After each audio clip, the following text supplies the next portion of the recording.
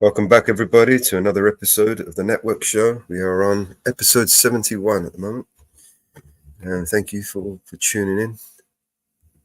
Let's just see who's here. Hey, Daniel. Welcome back, mate. All right. And we have an interesting show for you this evening. Thanks to Kamalasaurus and Mr. Trumpster. They're going to make our evening tonight. They're going to have their special debate. So, hey, Mama Bear. You play that little video. I don't know what to do with it.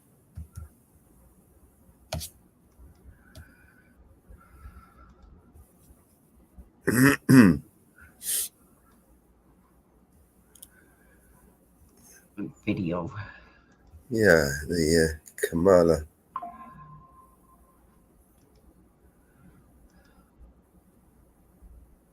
While temporarily relocated. Not that one. Where is it? Okay.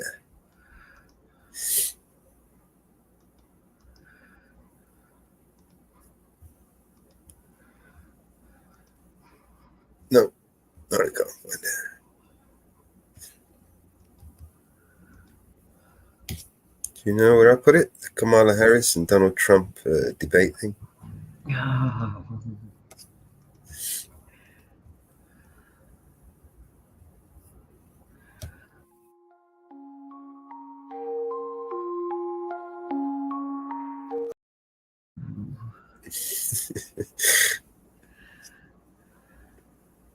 I don't know where it is. Oh, fuck it.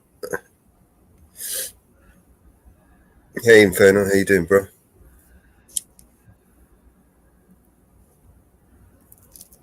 Yeah, this is going to be a special debate. We have the master debaters. We're going to debate it till the cows come home.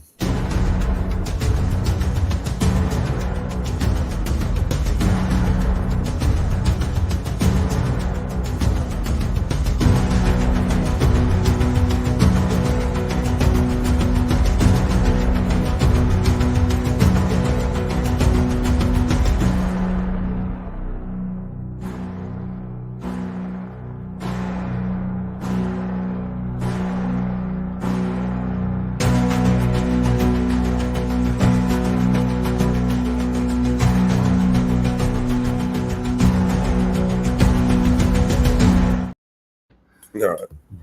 So, just so you guys understand, right, the undemocratic leader who was never elected or voted for by anyone is going to fight for your democracy. And you see the irony in that.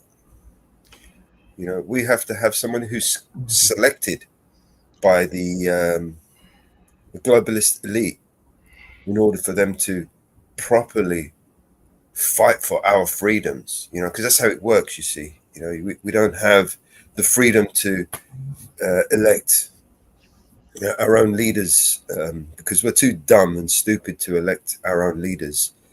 The leaders are selected for us, right? Because you know, it's for our benefit, you know. It's the shit. We're just too dumb to know any better. Okay, the Democratic primary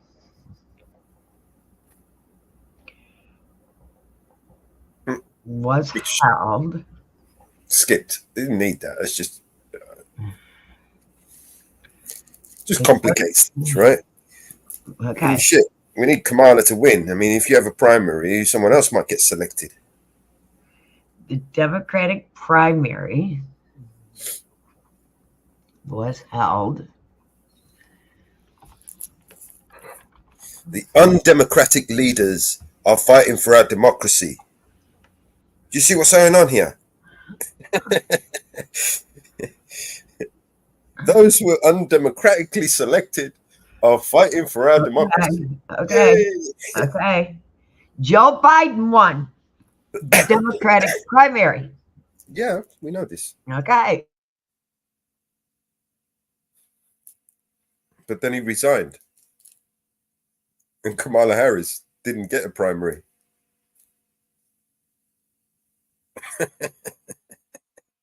It's just like, right, I'm going to be the new boss, right? That's it. I decided I'm going to be the new boss, right? And you all better get on your knees and bow down to my majesty.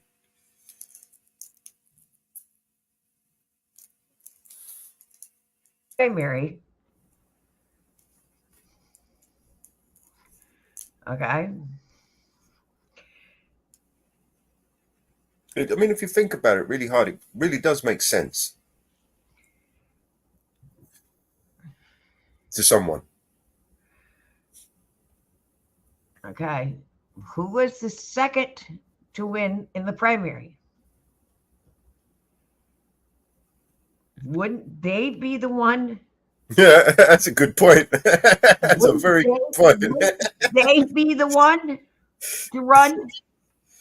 Wouldn't they be the one? I mean, it's surely to have a fair election, you would have to do another primary, right? I mean, that's what's happened traditionally over the years, right? That's what should have happened normally, traditionally, but we're not living in normal traditional times, are we? That would make sense to me.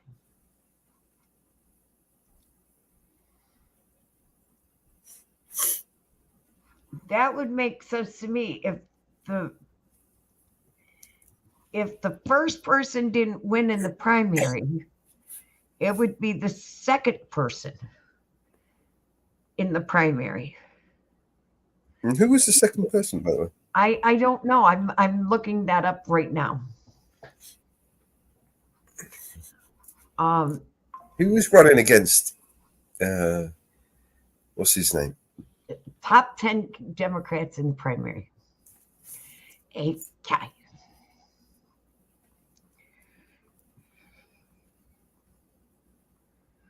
Who were the top 10 candidates in the primary? It's the same with Bernie Sanders, isn't it?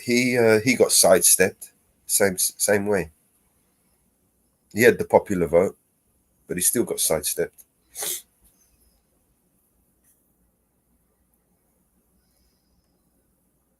The media orchestrated it, you know.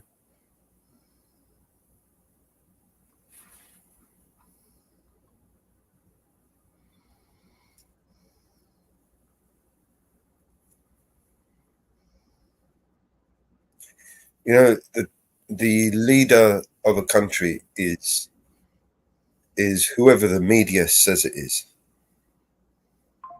It's like Venezuela. Remember that? They just decided all of a sudden the guy that the people actually voted in, right? Media just blanked it and just said, "No, we're not going with him. We don't care that the people voted you, all right? We're gonna go with the other guy that wasn't even running in the election. He's the new prime minister." He didn't get one vote. He wasn't even running, but now he's running the country because the media said so. That's how powerful the media is. Harris got the delegate votes. Didn't get the primary votes, got the delegate votes.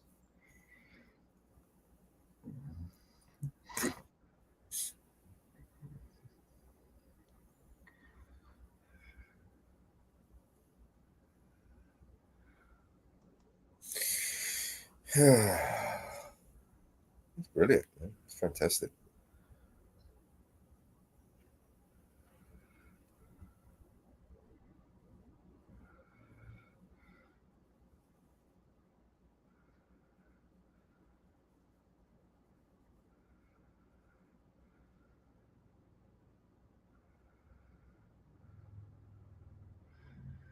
Jesus Christ, they want to bury that shit.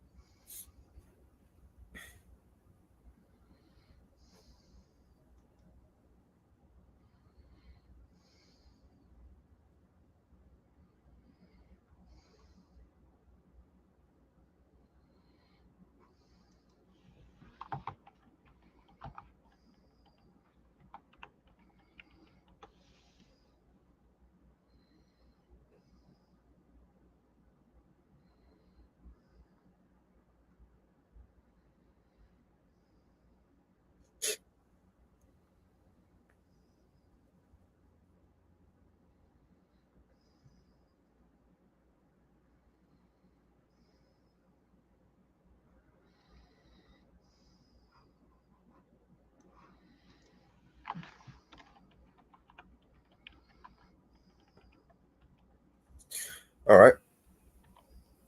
How you doing, Mahai? Howie? What's going on, bro?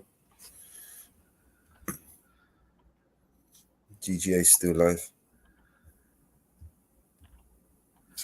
Leave Jitsi. I need to be in there for now.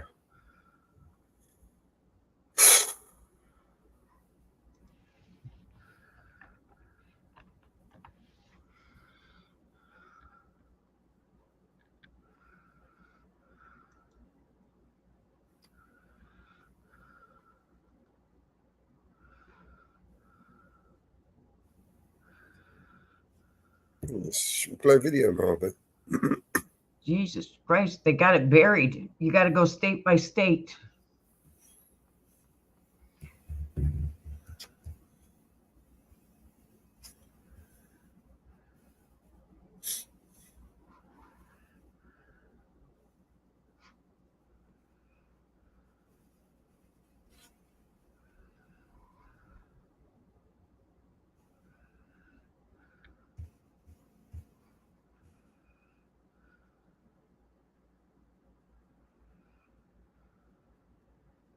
Papers.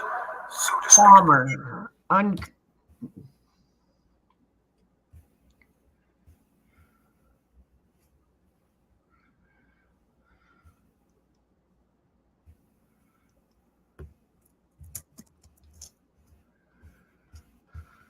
They've got it so buried, you got a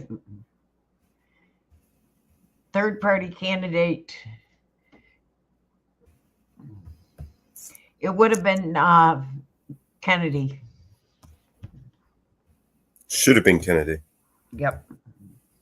As far as I can tell, allegedly Kennedy. That sounds about right.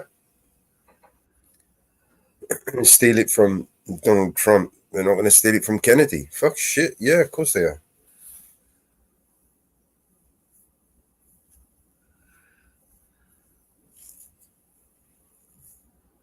Was he, I don't know, was Kennedy running for them?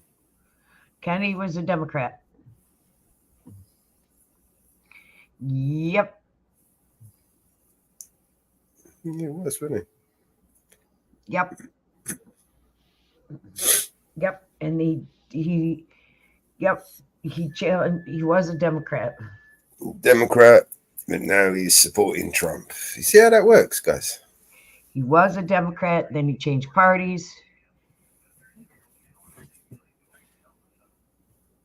Yep, he changed parties. He originally was a Democrat. He changed parties. Yep. Yep. He was a Democrat. No, Kennedy is not running. No, Kennedy's going to be working with Donald Trump, isn't he? He's going to be his health dude. Kennedy's going to be. What did he say he was going to put him as? Hang on, let me just Google this shit.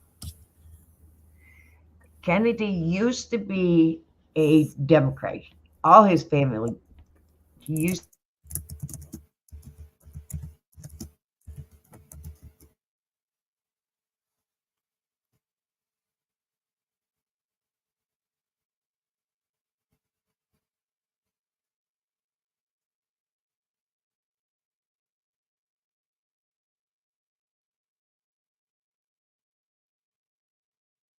Both Tulsi Gabbard as well is going to be on the team.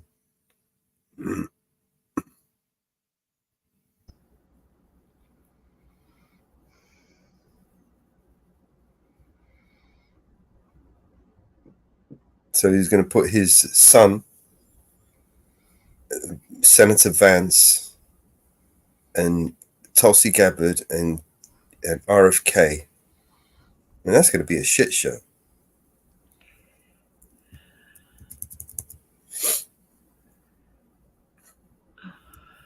He's really pushing for his son and his daughter in politics, isn't it? They don't just.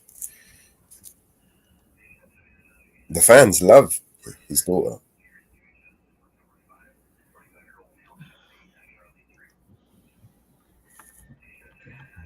Let me double check that.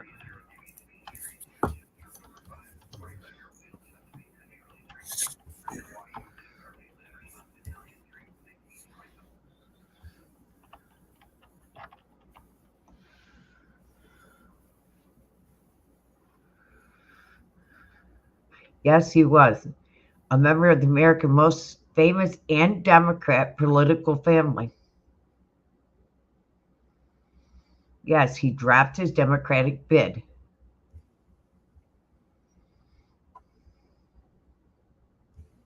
Yes, he was a Democrat.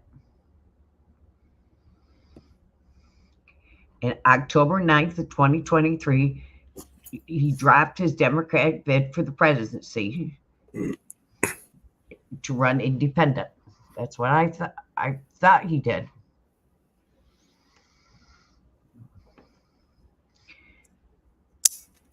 That's what I thought. He dropped his Democratic bid. He's a flip-flopper.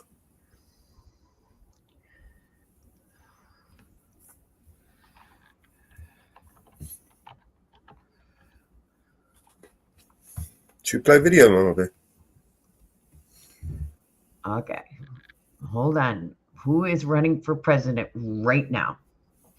Harris and Donald Trump. Right now.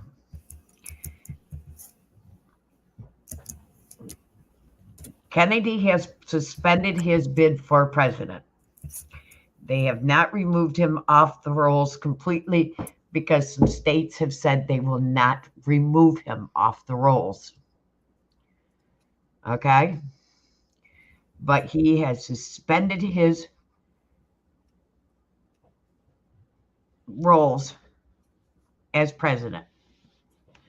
Cornel West is running for president, independent. Jill Stern is running, and Chase Oliver is running for president. Yes, there's 5 people running for president. Democrat is Kamala Harris. Republican is Donald Trump. Cornel West is running. He is a African American, I believe. Jill Stern is running, and Chase Oliver is running.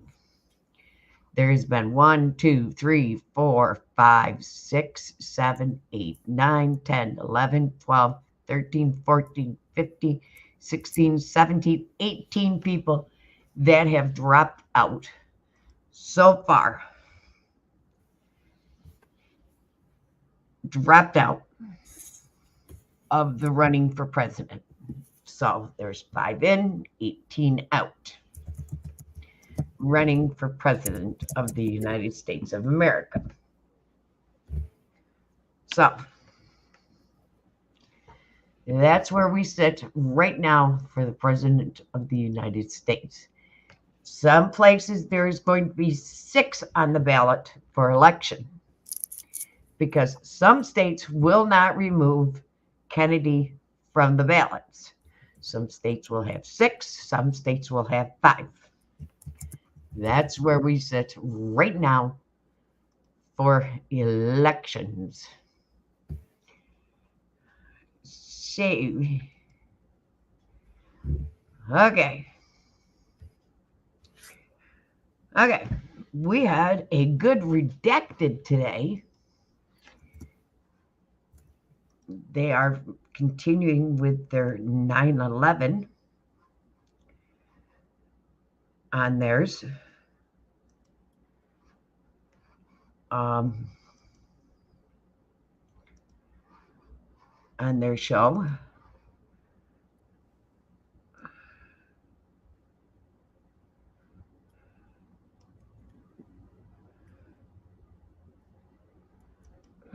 He's a Marine as well, an ex-Marine.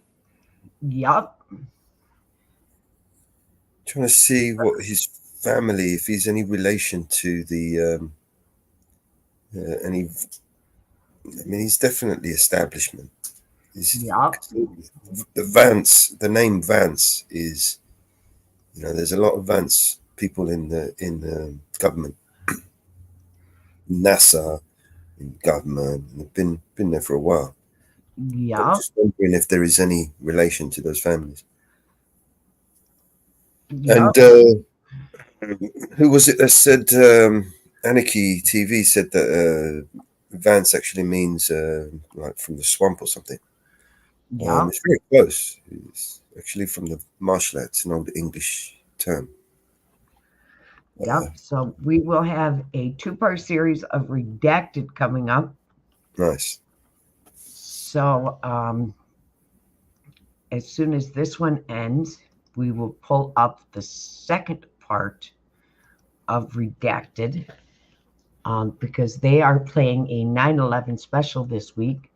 So we will be playing this part of Redacted, and as soon as this one ends, I will bring right up the second part of Redacted, which is their special on the 9/11. So here we go.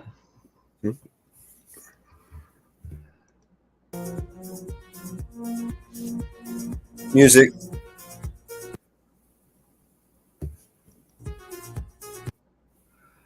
Let's skip it forward. Hey, so great to see you. This is September 10th. I'm Clayton Morris. I'm Natalie Morris. And on this show, we cover the stories the mainstream media largely ignores, the corporate media. And there's a lot of stories we're covering today. Remember, though, we are still covering our week-long special on 9/11 and the truth behind 9/11, honoring the victims of 9/11 by telling the truth about what happened that day, because it's been a total cover-up. And we're going to dive deep into this today. Remember, after today's live show, if you're watching us on YouTube, there's a special feature. It sometimes works, it sometimes doesn't, where it will actually redirect you to an interview that we've done with Kevin Ryan, specifically on the failure of America's air traffic system that day and air defense system, and the mystery and the cover-up surrounding that. So that will play after today's live show. Rumble doesn't have that feature, but just so you know, after today's live show, come on over and watch that stream. We're also going to publish it on Rumble simultaneously, so you should be able to catch it there as well. Yeah, and what else? Oh my God, we got a debate. Yes, debate night. We're going to be live. Well, Clayton is tonight because we just can't help ourselves. It's a high stakes debate, you guys. Are you on?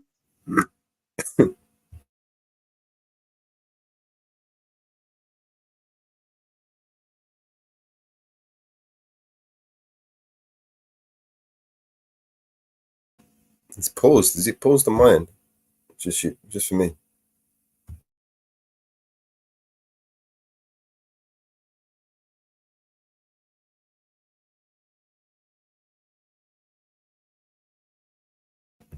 At 8:30 Eastern time. That's when we'll start the debate. Mama Bear, it's breaking up. It's pausing. It's not playing for me.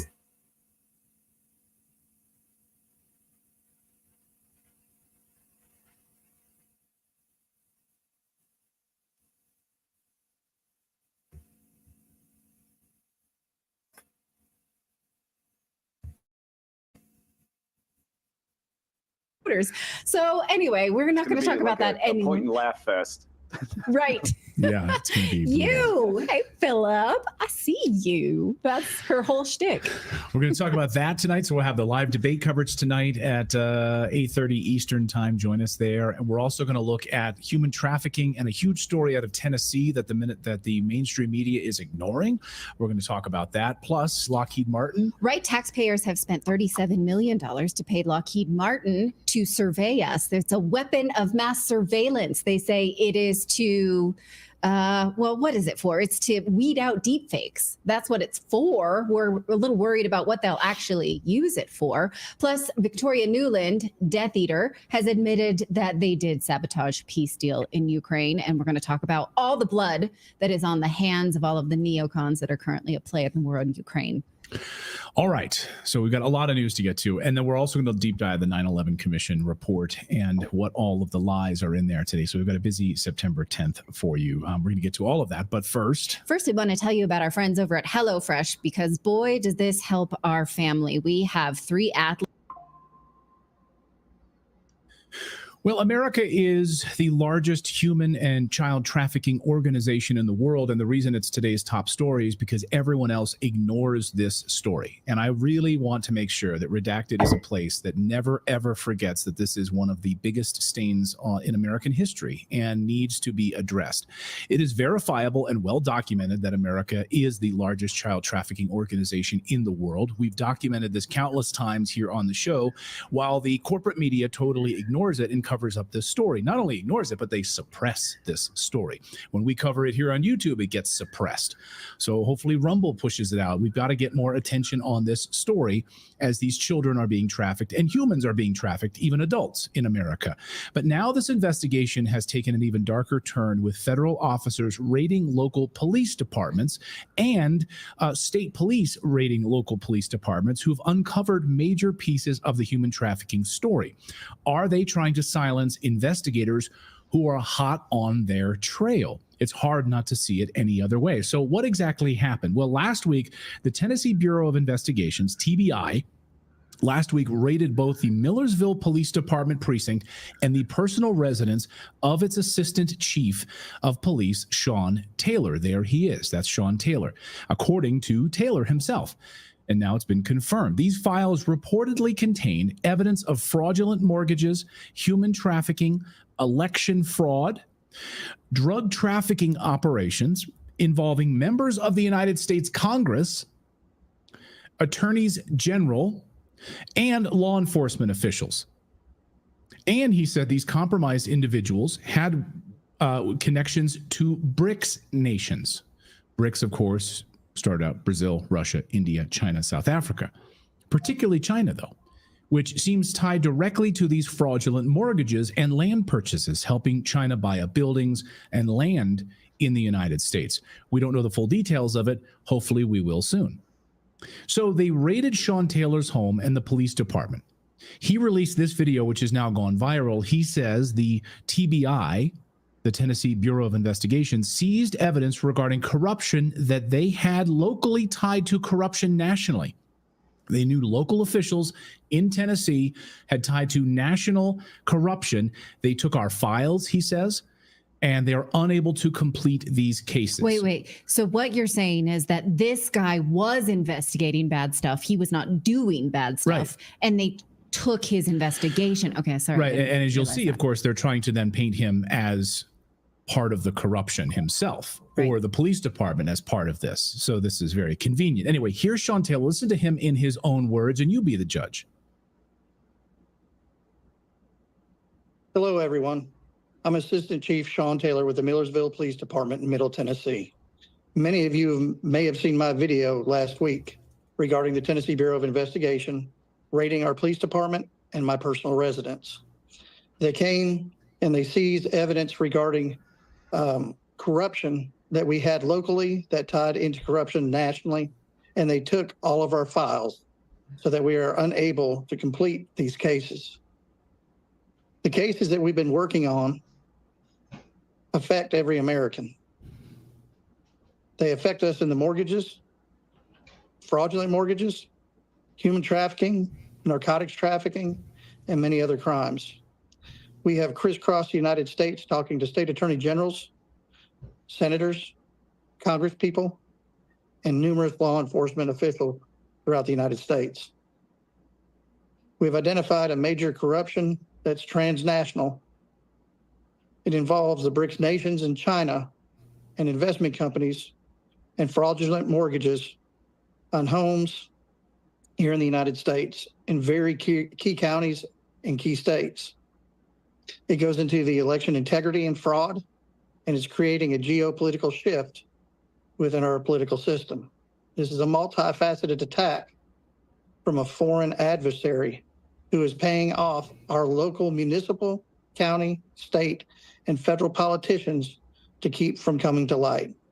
We are moving forward with this case in other states and other arenas, even though they have taken our files and our information. This is very important to us. When I say us, I mean we the people. It's time that we the people come together. It's time that we stop allowing ourselves to be segregated by our own government.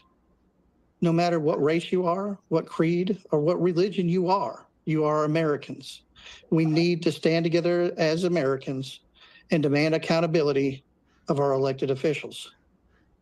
It's time for this corruption to stop and for us to have our country back so that we know we leave it in the good hands to our children, our grandchildren, because if we don't stand up and do this, we will no longer have a country to hand over to them.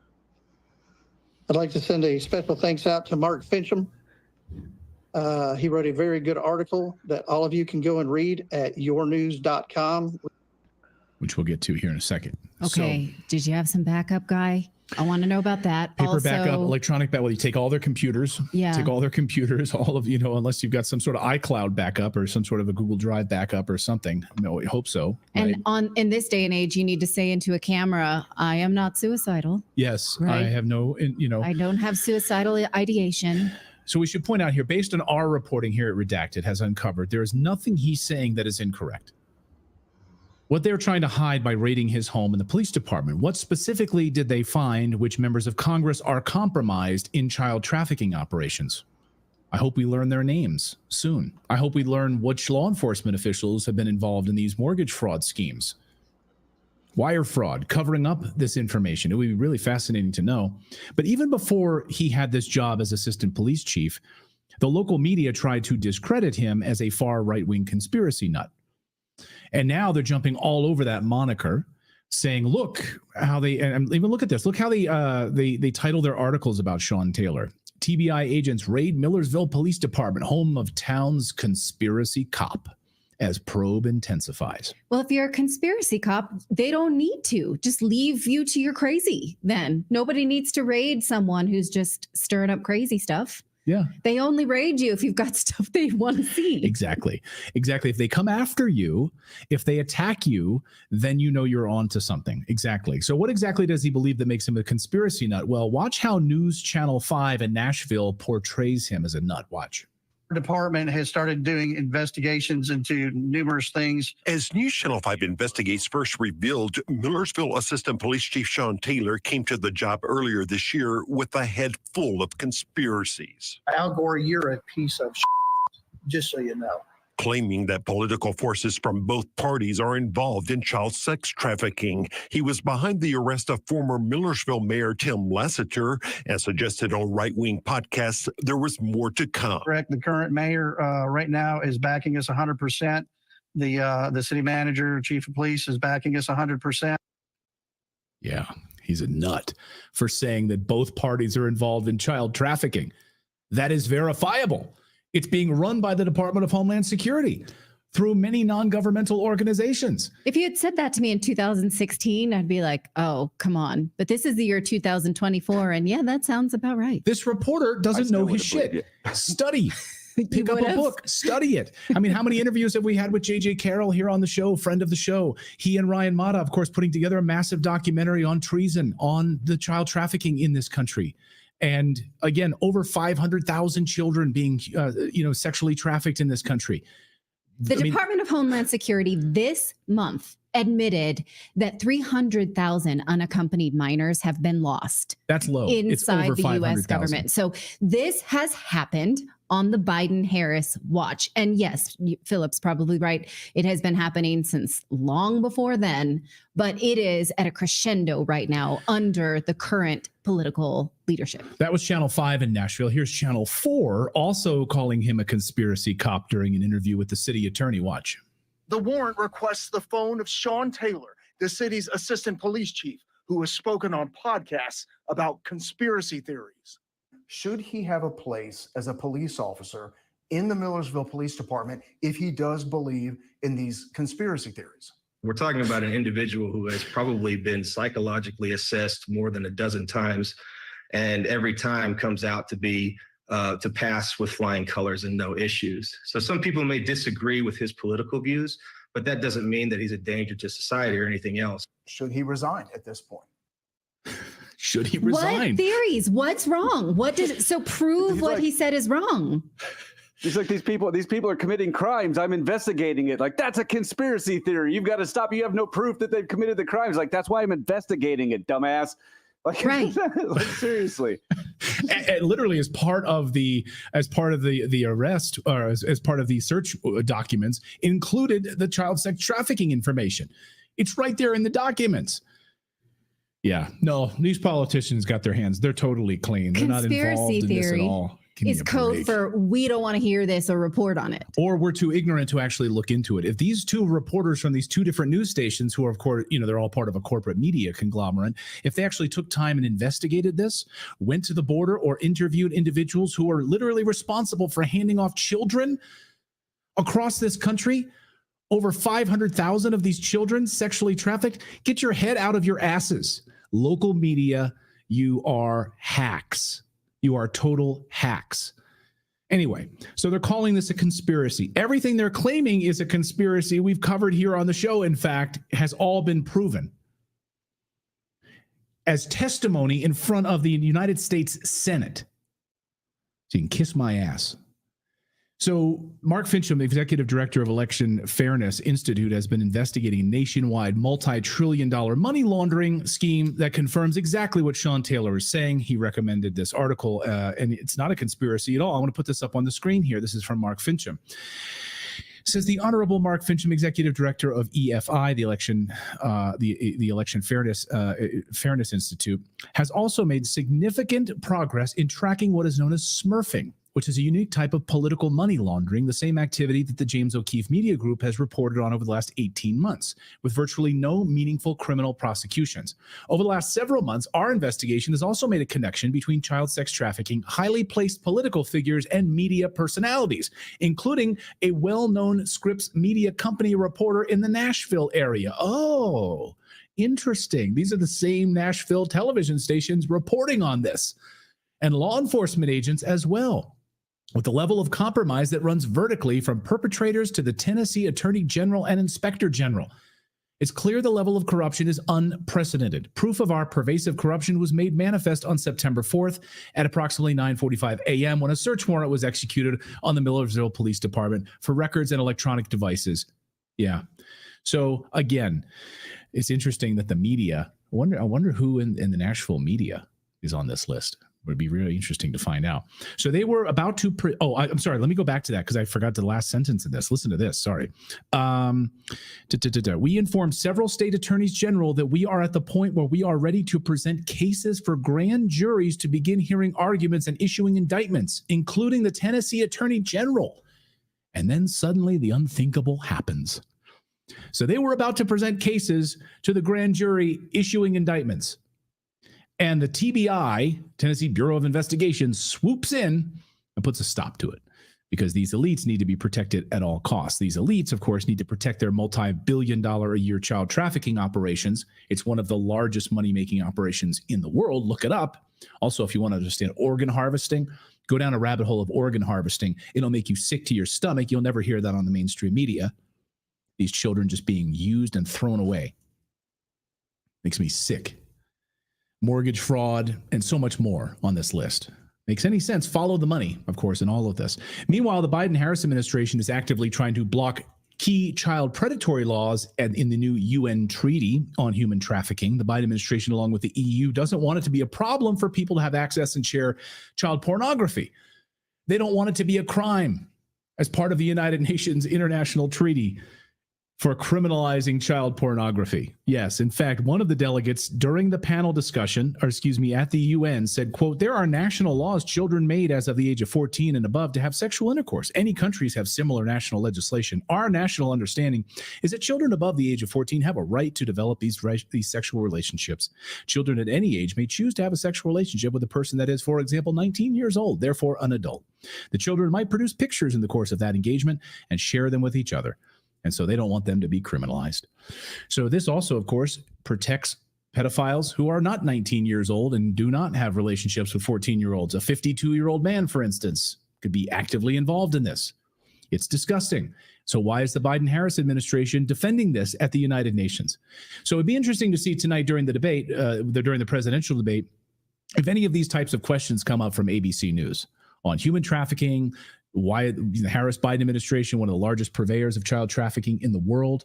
But they won't. David Muir from ABC News, who's doing the debate tonight, he's not going to ask that question. Surely not. He'll ask. Possible that Donald Trump brings it up, but she would hit back of you and the cages in the border and muck it all up. But again, the data shows that more lost children have crossed the border into the United States during the Biden-Harris administration, and she should not be let off the hook for that. So we'll see. It's infuriating. I mean, yeah, I keep coming back to this. I just don't know how, and I can't wrap my head around how this is not one of the most discussed stories in the world, in the United States. It should lead every nightly newscast. These children that are coming across the border, these children that are being ferreted around by these elites in the United States, these government officials who are all part of it.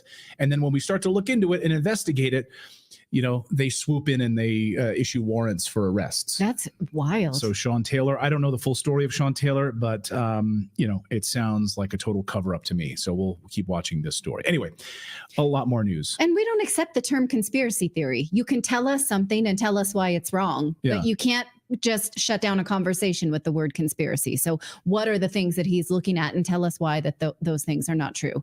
That's a trump card, and I hate it. Like transphobic or Putin apologist. Nope. Not here, not on Redacted.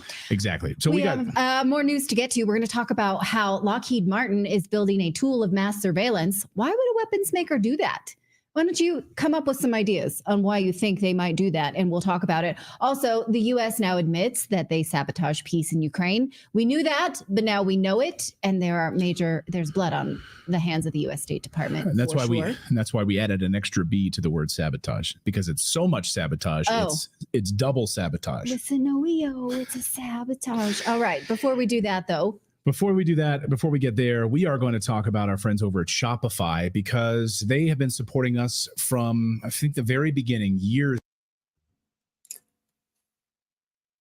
A tool of mass surveillance. They're not going to use it on you, they say. Don't worry about that, right? No. What do you think they're going to use this for? Let's take a look. This came at a cost of $37.2 million. It was from a grant from the U.S. government. So you paid for this. You paid for them to spy on you. So why would a weapons maker want this algorithm tool? The idea makes me a little nervous. What about you? The tool is called Semaphore, and it is ready to be deployed. It already has been developed. We're going to watch the whole video. It's about 1.5 minutes long of how they tell us what it is and why they need it. So watch. Seeing is not believing, especially in the age of artificial intelligence. The technology itself is neutral. The possibilities are endless and a little frightening. When you think about the catastrophic potential to public trust from deepfake attacks. A viral fake picture followed by a real dip in the markets Monday. There is another front on this war tonight, disinformation. AI being used as a propaganda tool. We are way past the point of no return on this. We're not going to get rid of it. It's not possible. Everybody's like, we need to get a handle on this problem. We need to do something, but nobody knows what to do. Our research investments in countering deepfakes have seeded an opportunity space that is timely, necessary, and poised to grow. With the help of industry and academia around the world, the Semantic Forensics Program developed hundreds of analytics and methods to help organizations and individuals protect themselves against the threats of manipulated media. Their work has systematically driven down developmental risks and has paved the way for a new era of defenses against this mounting threat.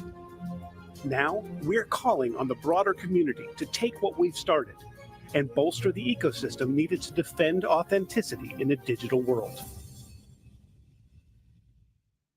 Okay, so the broader community, that means you, they want you to submit to everything being scanned because they say we can't distinguish between deep fakes and real videos.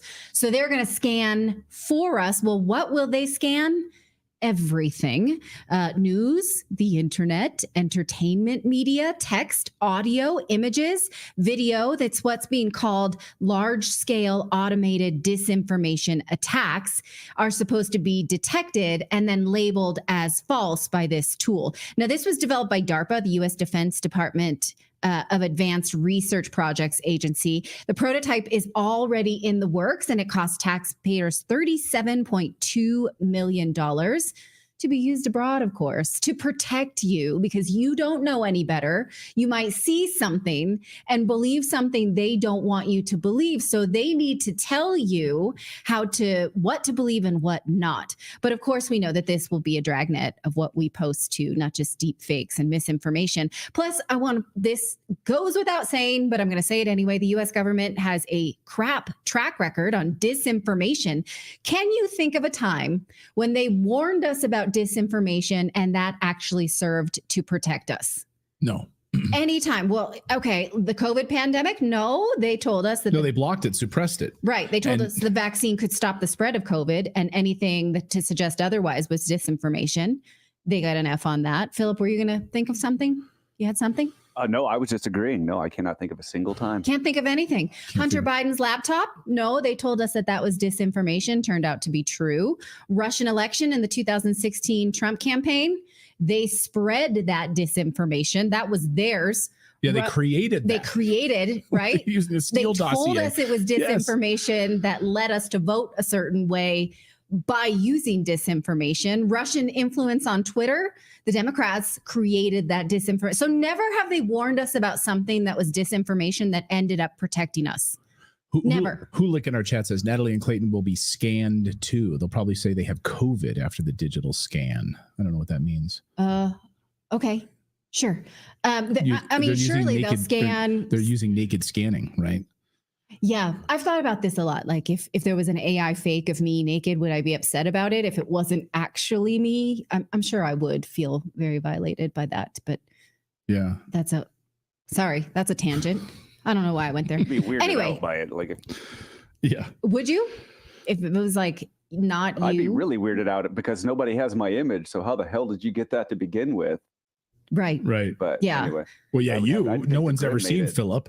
Yeah, there's no image of Philip anywhere. You only hear his voice. So yeah, that'd be really weird. There was this kid in Australia who took his classmates in middle school and made fake nude pictures of them. And they were all really upset. If someone did that to my daughter, I'd be pissed. Oh, I'd hunt them down. Yeah, I don't know exactly how I would feel if it was me. And I was like, but that's not me. Why do I care? Sick Sorry, bastards. I didn't mean to take you on that tangent. That's where my brain went. Okay, so again, the U.S. government says that they're going to weed out disinformation, even though they've never appropriately warned us about disinformation to protect us from anything. And they don't prove here that deep fakes have been a problem. They can't prove real world harm. So what will they use this for? What I worry about is that they'll take real images and tell us that that's fake.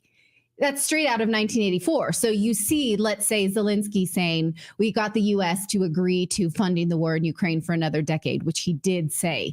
And we can all get upset about that and say, we absolutely don't want to do that.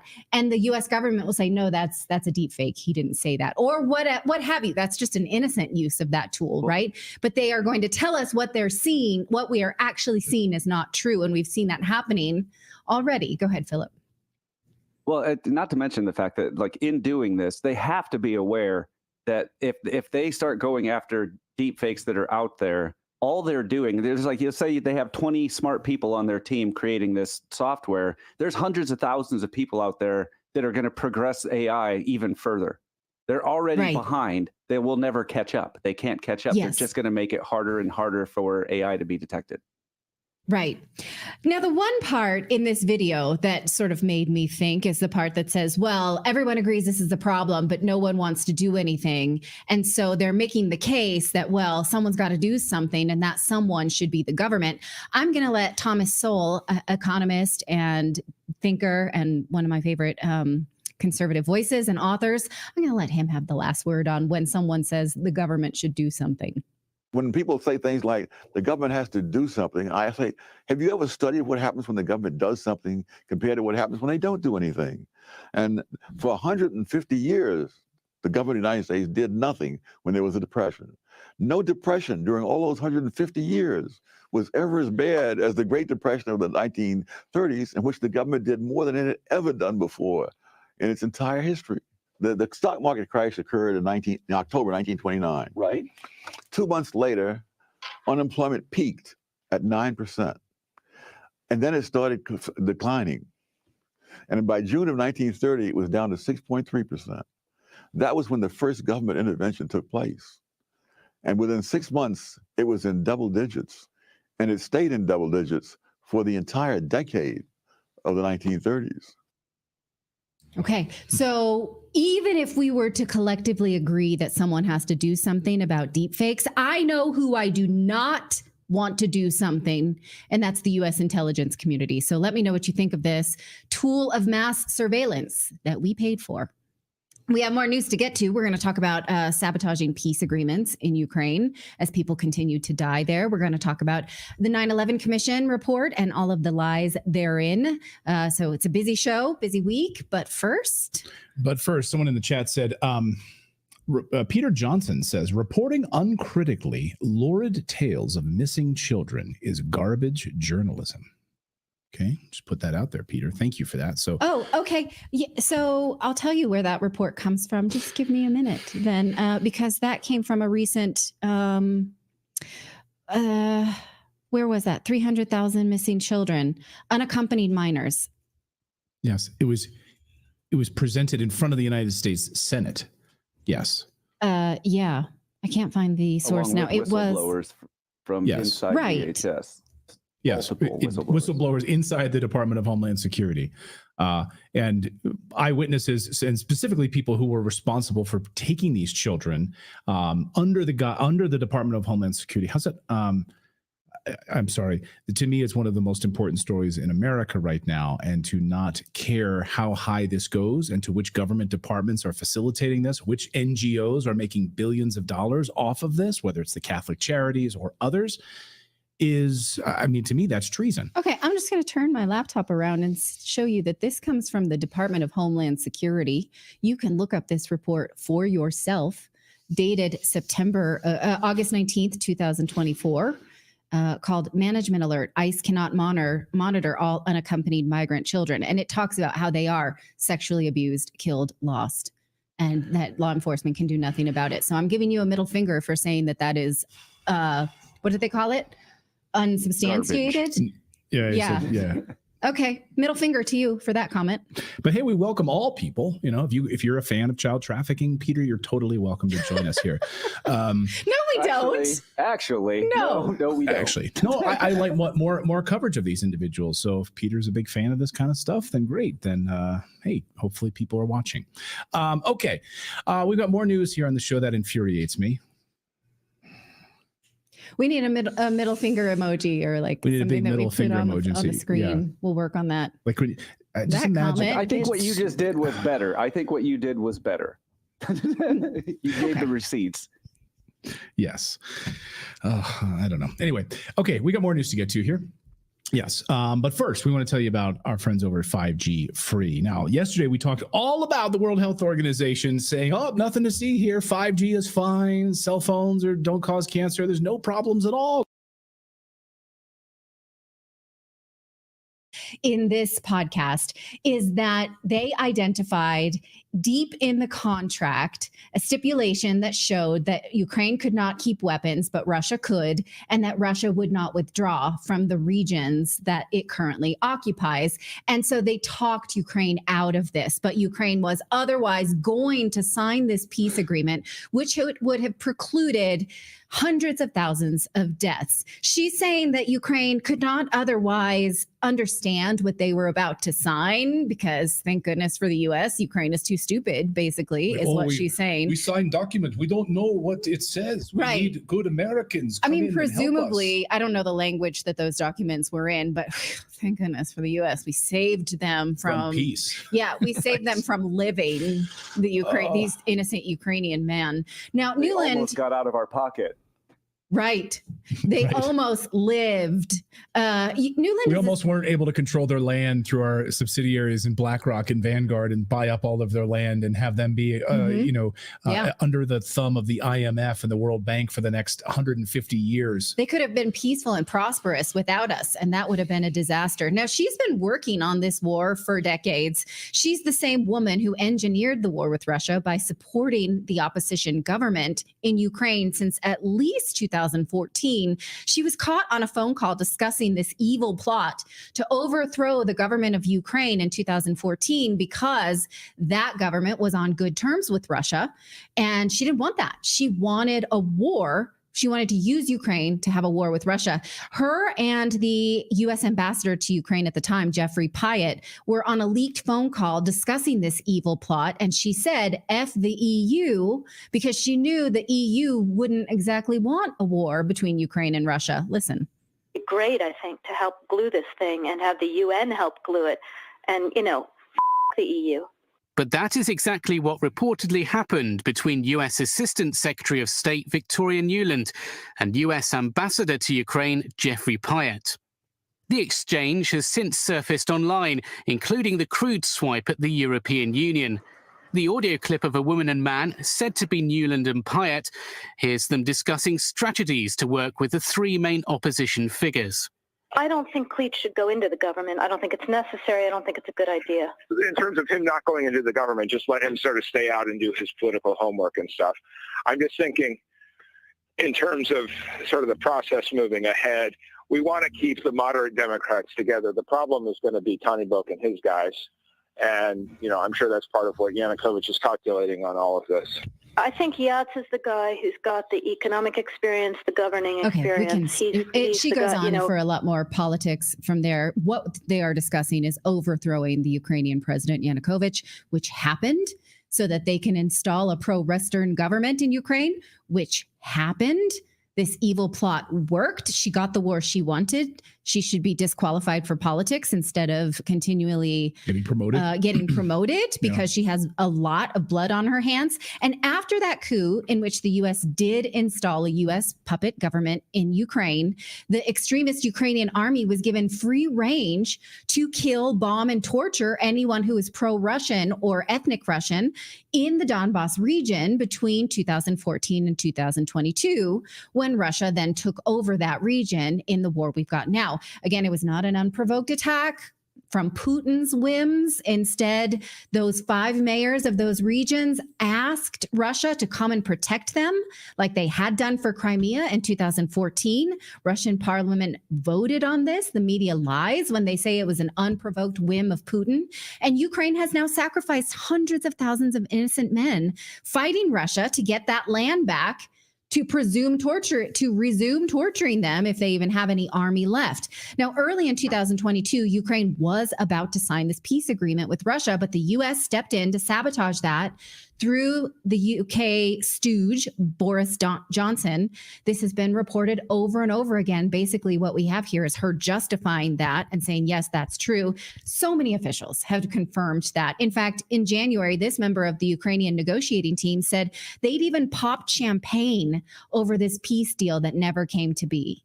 Came back with the negotiating party. Yes, completely. Yes, it was successful. We opened the champagne bottle, for this because you actually opened a bottle of champagne in this. Yes, because it was completely successful negotiations. When this. Now, think of you're the family of someone who has died since and think they almost didn't have to go to that war. It was almost a peace agreement, and just how much of a punch in the gut this is below the belt. Now, this was 2 years ago, and how many people have died since? Now, the numbers are all over the place, but we think we can be pretty sure they're between 200,000 and 350,000 innocent Ukrainian men that were thrown at this war in order to get that territory back that doesn't want them, that they have been torturing and murdering. And so why? Let's look at the state of the war, because we've been tracking this since June of 2023 when this so-called counteroffensive happened, which nothing ever came of.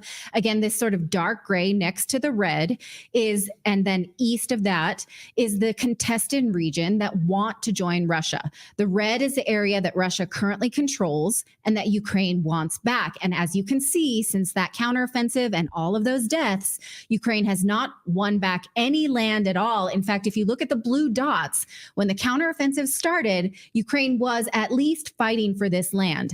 Now, the blue dots on the right, Ukraine is not even there anymore. They're just attacking Russia nonsensically They're fighting dirty. They're not actually trying to get that region back. And as of this month, they're just, again, in the Kursk region. They're inside Moscow. They're not fighting at all. They just want to provoke an all-out war with Russia. Well, now Russia says that it has a plan to stop the attacks in the Kursk region. They're not saying exactly how, but Russia has been very effective at bombing Ukraine's weapon stocks and sort of stopping them in their tracks from where they can find where it's hidden, because we've had many reports that they're hidden in plain sight, their weaponry. Meanwhile, they are gaining ground in the Donbas region, which may be easier now because Ukraine is not even fighting there. Russia announced they had liberated 4 new territories in the Donetsk People's Republic.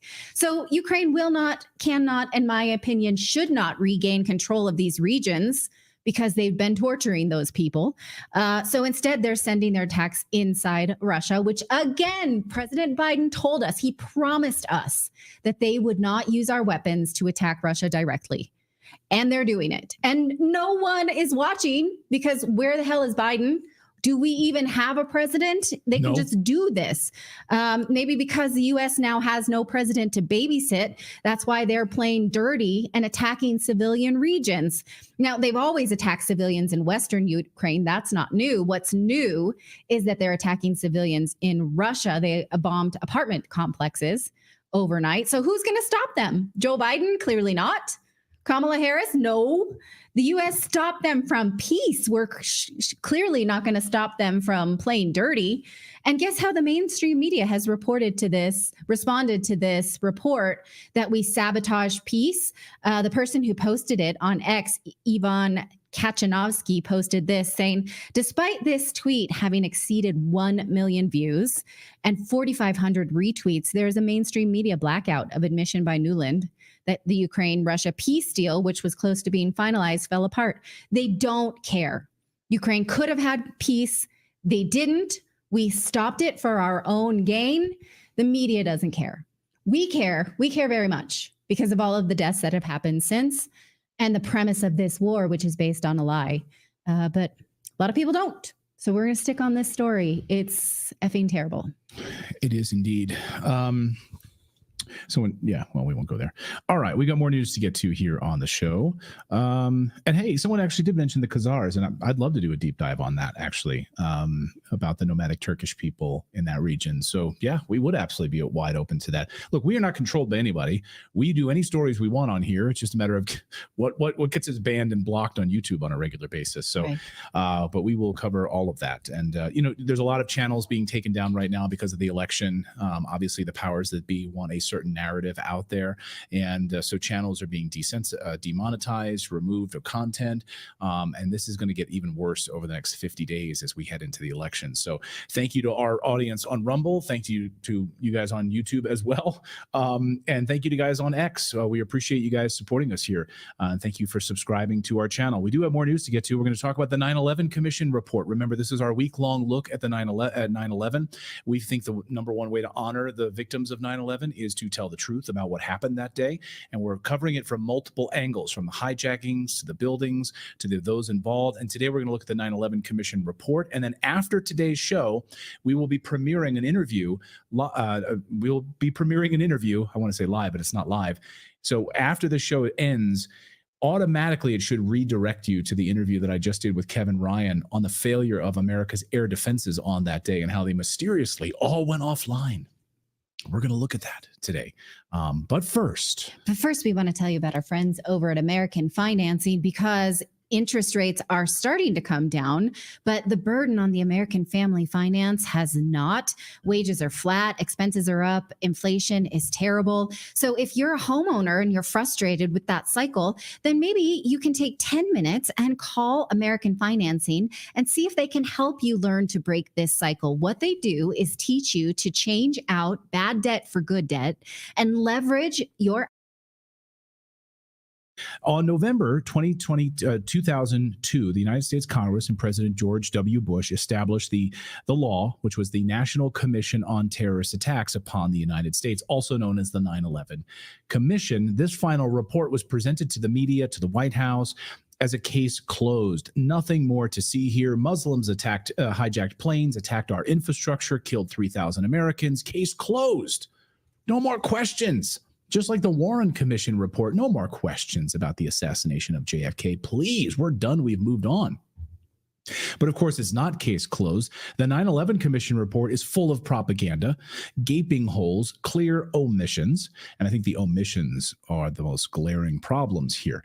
Leaving out key witnesses, bomb materials found in the dust, FBI whistleblowers who throw open wide how much of a BS sandwich this whole thing was, and much, much more. So today we're going to blow a hole in the 9/11 Commission report, show you what was left out, what was hidden by the deep state cabal that, of course, organized this massive false flag attack on America in order to drive us into a permanent war in the Middle East, push through a Patriot Act, of course, that removes our civil liberties and controls all of us. Now, I spoke to Kevin Ryan, who's one of the best 9/11 investigators in the world. He says the biggest problems with the 9/11 Commission report are the omissions and the distortions, like ignoring World Trade Center Building 7. Testimony from whistleblowers, basing the report on false torture testimony, which we know, testimony you're getting during torture is a load of garbage, right? The videos of which were completely destroyed. Why did they destroy a bunch of videos? Like, wouldn't you like to see a plane maybe not going into the Pentagon? Like, what actually went in from the gas station that they had footage of at the Pentagon? Like, I'd like to see that video. Why did the FBI destroy it? It's interesting, right? Why they leave that out of the 9/11 Commission report? Video of the incident that you destroyed? Failing to investigate crucial aspects like insider trading and hijackers showing up alive later on. Did you know that? And its claims to have found no evidence for certain central points in the 9/11 Commission report, like thermite material discovered in the dust on 9/11, by the way, at the World Trade Center. Completely ignoring Building 7 in your report. How does Building 7 collapse? I'm just going to leave that out of the report. Here's a list of some of the main concerns. Buckle up. Okay, guys, we're going to go through all of these here. Many of them documented by David Ray Griffin's list of 115 lies in the 9/11 Commission report, in addition to others that I've added from my own research and other investigators who've contributed here to Redacted. I'm contributing all of those here. And this is not a complete list. I just want to be very clear. This is just a smidge of a list that we're going to go through here. All right, let's start with Philip Zelikow. Okay, Philip Zelikow, the executive director of the commission, has been accused of having conflicts of interest due to his prior ties to the Bush administration. Of course, Zelikow had close relationships with officials involved in national security policies that were scrutinized by the commission, raising concerns about potential bias, of course. There were people who resigned from the commission, left the commission over this, but we're going to not talk about that. Insider trading. The 9/11 report ignored the massive amounts of 9/11 insider trading. Over a dozen governments initiated investigations into the 9/11 insider trading. The SEC flagged a number of people and companies, but the FBI and the 9/11 Commission report didn't bother to even question them. The suspects involved in the insider trading and simply responded that these people were not associated with Al-Qaeda. Oh, they're not associated with Al-Qaeda, but they made a lot of money off of insider trading before 9/11 happened. But they're not associated with Al-Qaeda, so we're not going to investigate them. Okay, gotcha. All right, let's talk about the omissions, because to me, this is the biggest issue here. The report did not adequately explore the role of foreign governments, including Saudi Arabia, Pakistan, and Israel. In fact, the 9/11 report only mentions the word Israel 6 times in over 570 pages. And no mention of the 2 Mossad agents who were caught arrested and dancing and high-fiving one another, along with 5 other people. They were held in prison for over 70 days. Then Michael Chertoff let them out. They went back to Israel. They admitted in testimony that they were there to simply document the events. What? Okay. We're here to document the events. Okay. But they're dancing, high-fiving each other. Bye-bye. But no mention of those in the 9/11 Commission report. The omission of evidence that at least 6 of the alleged hijackers are still alive. Yes, still alive, including Walid al-Sharri, who was said to by the commission probably to have stabbed a flight attendant on Flight 11 before it crashed into the North Tower of the World Trade Center. He's still alive. What? Mm-hmm. No mention of that, though, in the 9/11 Commission report or the others. The omission of evidence about Muhammad Atta, such that it was reported, well known, that he had a fondness for alcohol. He loved pork and he loved lap dances. But that's in tension with the 9/11 Commission's report that tried to paint him as fanatically religious. It's the opposite of that, according to the reports. But they left that out of the 9/11 Commission report. Yeah, that's not in the Quran. The obfuscation of the evidence that Hani Hanjour was too poor of a pilot to have flown the airliner into the Pentagon. The guy couldn't even fly a plane. He couldn't fly a small plane, let alone a jet airliner, and do maneuvers descending at 10,000 feet per minute, maneuvers that even advanced aviation pilots couldn't pull off. But this guy, he could pull it off? No, he couldn't.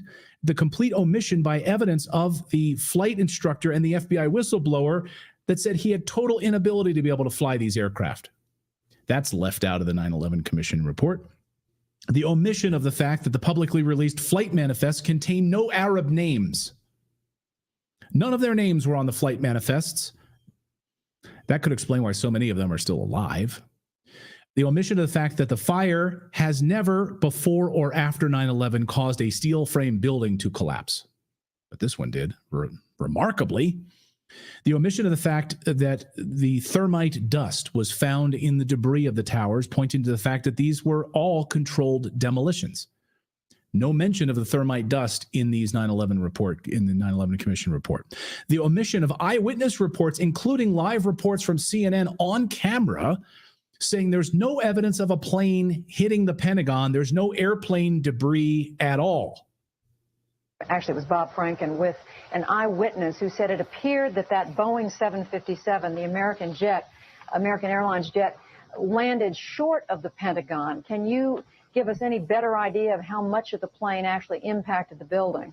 You know, it might have appeared that way, but from my close-up inspection, there's no evidence of a plane having crashed anywhere near the Pentagon. The only site is the actual site of the building that's crashed in. And as I said, the only pieces left that you can see are small enough that you could pick up in your hand.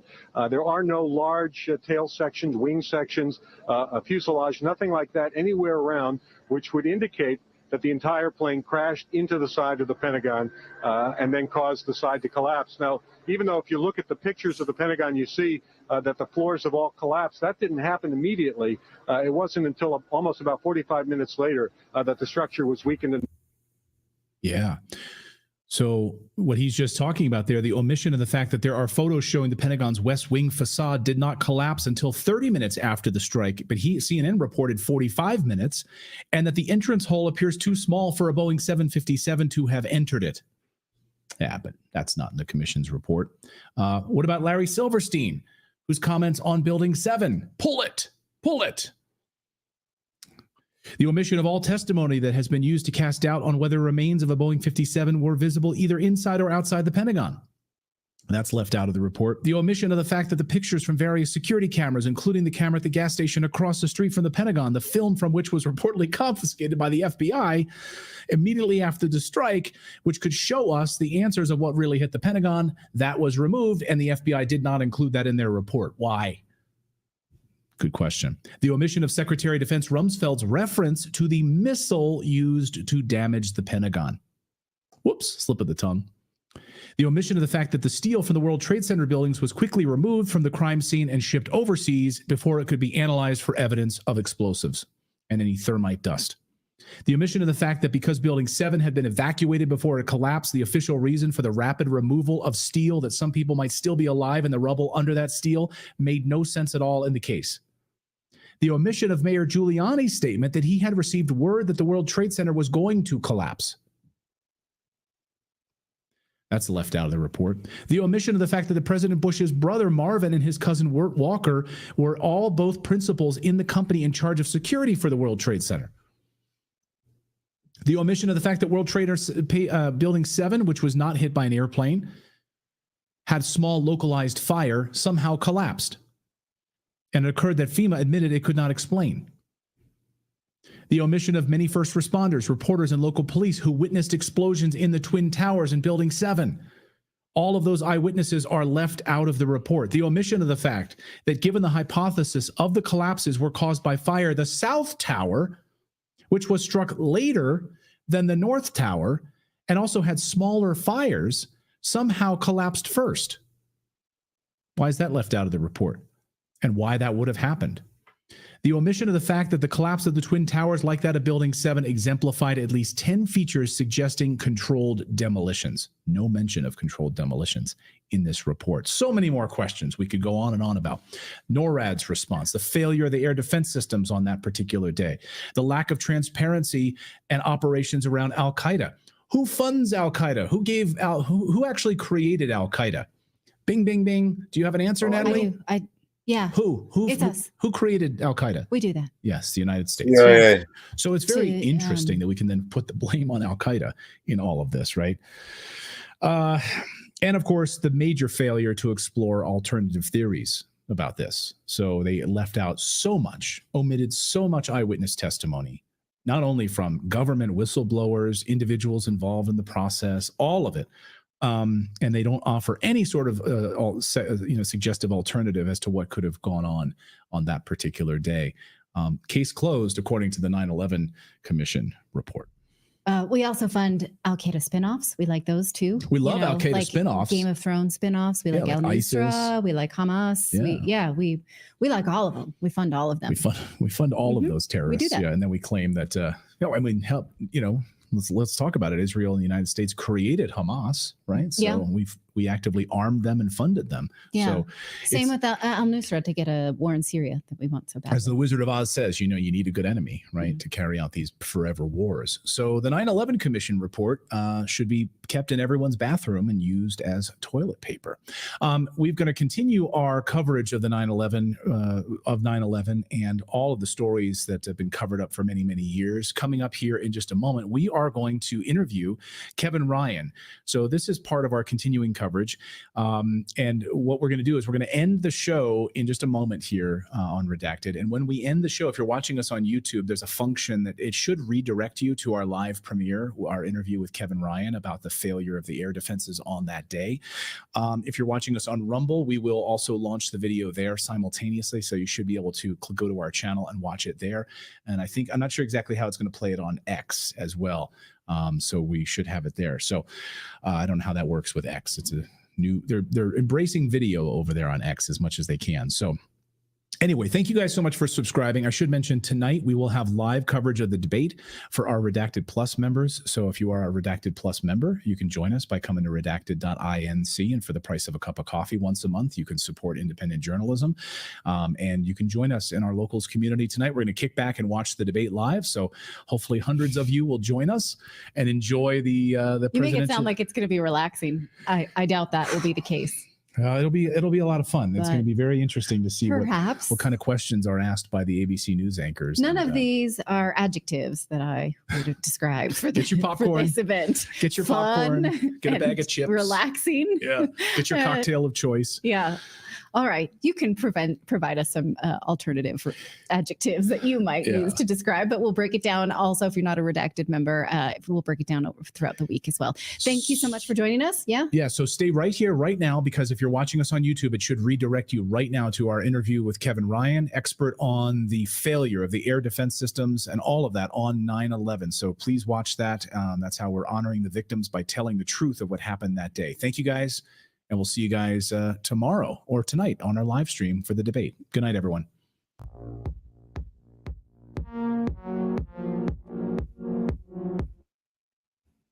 Music. That was a good report.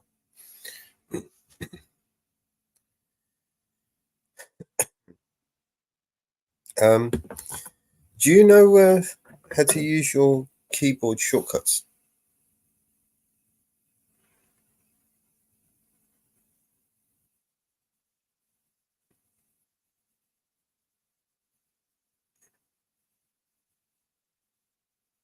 Here we go.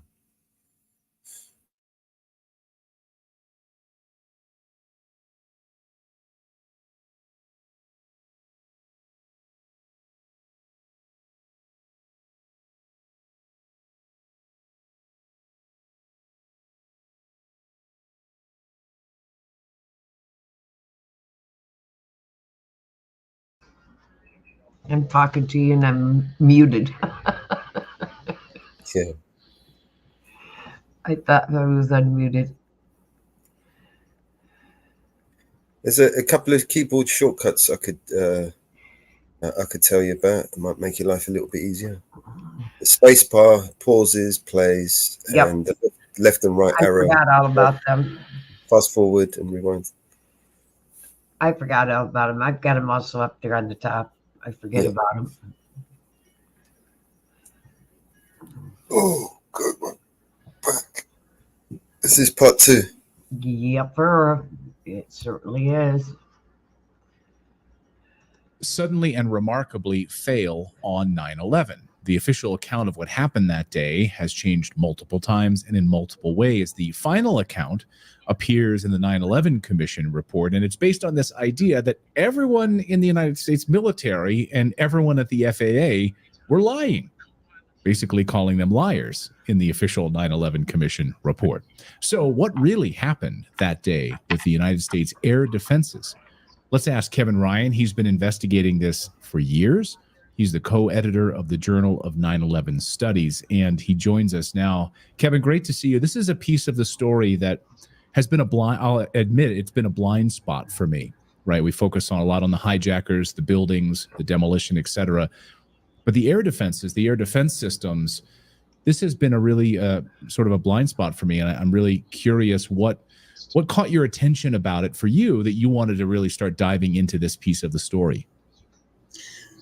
Well, I've been investigating 9/11 for 21 years, and I began looking into the World Trade Center destruction, but as co-editor of the Journal of 9/11 Studies now for 18 years, I've also been involved in researching the air defense failures. As you said, there were multiple changing stories, and that's what catches a lot of people's attention.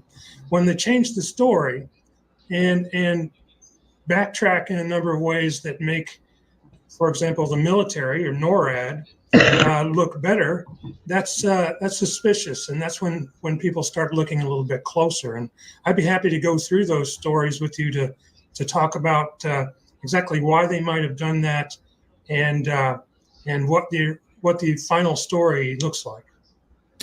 Yeah, let's do that. So let's paint a picture first for our audience here. What is the official story that we've all been told? And maybe it's safe for me to call it the fake story, the cover-up story, the 9/11 Commission report story. So what is the fake story that we've all been forced to swallow since 9/11? Well, the final story from the 9/11 Commission had to do with failures of communication, and critically, failures of communication between the FAA and what's called NORAD. And the NORAD is basically the military air defenses. And so the 9/11 Commission said that really the problem came down to just incredible communication failures between these two agencies. And there's remarkable facts about that as well that we should discuss. But basically, they told us in the end that the military was not notified about the planes until after they had crashed. They got 8 minutes notification on the first hijacking, but for the second, third, and fourth hijackings, we're told by the 9/11 Commission that the military was just never notified until after the planes had crashed. And of course, why that's remarkable, as you mentioned earlier, is that we were told by the military and the FAA previous to that, for a period of 3 years, that the military had been notified about all these planes, that they had actually gotten notification on Flight 175, the second plane, 20 minutes before it crashed. They had gotten notification about Flight 77, the third plane that crashed into the Pentagon, 14 minutes before it crashed. And they had gotten notification of Flight 93 that crashed in Pennsylvania 47 minutes before it crashed. And so, just thinking about this, if we know the 9/11 Commission did admit finally that there were interceptor jets scrambled from 2 Air Force bases, and these are F-15 jets that fly at 1,900 miles per hour, so they could have reached New York City in 8 minutes, just immediately. And the others for the Pentagon and the United 93, those interceptor jets were F-16s, which flew also at 1,500 miles per hour. So they could have easily caught up with these hijacked aircraft. And so for 3 years, people were wondering, they were amazed why the military jets never caught up. And just to put it in perspective, in the year 2000, the military had scrambled aircraft to intercept errant aircraft 129 times in the year 2000. And they had scrambled jets 67 times in the first half of 2001, successfully, no problems. So the problem was for almost 2 hours on 9/11, the nation was left undefended over the skies. I mean, the military didn't intercept any of these 4 aircraft, despite all of this notification and plenty of time for the jets to catch up. So it was amazing when we finally heard in the final report that, and this came from Philip Zelikow, who was the executive director of 9/11 Commission. If people don't know him, he's a professional myth maker, and he wrote the outline for the 9/11 Commission report before the investigation began. But it was his idea to come up with a memorandum that basically said, well, we can't explain, in so many words, we can't explain this because they were never notified. So the military was never notified, so therefore they were off the hook.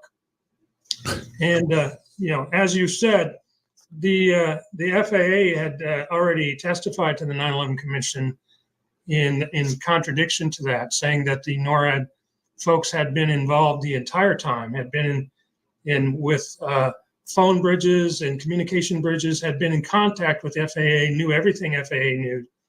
And basically, as soon as a plane like those hijacked on 9/11 deviated from its course or failed to communicate or turned off its transponder, it was an automatic, no procedures really necessary, an automatic response between FAA and NORAD that interceptor jets would be scrambled. And that just didn't happen on 9/11. And that's one of the main reasons that people can see. There are a number of other reasons, but that the official count for 9/11 is just a giant lie.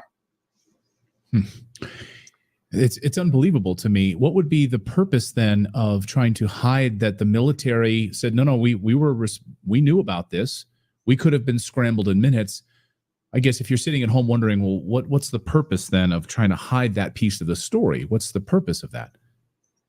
Well, one purpose is that if they did get the notification of 20 minutes on Flight 175, 14 minutes on Flight 77, and 47 minutes on Flight 93, they should have been able to catch up and intercept the jets. So if they had done that, if they had caught up and intercepted the jets, the hijacked aircraft, the airliners, they would have been able to, as they had before, look into the cockpit and see who was flying the planes. This is an important point in 9/11 research right now, because a lot of people believe, and including myself, that the planes were actually remotely hijacked using technology that existed at the time and had been practiced that year, in the months leading up to 9/11.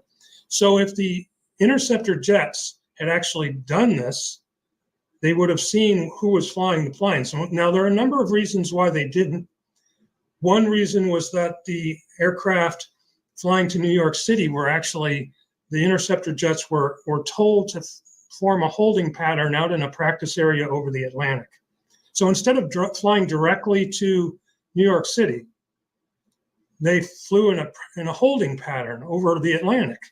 And do we know who do we know who would have given that order? No, don't go and intercept. So we now know that there were interceptor jets out there.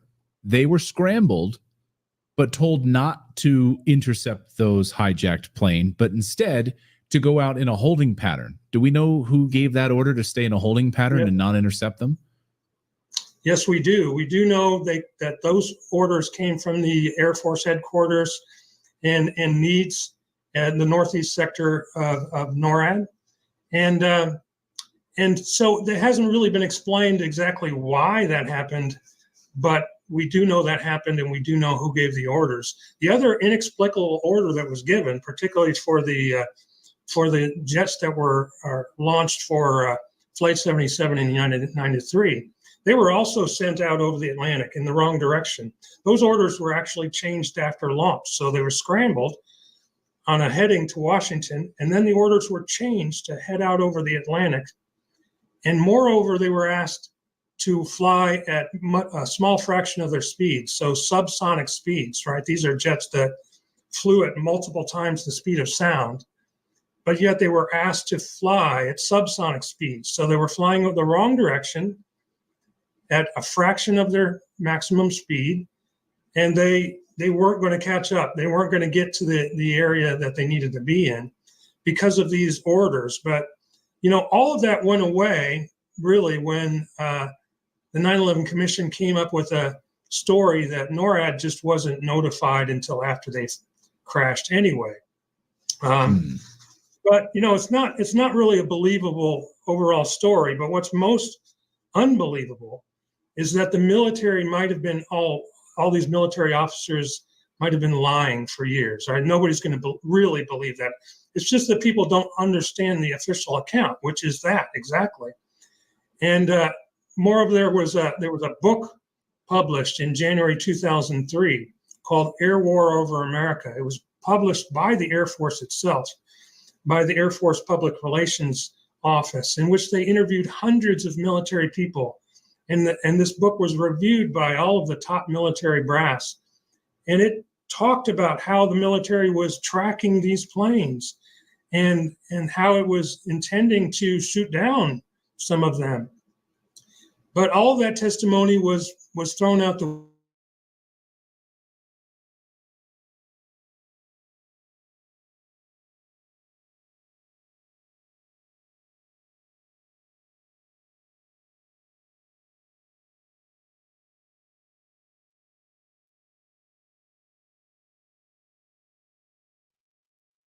Paused again.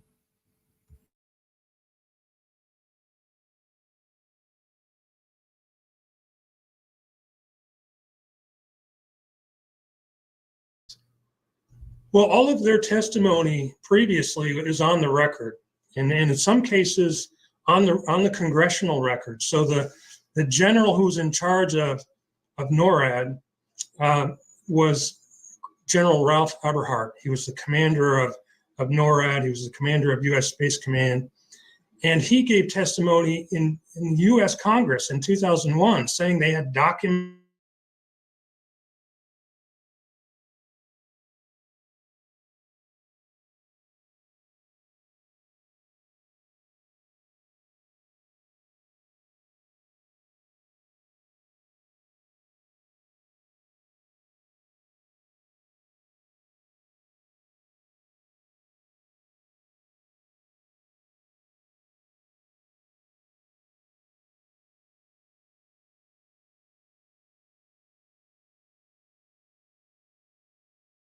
period of 3 years.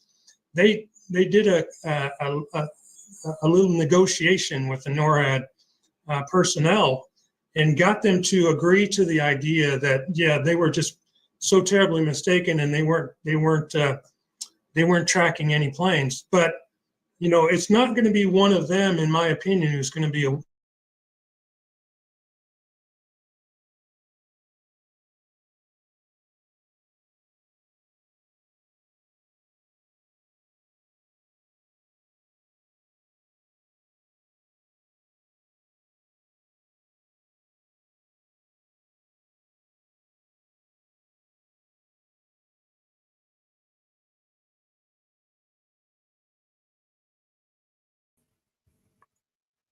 I don't know what's going on here, but we have got no connection, we've got no screen, I've got no bunch of questionable characters that were brought in at the FAA who obstructed the response. So there was not only sort of the whitewashing of this testimony, but there was a cover-up of the response, and not only that, an impediment, like putting up roadblocks. Can you talk about some of the roadblocks that were thrown out there in this investigation?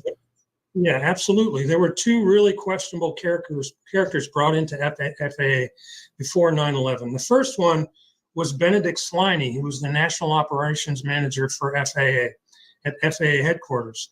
So this guy was on his first day at the job, if you can believe this. This is his first day on the job. He had previously been a lawyer on Wall Street.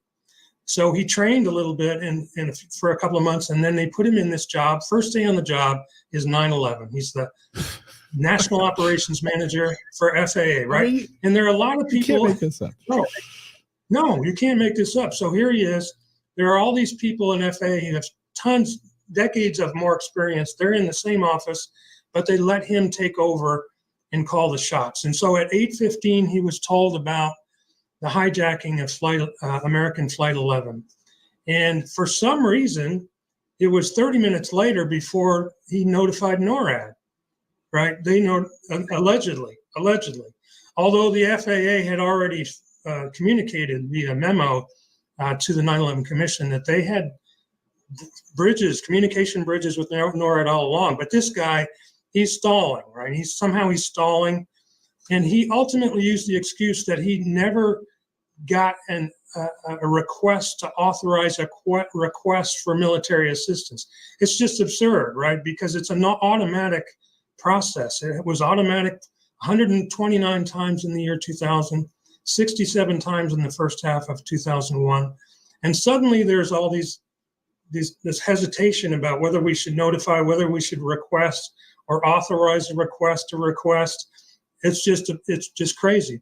But this second guy at the FIA who was brought in 9 months before 9/11 came from being the commander of the Joint Special Operations Command. If you're not aware of what that is, that's the military's covert operation command. So, special operations, covert operations, he was running those, and he decided to become the FAA's hijack coordinator, which again is an unusual change of job. But when he came, he began running, according to an FAA intelligence employee, whose remarks are on the record at the 9/11 Commission. General Canavan was his name. General Canavan began conducting tabletop exercises that were, quote, pretty damn close to the 9/11 plot. Right? For the months before 9/11, he was running exercises that were basically mimicking what would happen. But more importantly, on the day of 9/11, General Canavan was missing. This is the role that the 9/11 Commission said was critical in the communication failures between FAA and NORAD. This hijack coordinator at FAA would contact somebody at the military. It was actually the deputy director of operations at the National Military Command Center. And that guy was missing too. Right, so General Canavan's missing for just the more. They never even asked him about it at the 9/11 Commission. This is what we're going to say. Right, where were you? This is the most critical role in communication between FAA and NORAD, and he just went. I guess he said later that he went to Puerto Rico and he just wasn't available, and nobody was identified as his backup. So the most critical role was not that critical on the day of 9/11, apparently. But this FAA, this communications to NORAD went to Winfield. Montague Winfield was a general at the National Military Command Center. He was also missing. And when they're you all look into it, on this day. Well, you look. No kidding. You find out when you look into it, the entire military chain of command was missing. So President Bush, if you're not aware, was at a kindergarten visit to an elementary school, right? Reading with kids in an elementary school. The Secret Service was not protecting him. He was there for 35 minutes after the attacks began. It was a highly publicized event. So he was taken out of the picture by just sitting there reading My Pet Goat to the children. The Secretary of Defense was the next line in the military chain of command, and he went missing as well. He didn't know anything about what was going on, he said, until the Pentagon was attacked, at which point he went out into the parking lot and tried to help people with stretchers for more than 30 minutes and couldn't be contacted. It's incredible. These are incredible stories, but they're true. And the next person in the chain of command was Hugh Shelton, who was the chairman of the Joint Chiefs of Staff. And he was out of the country. He was gone to Europe, just mysteriously. And then, you know, Winfield Montague, he was also out of, and Canavan was out. Everybody was out just for that morning, just for those hours. So that's another big reason why things didn't go very well. But one of the more important reasons was that there were military exercises going on 9/11, and they actually not only mimicked the events, but they obstructed the response. So you may be aware that before 9/11, and a couple of years before 9/11, there were 28 hijack exercise scenarios that the military practiced. And about a quarter of those were suicide missions into high value targets, right? So people don't hear about this very often, but if you research, you'll find out that the information is there that the military practiced this. And they practiced this on 9/11. There was an exercise called Vigilant Guardian in 2001 that was practiced on 9/11. And it had been going on for a couple of days, but on September 9th, they had practiced a hijacking for a suicide attack against the United Nations building in New York City, just a few blocks from the World Trade Center. That's 2 days before 9/11. On September 11th, they were conducting similar hijack events in which they were inserting simulated hijackings into the live air surveillance system. So they call it sim over live. These simulated injections were confusing the people who were supposedly responding. They all thought it was an exercise. And they, in their testimonies to the 9/11 Commission, they say, you know, we thought the exercise had started early. And the evidence shows that the simulated injections continued until after the attacks and definitely disrupted the response. So you have all of these high-ranking members of the military, the chain of command gone, missing, all of these folks at the FAA missing, gone. You have these simulated attacks being injected in and being run on that particular day. Seems like the perfect, and then you have what many believe, we on this show as well, with the experts we've had here on the show, that these aircraft were remote controlled. They were not piloted by these morons who couldn't pilot a Cessna. They didn't know what they were doing with precision guide. Absolutely not. So these were remote controlled aircraft being manipulated on that particular day. And that's why we don't have jets scrambling to get close to the cockpit to confirm that these pilots are not actually piloting the plane. It all seems, I mean, you look at Occam's razor, right? All of these things point to a massive, massive cover up, no? It definitely does. And, you know, you can see the different ways that the 9/11 official account is false. You know, and they all look very much as if it was a cover up. And, you know, you may know that in the 9/11 Commission report, they didn't even mention some of the major events that happened to that day, like the destruction of World Trade Center Building 7 didn't even show up in the report. Right. Or the testimony of the 9/11 hero William Rodriguez or the FBI whistleblower Sibel Edmonds. These are critical testimonies that never showed up in the report. And this cover-up of the air defenses was really had to come down to, well, everybody was just lying. They weren't tracking the planes. You know, and I can say that 2 years after the 9/11 Commission report came out, they justified this new account. They tried to justify this new account through an article in a magazine called Vanity Fair. And you may remember something that they called the NORAD tapes.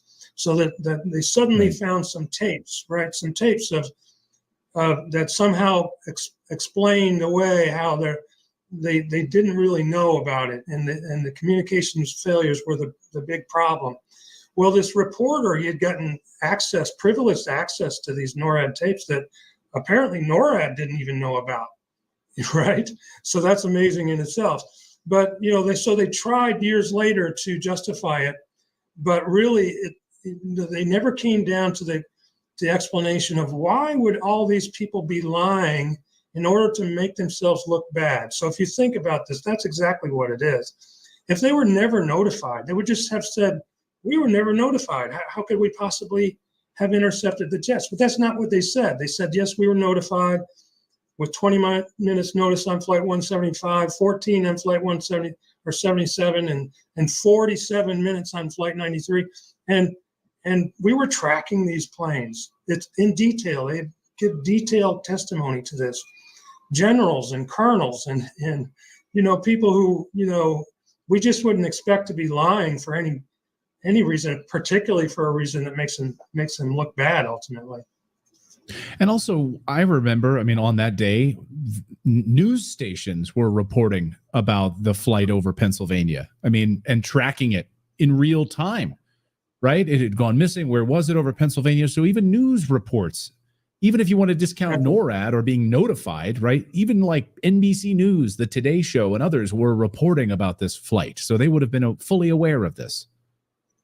That's right. That's absolutely right. And not only that, but air traffic controllers were taking notes. So FOIA released documents show that air traffic controllers were writing notes about having been Flight 93 having been hijacked and where it was going on the Ohio and Pennsylvania border long before it crashed.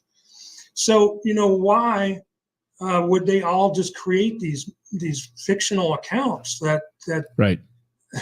It makes no sense whatsoever unless psychologically you really need to believe the official account, which is the case for a lot of people. They just psychologically, I think they really need to believe the official account. So whatever, whatever way they can do that, they're willing to accept. I think there's a cognitive dissonance out there, whether it's on the assassination of JFK. They want the official story to be one particular way, one shooter. They don't want the discussions about a conspiracy, which we now know verifiably is the case, whether it's the assassination attempt on President Trump or the 9/11 attacks. And so it's unbelievable to me that the American populace would sit back and say, that's okay. So this 9/11 Commission report, you've left out critical testimony on purpose. FBI whistleblowers, others about these pilots, and there's all sorts of critical information you've purposefully left out of the 9/11 Commission report. Or you purposefully didn't interview individuals or ask them critical questions. That's all missing from the official 9/11 report. And I remember at the time when the 9/11 report came out, it was a bestseller. Remember the 9/11 Commission report hit bookstores? It was billed by the media as a page turner, a thriller, and you could read it. And it was a bestseller on the New York Times bestseller list. So it was a lot of media hype and a lot of media pushing of this official fake narrative of what happened that day. Yeah, and they even came up with if you remember, a comic book version of the 9/11 Commission report. So they thought they could sell it a little bit. Yeah, if you don't remember that, they tried to make it as simple as possible and push it as hard as possible. But the bottom line is that most people, the average citizen, they don't have time to dig into the research, into looking into things and looking at the ever-changing accounts. They just see the 9/11 Commission report and they either support it or they don't. But they don't need a comic book. They need facts. And really, given the impact of 9/11, if people aren't aware, nearly 5 million people were killed in the wars, indirectly and directly, as per Brown University's Cost of War project. Nearly 5 million people died in the wars that were justified from 9/11. And additionally, there was an authorization for the use of military force, which is basically the authorization for the president to start preemptive wars whenever he wants to. Presidents have used this since then. Joe Biden used it this year in January of 24 when he drone bombed Iraq. He cited this authorization of use of military force from 2001. So these things, the mass surveillance, the torture, all of this goes back to 9/11. It changed the world in really negative ways and changed our lives and our ability to remain a free democracy in many ways. And people really need to start thinking about looking at 9/11 closely again and seeing where we've been and what we likely will see going forward if we accept these kinds of lies. And if people are wondering why would they do that? Well, you just answered it, right? It's the rise of the massive military industrial complex. It's the Patriot Act. It's total control of our lives. It's surveillance. Of course, we know Edward Snowden, and his breakthrough reports on what the NSA was doing after 9/11. So all of this combined shows total control. It shows a manipulation of our government. It shows a manipulation of the U.S. dollar. And we are now $35 trillion in debt and over 5 million people killed in these forever wars that we can just perpetuate. Everyone wants to praise Donald Trump. Yeah, he didn't start any new wars, but he extended the drone programs in these regions throughout Syria and these other regions. So yes, you didn't start any new wars, but it's an expansion of what was started after 9/11. It all comes back to that morning. So if anyone out there is wondering why this was all put in place, I think you just answered it. Total control. What are you hoping? What are you hoping we'll see from this, Kevin? This awareness about this? Are you hoping that we'll maybe get a new 9/11 commission, one with fresh eyes? What are you hoping for the families and for America? That's a good question. I don't believe a new 9/11 commission. I don't believe another government commission will get to the bottom of 9/11 unless it's a foreign government. And there's a possibility because citizens of many countries died on 9/11. But what we're trying to do at the International Center for 9/11 Justice is raise awareness and establish an accurate account of what happened for a number of reasons. One reason I believe is important is that we will see these kinds of things happen again if we haven't already. And we need to be able to recognize them as they're happening as quickly as possible so that we don't allow the government to incorporate all sorts of oppressive measures that will be with us for decades if we don't recognize them and cut them off quickly. So awareness is important so that we can recognize the next event and events that happen in the future. Hallelujah. Well, Kevin Ryan has been my guest. He's been investigating this for years. He's the co-editor of the Journal of 9/11 Studies. And we thank you so much for all of your research in this and education.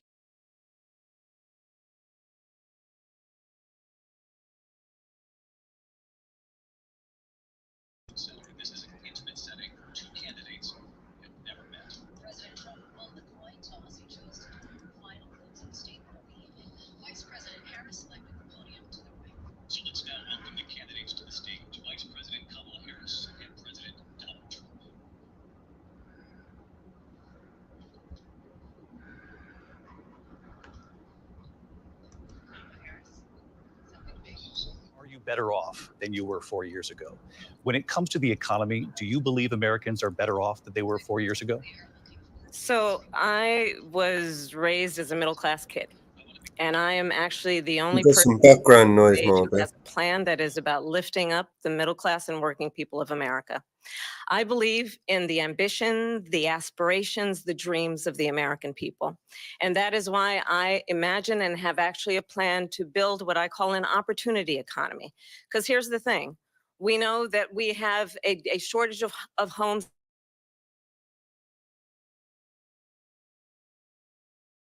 And it's frozen for me.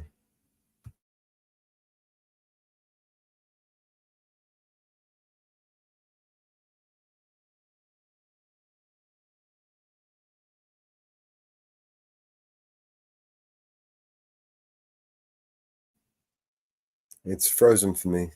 It's not working.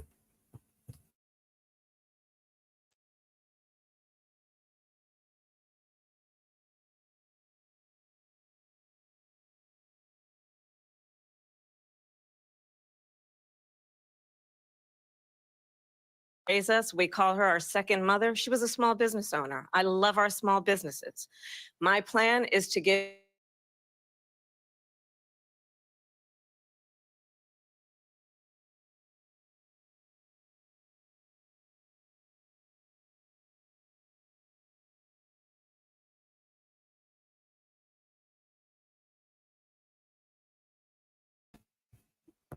Something really weird is going on. I don't see nothing on my screen, Margaret.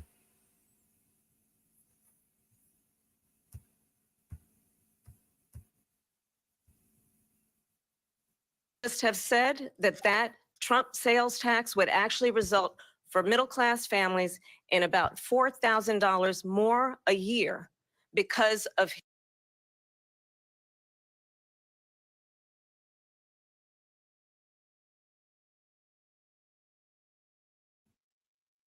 It's not working, Margaret. It keeps stopping, starting, and freezing up. Can you redo the whole thing? Restart it. They don't want us to share it, do they? Just in case she fucks up.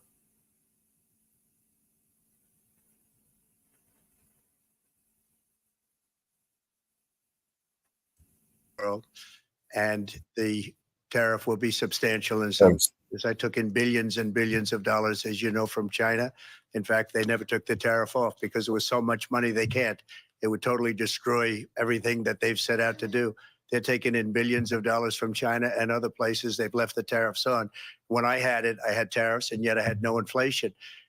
Look, we've had a terrible economy because inflation has, which is really known as a country buster. It breaks up countries. We have inflation like very few people have ever seen before, probably the worst in our nation's history. We were at 21%, but that's being generous because many things are 50, 60, 70, and 80% higher than they were just a few years ago. This has been a disaster for people, for the middle class, but for every class. On top of that, we have millions of people pouring into our country from prisons and jails, from mental institutions and insane asylums, and they're coming in and they're taking jobs that are occupied right now by African Americans and Hispanics, and also unions. Unions are going to be affected very soon. And you see what's happening. You see what's happening with towns throughout the United States. You look at Springfield, Ohio. You look at Aurora in Colorado. They are taking over the towns. They're taking over buildings. They're going in violently. These are the people that Xi and Biden led into our country, and they're destroying our country. They're dangerous. They're at the highest level of criminality, and we have to get them out. We have to get them out fast. I created one of the greatest economies in the history of our country. I'll do it again and even better. We are going to get to immigration and border security during this debate, but I would like to let Vice President Harris respond on the economy here. Well, I would love to. Let's talk about what Donald Trump left us. Donald Trump left us the worst unemployment since the Great Depression. Donald Trump left us the worst public health epidemic in a century. Donald Trump left us the worst attack on our democracy since the Civil War. And what we have done is clean up Donald Trump's mess. What we have done and what I intend to do is build on what we know are the aspirations and the hopes of the American people. But I'm going to tell you all in this debate tonight, you're going to hear from the same old tired playbook, a bunch of lies, grievances, and name calling. What you're going to hear tonight is a detailed and dangerous plan called Project 2025 that the former president intends on implementing if he were elected again. I believe very strongly that the American people want a president who understands the importance of bringing us together, knowing we have so much more in common than what separates us. And I pledge to you to be a president for all Americans. President Trump will give you a minute here to respond. Number one, I have nothing to do, as you know, and as she knows better than anyone, I have nothing to do with Project 2025. That's out there. I haven't read it. I don't want to read it purposely. I'm not going to read it. This was a group of people that got together. They came up with some ideas, I guess some good, some bad, but it makes no difference. I have nothing to do. Everybody knows I'm an open book. Everybody knows what I'm going to do. Cut taxes very substantially and create a great economy like I did before. We had the greatest economy. We got hit with a pandemic. And the pandemic was not since 1917, where 100 million people died, has there been anything like it. We did a phenomenal job with the pandemic.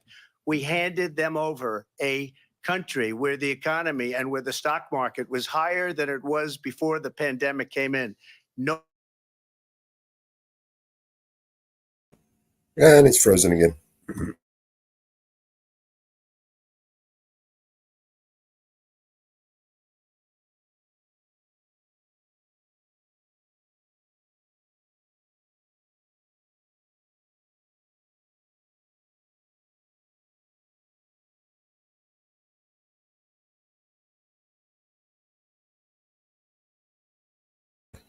Mama Bird, do you want to send me the link and I'll try and share it?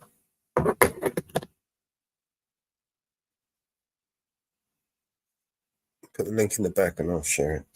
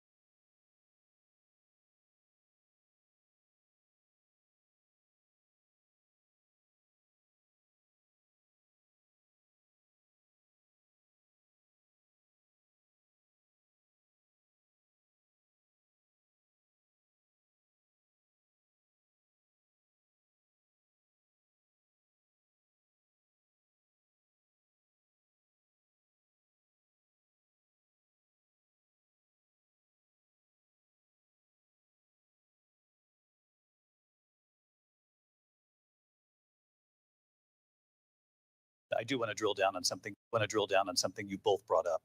The vice president brought up your tariffs. You responded, and let's drill down on this because your plan is what she calls is essentially a national sales tax. Your proposal calls for tariffs, as you pointed out here, on foreign imports across the board. You recently said that you might double your plan, imposing tariffs up to 20% on goods coming into this country. As you know, many economists say that with tariffs at that level, costs are then passed on to the consumer.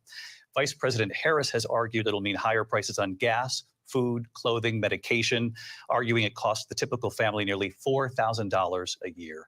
Do you believe Americans can afford higher prices because of tariffs? They're not going to have higher prices. What's going to have and who's going to have higher prices is China and all of the countries that have been ripping us off for years. I was the only president ever. China was paying us hundreds of billions of dollars, and so were other countries. And, you know, if she doesn't like them, they should have gone out and they should have immediately cut the tariffs. But those tariffs are there 3.5 years now under their administration. We are going to take in billions of dollars, hundreds of billions of dollars.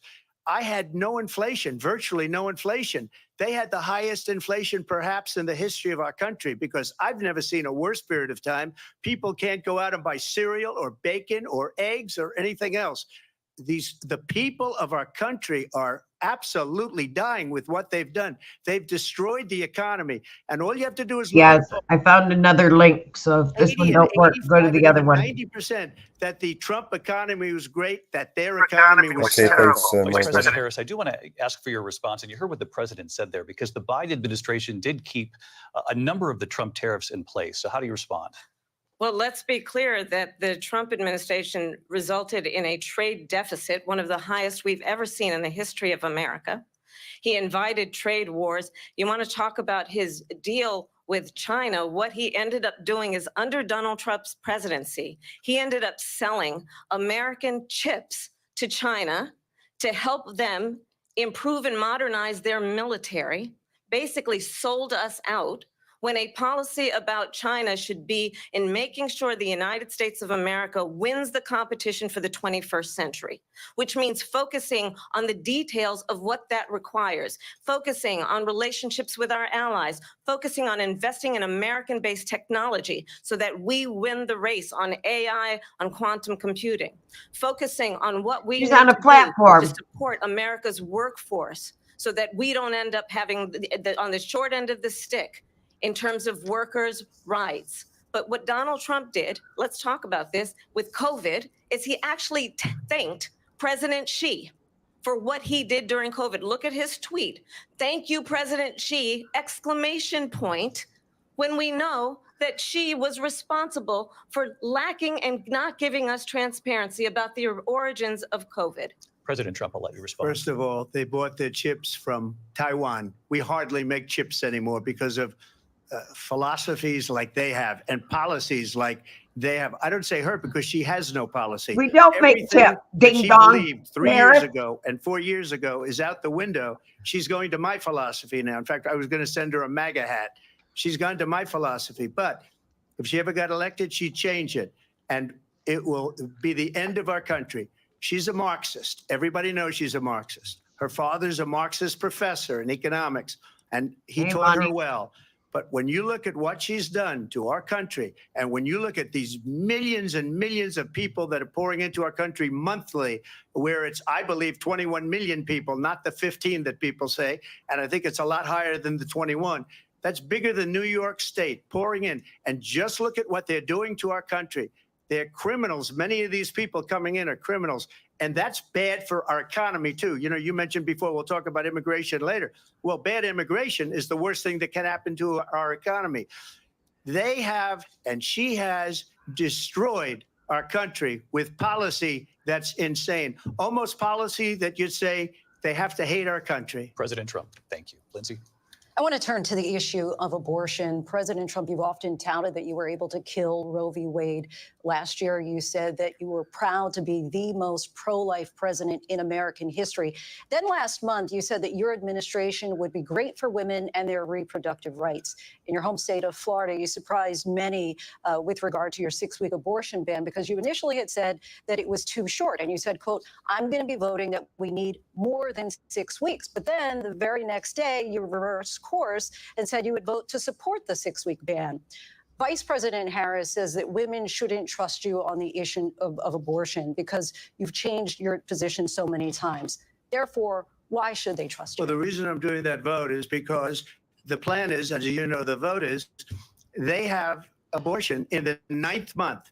They even have, and you can look at the governor of West Virginia, the previous governor of West Virginia, not the current governor, who's doing an excellent job, but the governor before, he said the baby will be born and we will decide what to do with the baby. In other words, we'll execute the baby. And that's why I did that, because that predominates, because they're radical. The Democrats are radical in that.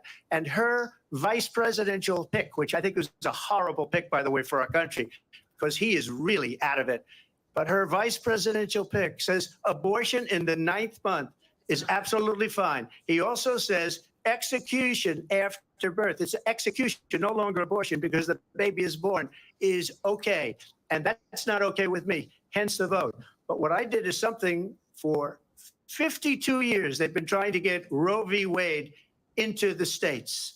And through the genius and heart and strength of 6 Supreme Court justices, we were able to do that. Now, I believe in the exceptions for rape, incest, and life of the mother. I believe strongly in it. Ronald Reagan did also. 85% of Republicans do exceptions. Very important.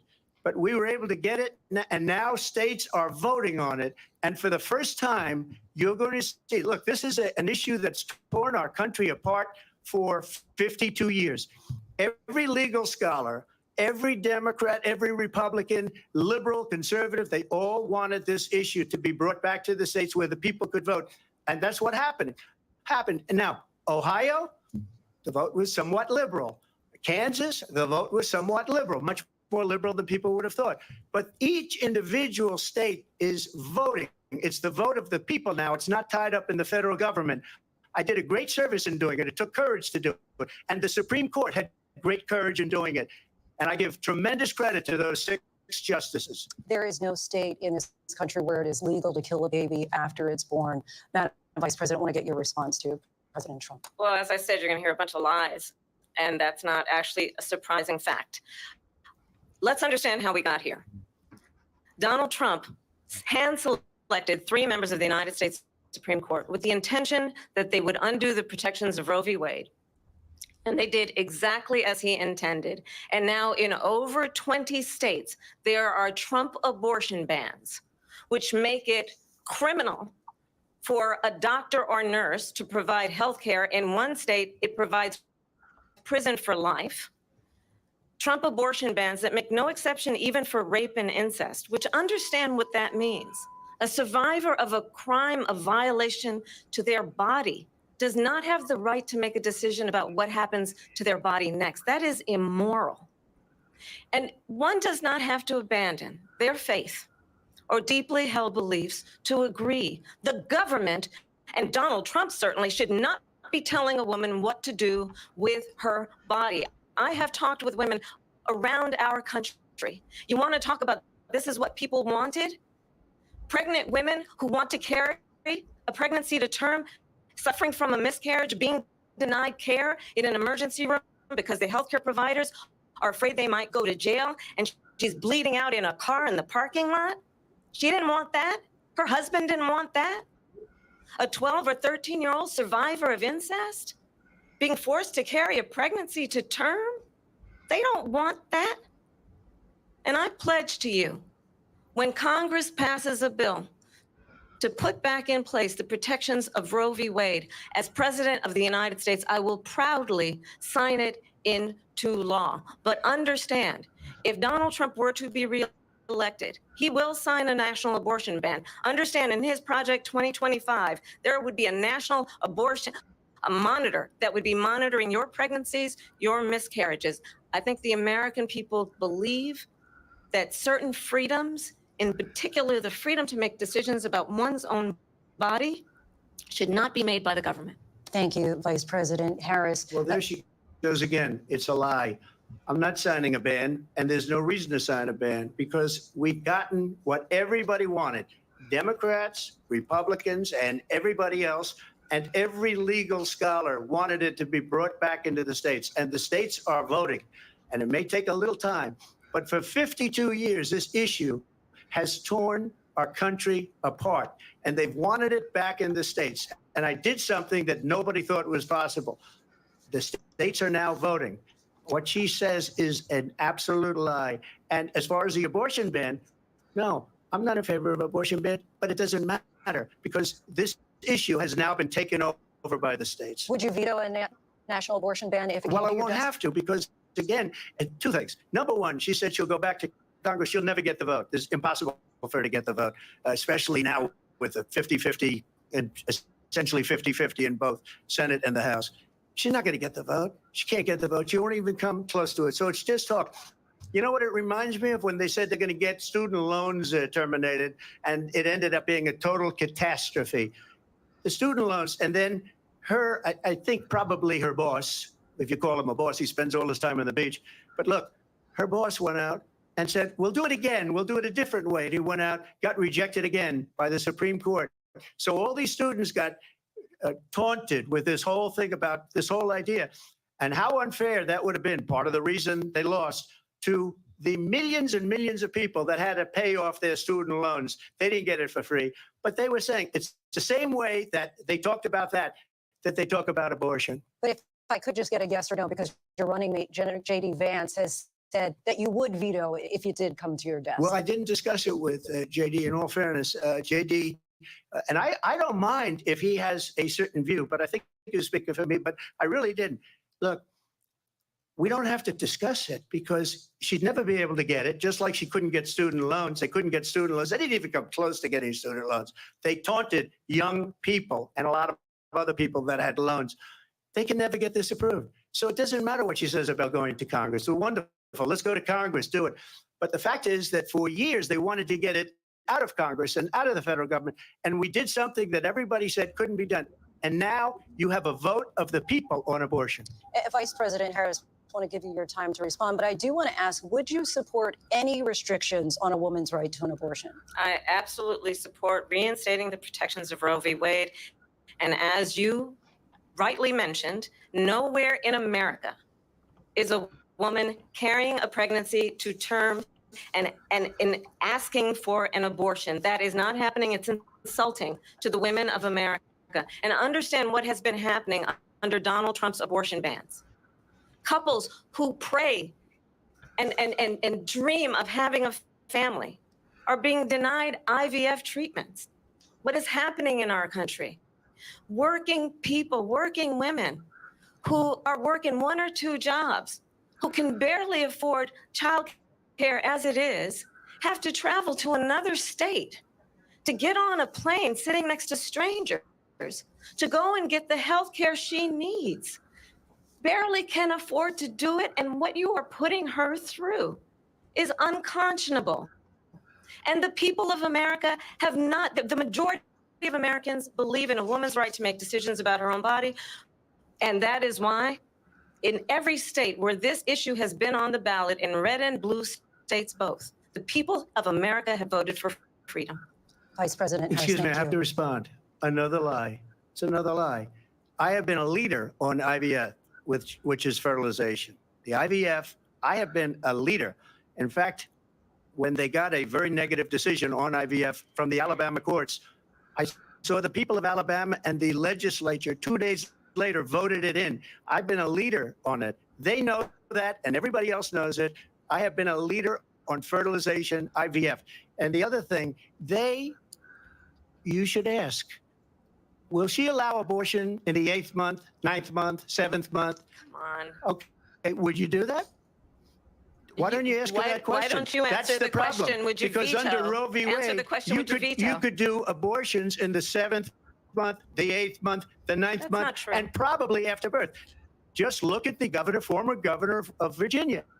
The governor of Virginia said, we put the baby aside and then we determine what we want to do with the baby. President Trump, thank you. We're going to turn now to immigration and border security. We know it's an issue that's important to Republicans, Democrats, voters across the board in this country. Vice President Harris, you were tasked by President Biden with getting to the root causes of migration from Central America. We know that illegal border crossings reached a record high in the Biden administration. This past June, President Biden imposed tough new asylum restrictions. We know the numbers since then have dropped significantly. But my question to you tonight is, why did the administration wait until 6 months before the election to act? And would you have done anything differently from President Biden on this? So I'm the only person on this stage who has prosecuted transnational criminal organizations for the trafficking of guns, drugs, and human beings. And let me say that the United States Congress, including some of the most conservative members of the United States Senate, came up with a border security bill, which I supported. And that bill would have put 1,500 more border agents on the border to help those folks who are working there right now overtime trying to do their job. It would have allowed us to stem the flow of fentanyl coming into the United States. I know there are so many families watching tonight who have been personally affected by the surge of fentanyl in our country. That bill would have put more resources to allow us to prosecute transnational criminal organizations for trafficking in guns, drugs, and human beings. But you know what happened to that bill? Donald Trump got on the phone, called up some folks in Congress and said, kill the bill. And you know why? Because he preferred to run on a problem instead of fixing a problem. And understand, this comes at a time where the people of our country actually need a leader who engages in solutions, who actually addresses the problems at hand. But what we have in the former president is someone who would prefer to run on a problem instead of fixing a problem. And I'll tell you something, he's going to talk about immigration a lot tonight, even when it's not the subject that is being raised. And I'm going to actually do something really unusual, and I'm going to invite you to attend one of Donald Trump's rallies, because it's a really interesting thing to watch. You will see during the course of his rallies, he talks about fictional characters like Hannibal Lecter. He will talk about windmills cause cancer. And what you will also notice is that people start leaving his rallies early out of exhaustion and boredom. And I will tell you, the one thing you will not hear him talk about is you. You will not hear him talk about your needs, your dreams, and your desires. And I'll tell you, I believe you deserve a president who actually puts you first. And I pledge to you that I will. Vice President Harris, thank you. President Trump, on that point, I want to get your response. Well, I would like to respond. Let me just ask, though, why did you try to kill that bill, and successfully so, that would have put thousands of additional agents and officers on the border? First, let me respond as to the rallies. She said people start leaving. People don't go to her rallies. There's no reason to go. And the people that do go, she's bussing them in and paying them to be there, and then showing them in a different light. So she can't talk about that. People don't leave my rallies. We have the biggest rallies, the most incredible rallies in the history of politics. That's because people want to take their country back. Our country is being lost. We're a failing nation. And it happened 3.5 years ago. And what's going on here, you're going to end up in World War III, just to go into another subject. What they have done to our country by allowing these millions and millions of people to come into our country, and look at what's happening to the towns all over the United States. And a lot of towns don't want to talk. It's not going to be Aurora or Springfield. A lot of towns don't want to talk about it because they're so embarrassed by it. In Springfield, they're eating the dogs, the people that came in. They're eating the cats. They're eating the pets of the people that live there. And this is what's happening in our country. And it's a shame. As far as rallies are concerned, as far as the reason they go is they like what I say. They want to bring our country back. They want to make America great again. It's a very simple phrase, make America great again. She's destroying this country. And if she becomes president, this country doesn't have a chance of success. Not only success, we'll end up being Venezuela on steroids. I just want to clarify here. You bring up Springfield, Ohio, and ABC News did reach out to the city manager there. He told us there have been no credible reports of specific claims of pets being harmed, injured, or abused by individuals within the immigrant community. Well, let me just say here, this is the people on television say my dog was taken and used for food. So maybe he said that, and maybe that's a good thing to say for a city manager. I'm not taking this from but television. The people I'm on taking it from television the say city their manager. dog was eaten by the people that went there. Again, the Springfield city manager says there's no evidence of that. Vice We'll President find Harris, out. I'll let you respond to the rest of what you've heard. You talk about extreme. This is, I think, one of the reasons why in this election, I actually have the endorsement of 200 Republicans who have formerly worked with President Bush, Mitt Romney, and John McCain, including the endorsement of former Vice President Dick Cheney and Congress member Liz Cheney. And if you want to really know the inside track on who the former president is, if he didn't make it clear already, just ask people who have worked with him. His former chief of staff, a 4-star general, has said he has contempt for the Constitution of the United States. His former national security advisor has said he is dangerous and unfit. His former secretary of defense has said the nation, the republic, would never survive another Trump term. And when we listen to this kind of rhetoric, when the issues that affect the American people are not being addressed. All I'm hearing is a bash fest. They're not even talking about the country. Thank you, because when I hear that, see, I'm a different kind of a person. I fired most of those people, not so graciously. They did bad things or a bad job. I fired them. They never fired one person. They didn't fire anybody having to do with Afghanistan and the Taliban and the 13 people who's were just killed, viciously and violently killed. And I got to know the parents and the family. They didn't fire. They should have fired all those generals, all those top people, because that was one of the most incompetently handled situations anybody has ever seen. So when somebody does a bad job, I fire him. And you take a guy like Esper. He was no good. I fired him. So he writes a book. Another one writes a book. Because with me, they can write books. With nobody else can they. But they have done such a poor job, and they never fire anybody. Look at the economy. Look at the inflation. They didn't fire any of their economists. They have the same people. That's a good way not to have books written about you. But just to finish, I got more votes than any Republican in history by far. In fact, I got more votes than any president, sitting president in history by far. Let me continue on immigration. It was what you wanted to talk about earlier. So let's get back to your deportation proposal that the vice president has reacted to as well. President Trump, you called this the largest domestic deportation operation in the history of our country. You say you would use the National Guard. You say if things get out of control, you'd have no problem using the U.S. military. Police, yes. You also said you would use local police. How would you deport 11 million undocumented immigrants? I know you believe that number is much higher. Take us through this. What does this look like?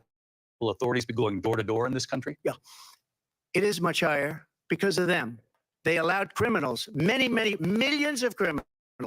They allowed terrorists. They allowed common street criminals. They allowed people to come in, drug dealers, to come into our country. And they're now in the United States and told by their countries like Venezuela, don't ever come back or we're going to kill you. Do you know that crime in Venezuela and crime in countries all over the world is way down?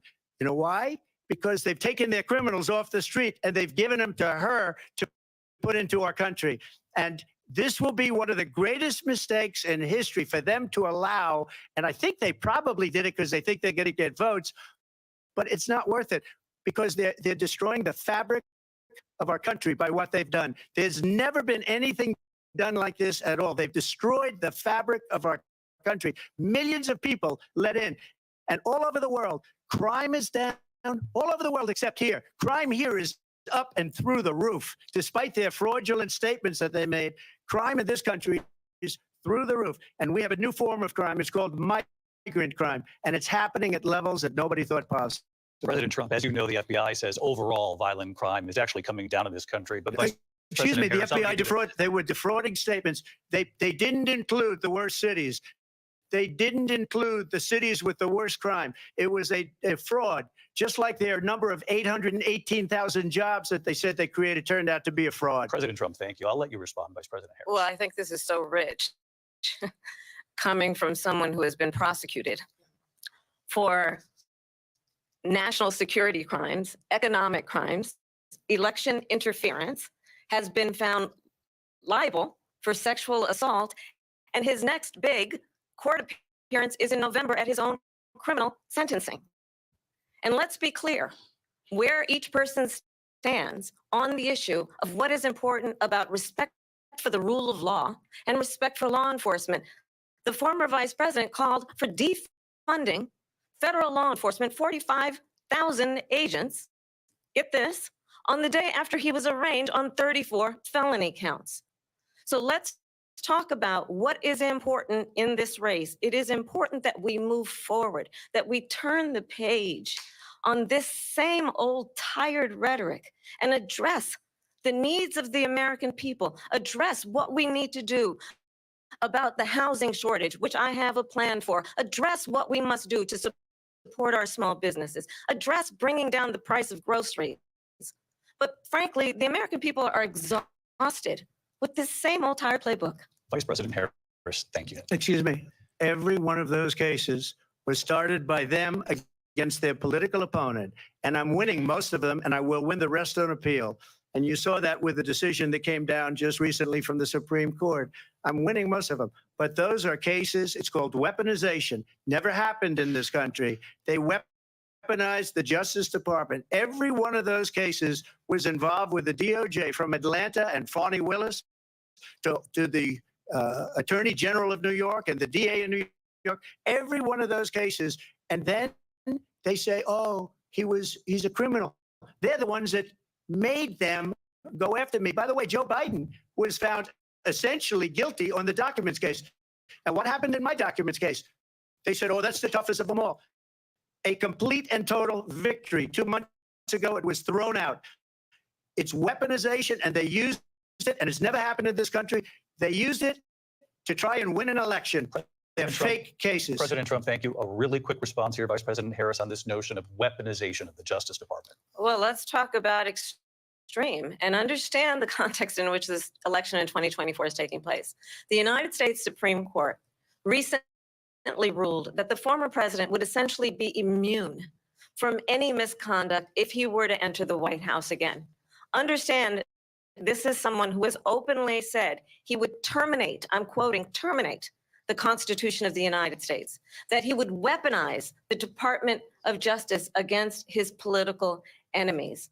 Someone who has openly expressed disdain for members of our military. Understand what it would mean if Donald Trump were back in the White House with no guardrails, because certainly we know now the court won't stop him. We know J.D. Vance is not going to stop him. It's up to the American people. Vice President Harris, thank you. Lindsay? Vice President Harris, in your last run for president.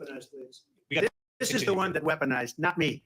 She weaponized. I probably took a bullet to the head because of the things that they say about me. They talk about democracy. I'm a threat to democracy. They're the threat to democracy with a fake Russia investigation We do have a lot that went nowhere. We have a lot to get to. Lindsay? Vice President Harris, in your last run for president, you said you wanted to ban fracking. Now you don't. You wanted mandatory government buyback programs for assault weapons. Now your campaign says you don't. You supported decriminalizing border crossings. Now you're taking a harder line. I know you say that your values have not changed. So then why have so many of your policy positions changed? So my values have not changed, and I'm going to discuss every one of the, at least every point that you've made. But in particular, let's talk about fracking because we're here in Pennsylvania. I made that very clear in 2020. I will not ban fracking.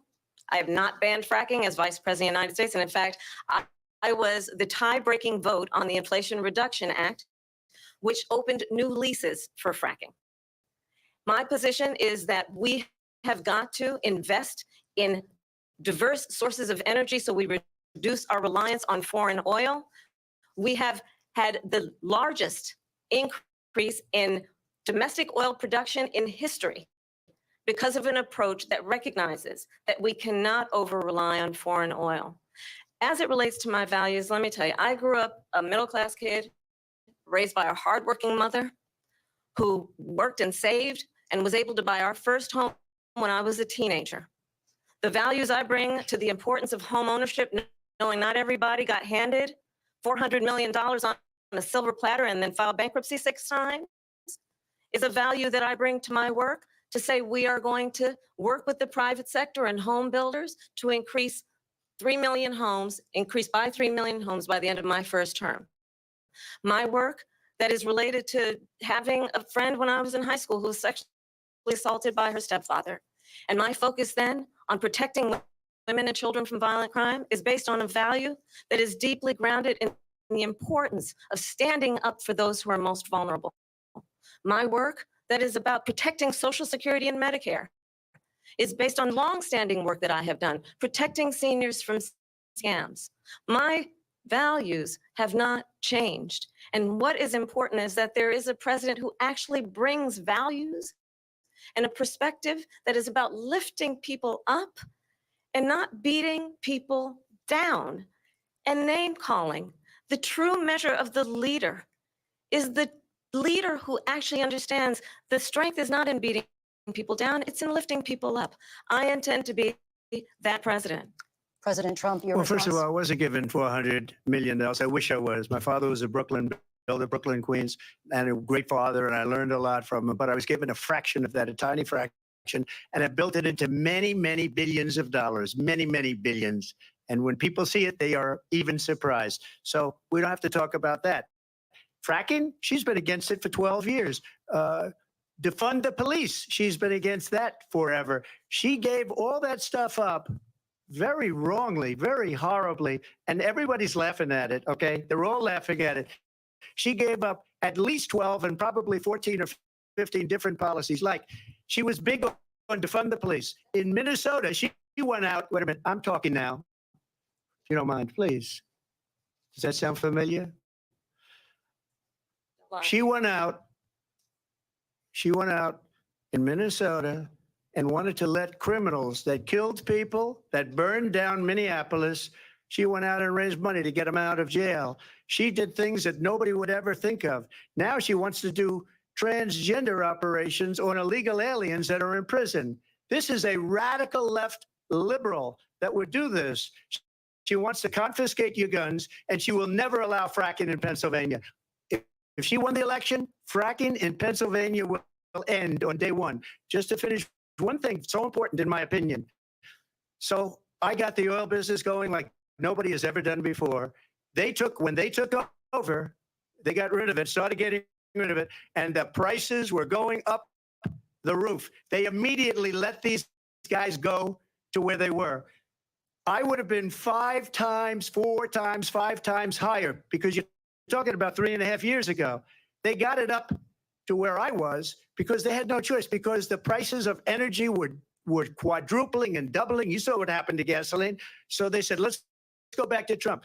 But if she won the election, the day after that election, they'll go back to destroying our country, and oil will be dead, fossil fuel will be dead. We'll go back to windmills, or we'll go back to solar, where they need a whole desert to get some energy to come out. You ever see a solar plant? By the way, I'm a big fan of solar, but they take 400, 500 acres of desert President soil. Trump, we have a These lot are of not good issues things that for we the have to get environment, to. as We're she out of time. understands. Thank you.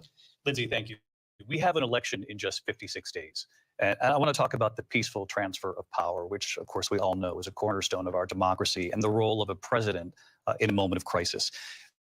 Mr. President, on January 6th, you told your supporters to march to the Capitol. You said you would be right there with them. The country and the world saw what played out at the Capitol that day, the officers coming under attack. Aides in the West Wing say you watched it unfold on television off the Oval Office. You did send out tweets, but it was more than 2 hours before you sent out that video message telling your supporters to go home. Is there anything you regret about what you did on that day? You just said a thing that isn't covered. Peacefully and patriotically, I said during my speech, not later on. Peacefully and patriotically. And nobody on the other side was killed. Ashley Babbitt was shot by an out-of-control police officer that should have never, ever shot her. It's a disgrace. But we didn't do this group of people that have been treated so badly.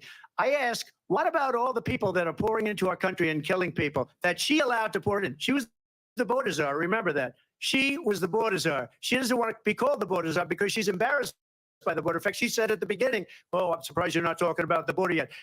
That's because she knows what a bad job they've done.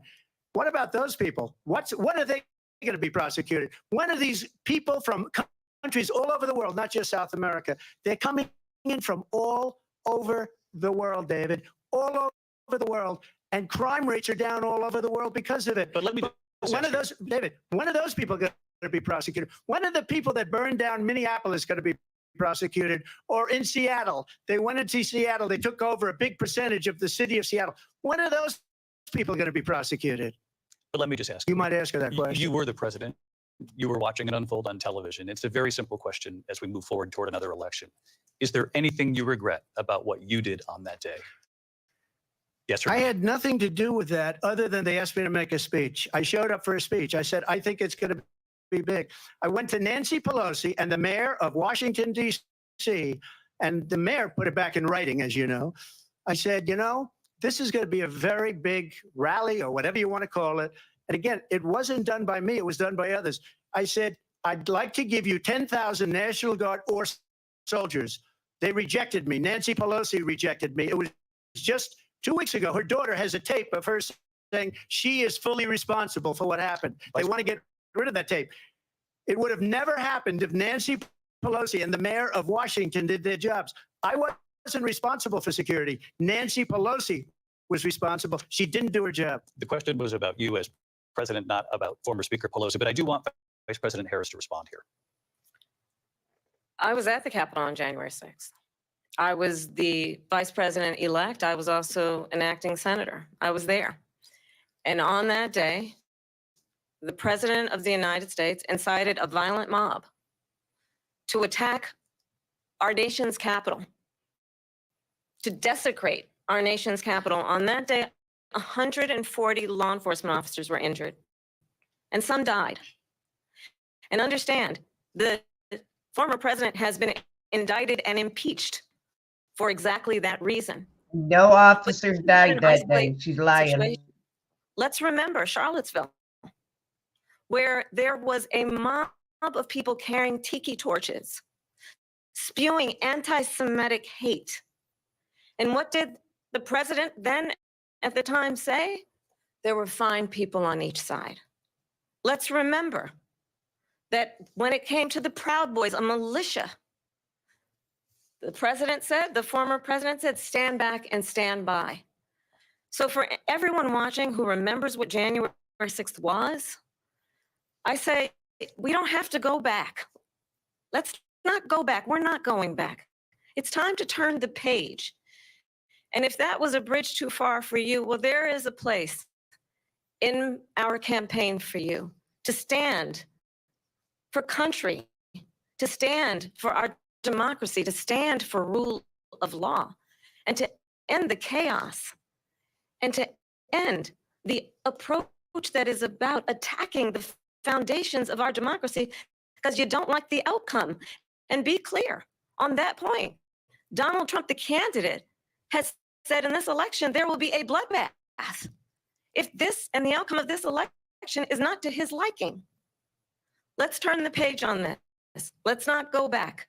Let's chart a course for the future and not go backwards to the past. Let me just follow up here. It was a different term, and it was a term that related to energy because they have destroyed our energy business. That was where bloodbath was. Also, on Charlottesville, that story has been, as you would say, debunked. Laura Ingraham, Sean Hannity, Jesse, all of these people, they covered it. If they go an extra sentence, they will see it was perfect. It was debunked in almost every newspaper, but they still bring it up, just like they bring 2025 up. They bring all of this stuff up. I ask you this, you talk about the Capitol. Why are we allowing these millions of people to come through on the southern border? How come she's not doing anything? And I'll tell you what I would do, and I would be very proud to do it. I would say we would both leave this debate right now. I'd like to see her go down to Washington, D.C. during this debate because we're wasting a lot of time. Go down to, because she's been so bad, it's so ridiculous.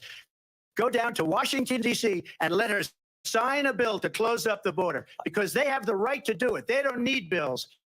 They have the right to do it. The president of the United States, you'll get him out of bed. You'll wake him up at 4 o'clock in the afternoon. You'll say, come on down to the office. Let's sign a bill.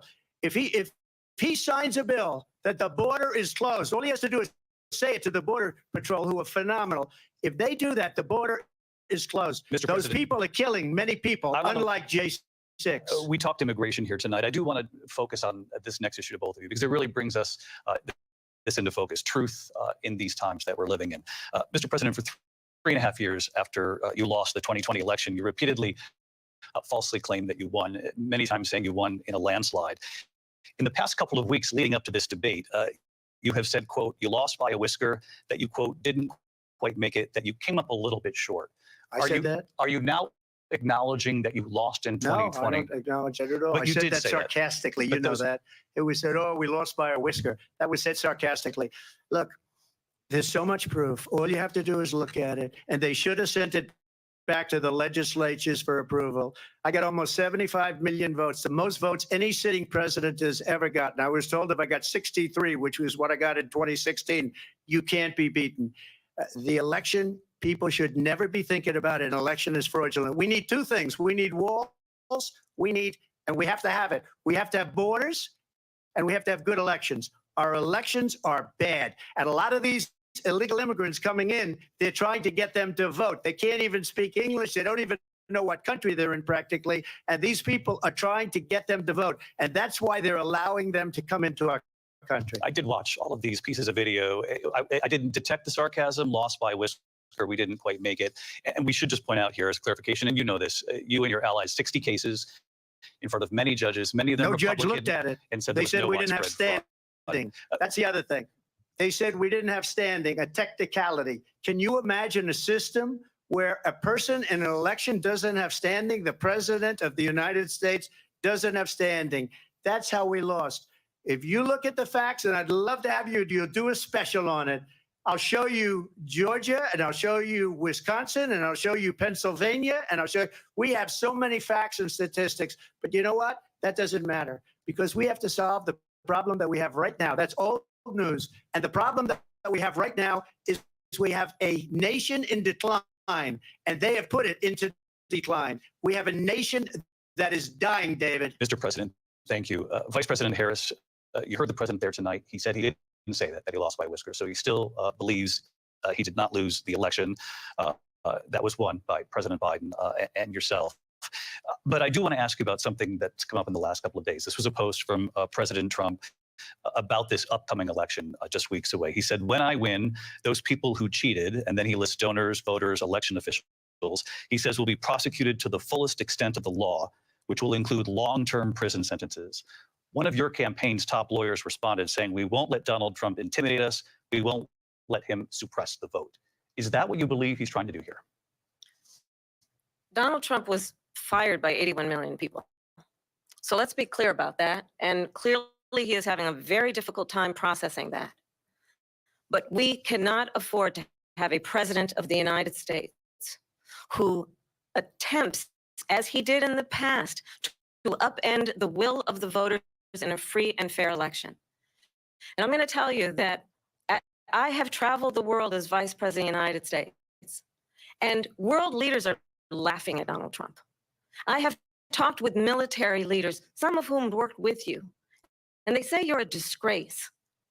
And when you then talk in this way in a presidential debate and deny what over and over again are court cases you have lost because you did in fact lose that election, it leads one to believe that perhaps we do not have in the candidate to my right the temperament or the ability to not be confused about fact. That's deeply troubling, and the American people deserve better. I'll give you 1 minute to respond, Mr. President. Let me just say about world leaders. Viktor Orban, one of the most respected men, they call him a strong man. He's a tough person, smart. Prime Minister of Hungary. They said, why is the whole world blowing up? 3 years ago, it wasn't. Why is it blowing up? He said, because you need Trump back as president.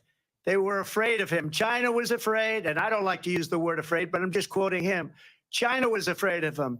North Korea was afraid of him.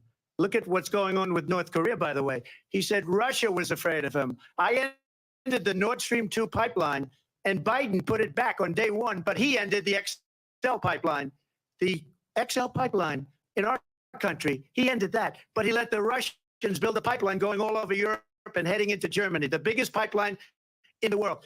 Look, Viktor Orban said it. He said the most respected, most feared person is Donald Trump. We had no problems when Trump was president, but when this weak, pathetic man that you saw at a debate just a few months ago, that if he weren't in that debate, he'd be running instead of her. She got no votes. He got 14 million votes. What you did. You talk about a threat to democracy. He got 14 million votes and they threw him out of office. And you know what? I'll give you a little secret. He hates her. He can't stand her. But he got 14 million votes. They threw him out.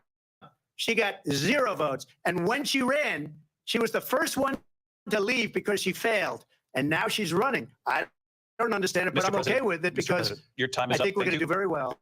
We've got a lot more to get to. Turning now Yes. to the Israel-Hamas war and the hostages who are still being held, Americans among them.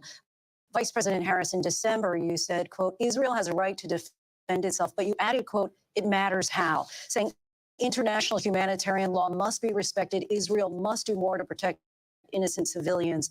You said that 9 months ago. Now an estimated 40,000 Palestinians are dead. Nearly 100 hostages remain. Just last week, Prime Minister Benjamin Netanyahu said there's not a deal in the making. President Biden has not been able to break through the stalemate. How would you do it? Well, let's understand how we got here. On October 7, Hamas, a terrorist organization, slaughtered 1,200 Israelis, many of them young people who were simply attending a concert. Women were horribly raped. And so absolutely, I said then, I say now, Israel has a right to defend itself. We would. And how it does so matters. Because it is also true, far too many innocent Palestinians have been killed. Children, mothers. What we know is that this war must end.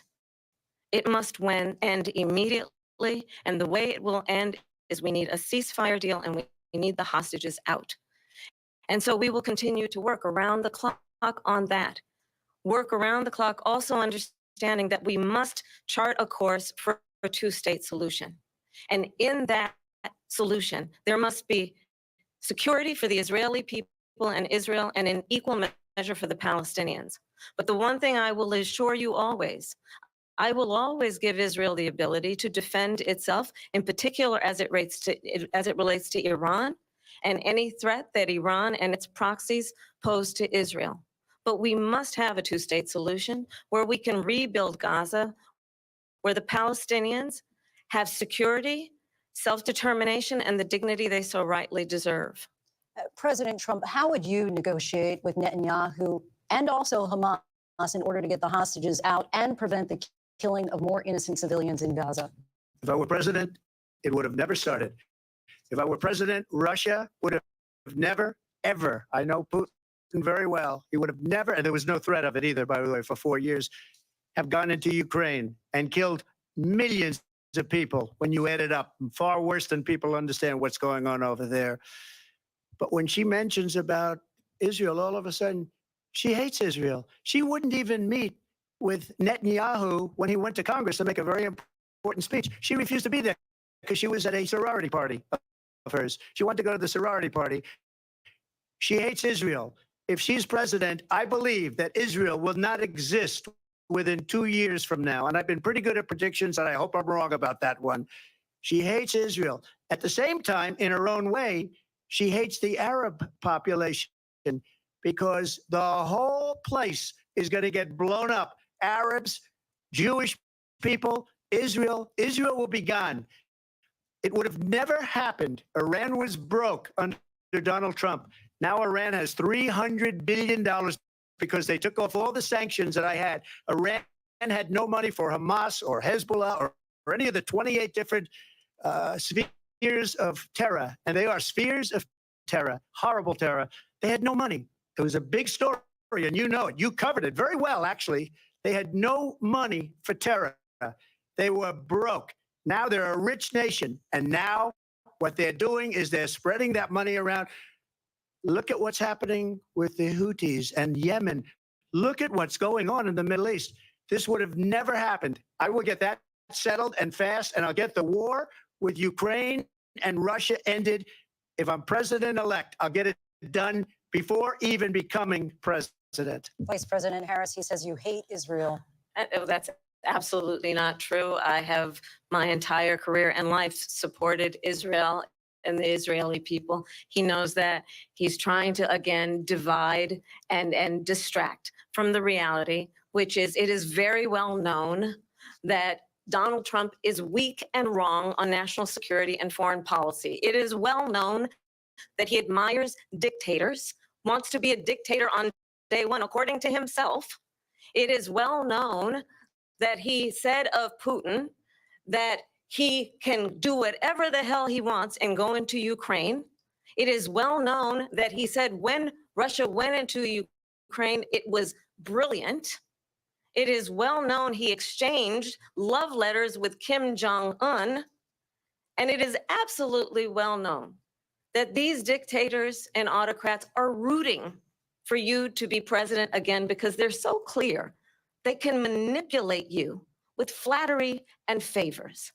And that is why so many military leaders who you have worked with have told me you are a disgrace. That is why we understand that we have to have a president who is not consistently weak and wrong on Vice national President security, Harris. including the importance of upholding and respecting in highest regard our military. Vice President Harris, thank you. They're the ones, and she's the one that caused it, that's weak on national security by allowing every nation last month for the year, 168 different countries sending people into our country. Their crime rates are way down. Putin endorsed her last week, said, I hope she wins. And I think he meant it because what he's gotten away with is absolutely incredible. It wouldn't have happened with me. The leaders of other countries think that they're weak and incompetent, and they are. They're grossly incompetent. And I just ask one question. Why does Biden go in and kill the Keystone Pipeline and approve the single biggest deal that Russia's ever made, Nord Stream 2, the biggest pipeline anywhere in the world going to Germany and all over Europe? Because they're weak and they're ineffective. And Biden, by the way, gets paid a lot of money. Thank you. We have a lot of issues to get to. We'll be right back with much more of this historic ABC News presidential debate from the National Constitution Center right here in Philadelphia. Back in a moment.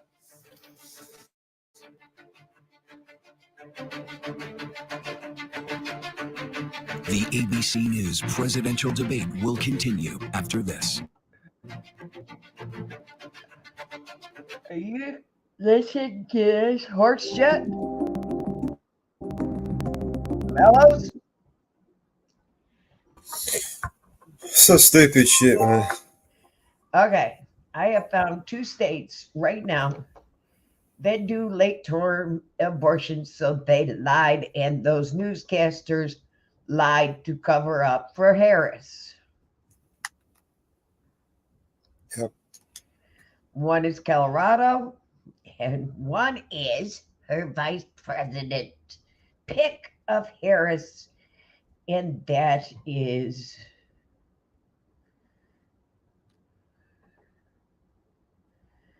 Waltz. State allows for late-term abortions, unbotched abortions,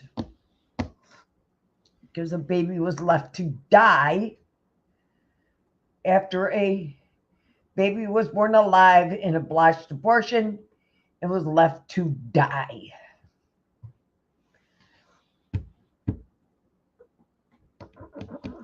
So,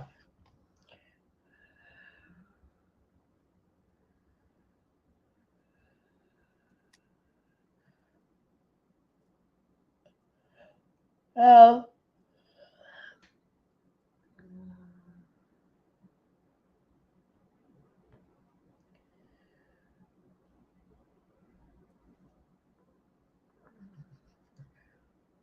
and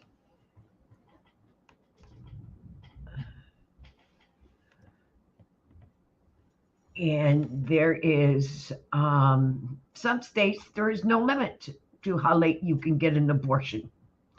There's 1, 2, 3, 4, 5, 6 states with no limit to how late you can get an abortion. So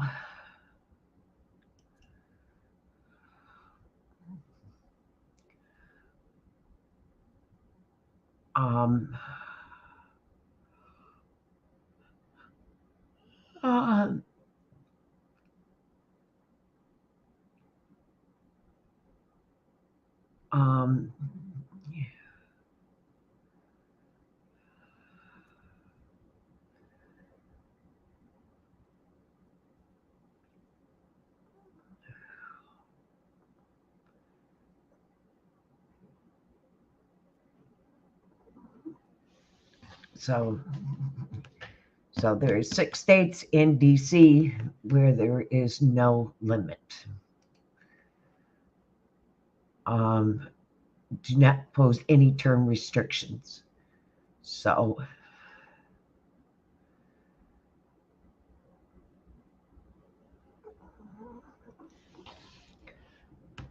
ain't that interesting? But this debate is so stupid. They're just heckling back and forth at each other, from what I can see. Did you expect anything else? It's a you know, it's a heckle back and forth. It's a shit show. Yep, it's a total shit show. Total shit show. I expected nothing less. And it's expected to last 90 minutes. And it's already gone an hour.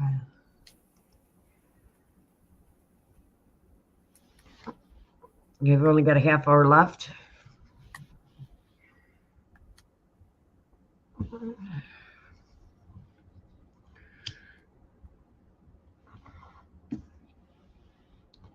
It's a shit show. It's a shit show.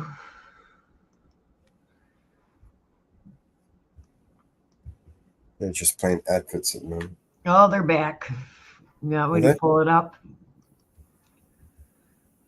I've got the other one sitting here. On the same stream? Oh, I got the other one. Oh, okay. Let's see if the other one's better than the last one.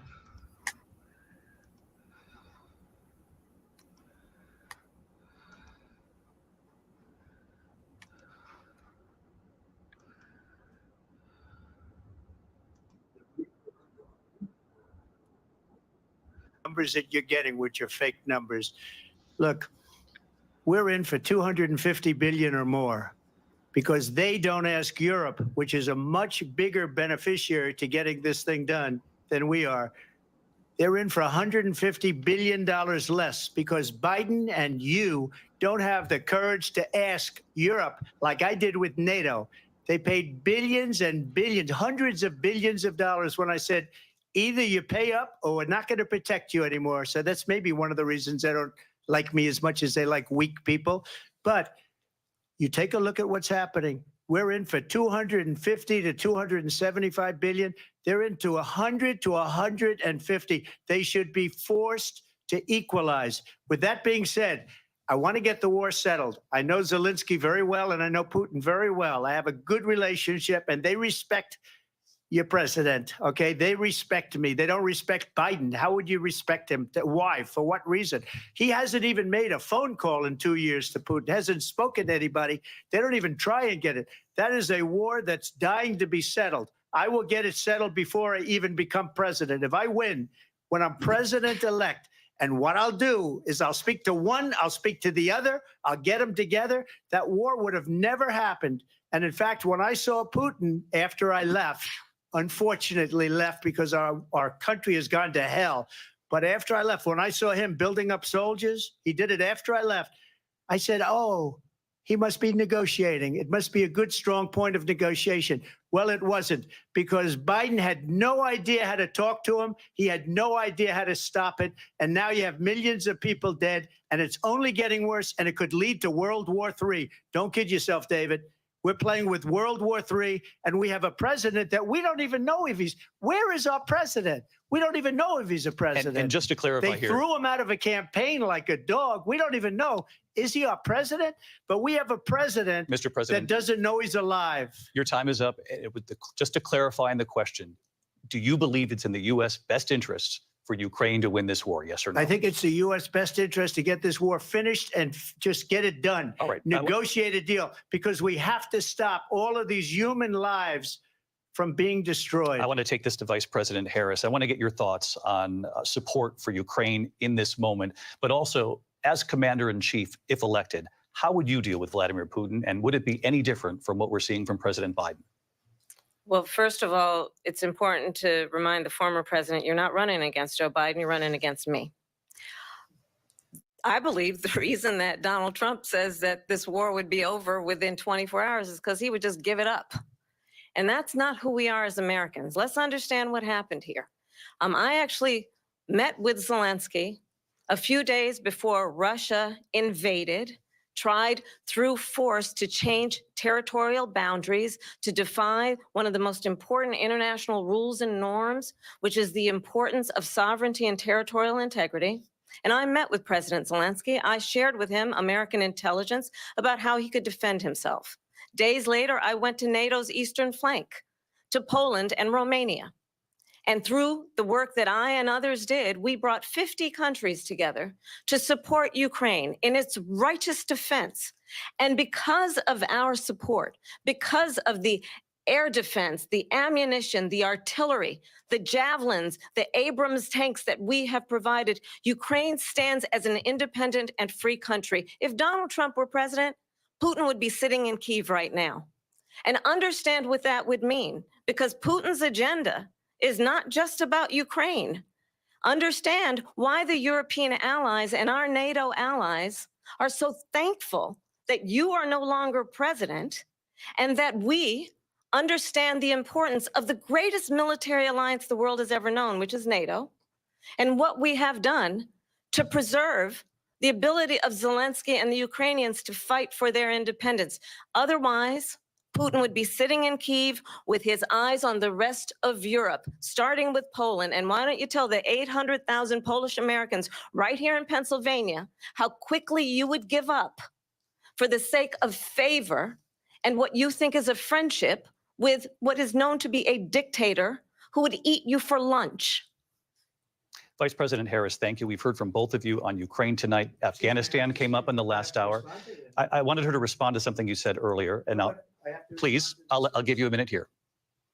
Putin would be sitting in Moscow, and he wouldn't have lost 300,000 men and women, but he would have been sitting in Moscow. Quiet, please.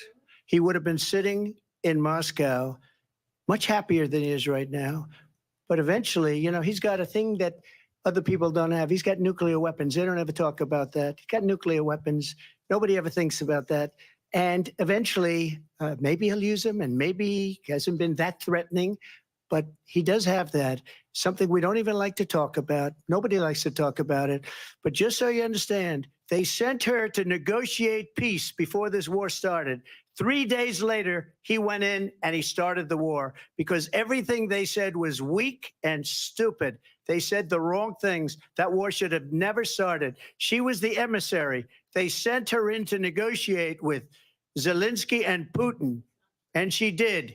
And the war started 3 days later. And that's the kind of talent we have with her. She's worse than Biden. In my opinion, I think he's the worst president in the history of our country. She goes down as the worst vice president in the history of our country. But let me tell you something.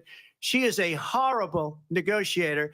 They sent her in to negotiate. As soon as they left, Putin did the invasion. President Trump, thank you. You did bring up something. You said she went to negotiate with Vladimir Putin. Vice President Harris, have you ever met Vladimir Putin? Can you clarify tonight? Yet again, I said it at the beginning of this debate, you're going to hear a bunch of lies coming from this fellow. And that is another one. When I went to meet with President Zelensky, I've now met with him over 5 times. The reality is it has been about standing as America always should, as a leader upholding international rules and norms, as a leader who shows strength, understanding that the alliances we have around the world are dependent on our ability to look out for our friends and not favor our enemies because you adore strongmen instead of caring about democracy. And that is very much what is at stake here. The President of the United States is commander-in-chief. And the American people have a right to rely on a president who understands the significance of America's role and responsibility in terms of ensuring that there is stability and ensuring we stand up for our principles and not sell them for the benefit of personal flattery. We've talked about Ukraine and Vladimir Putin. I do want to talk about Afghanistan. It came up in the first hour of this debate. I want to move on to Afghanistan. Stoltenberg said Trump did the most amazing thing I've ever seen. He got these countries, the 28 countries at the time, to pay up. He said, I've never seen. He's the head of NATO. He said, I've never seen. For years, we were paying almost all of NATO. We were being ripped off by European nations, both on trade and on NATO. I got them to pay up by saying one of the statements you made before, if you don't pay, we're not going to protect you. President Otherwise, Trump. we would have never gotten it. He said it was one of the most incredible jobs that he's ever seen done. Thank you. I want to turn to Afghanistan. It came up in the first hour of the debate, and we witnessed a poignant moment today on Capitol Hill, honoring the soldiers who died in the chaotic withdrawal from Afghanistan. I do want to ask the Vice President, do you believe you bear any responsibility in the way that withdrawal played out? Well, I will tell you, I agreed with President Biden's decision to pull out of Afghanistan. 4 presidents said they would, and Joe Biden did. And as a result, America's taxpayers are not paying the $300 million a day we were paying for that endless war. And as of today, there is not one member of the United States military who is in active duty in a combat zone in any war zone around the world, the first time this century. But let's understand how we got to where Donald Trump, when he was president, negotiated one of the weakest deals you can imagine. He calls himself a deal maker. Even his national security advisor said it was a weak, terrible deal. And here's how it went down. He bypassed the Afghan government. He negotiated directly with a terrorist organization called the Taliban. The negotiation involved the Taliban getting 5,000 Taliban terrorists released. And get this. And the president at the time invited the Taliban to Camp David, a place of storied significance for us as Americans, a place where we honor the importance of American diplomacy, where we invite and receive respected world leaders. And this former president, as president, invited them to Camp David because he does not again appreciate the role and responsibility of the President of the United States to be commander-in-chief with a level of respect. And this gets back to the point of how he has consistently disparaged and demeaned members of our military, fallen soldiers, and the work that we must do to uphold the strength and the respect of the United States of America around the world. Vice President Harris, thank you. President Trump, your response to her saying that you began the negotiations with the Taliban. So if you take a look at that period of time, the Taliban was killing our soldiers, a lot of them, with snipers. And I got involved with the Taliban because the Taliban was doing the killing. That's the fighting force within Afghanistan. They don't bother doing that because, they deal with the wrong people all the time. But I got involved. And Abdul is the head of the Taliban. He is still the head of the Taliban. And I told Abdul, don't do it anymore. You do it anymore, you're going to have problems. And he said, why do you send me a picture of my house? I said, you're going to have to figure that out, Abdul. And for 18 months, we had nobody killed. We did have an agreement negotiated by Mike Pompeo. It was a very good agreement. The reason it was good, we were getting out. We would have been out faster than them, but we wouldn't have lost the soldiers. We wouldn't have left many Americans behind, and we wouldn't have left $85 billion worth of brand new, beautiful military equipment behind. And just to finish, they blew it. The agreement said you have to do this, and they didn't do it. The agreement was terminated by us because they didn't do what they were supposed to do. I want to move on. And these people did the worst withdrawal, and in my opinion, the most embarrassing moment in the history of our country. And by the way, that's why Russia attacked Ukraine, because they saw how incompetent she and her boss are. President Trump, thank you. I want to move on now to race and politics in this country. Mr. President, you recently said of Vice President Harris, quote, I didn't know she was black until a number of years ago when she happened to turn black, and now she wants to be known as black. I want to ask a bigger picture question here tonight. Why do you believe it's appropriate to weigh in on the racial identity of your opponent? I don't, and I don't care. I don't care what she is. I don't care. You make a big deal out of something. I couldn't care less. Whatever she wants to be is okay with me. But those were your words. So I'm asking. I don't know. I mean, all I can say is I read where she was not black, that she put out, and I'll say that. And then I read that she was black, and that's okay. Either one was okay with me. That's up to her. That's up to her. Vice President Harris, your thoughts on this?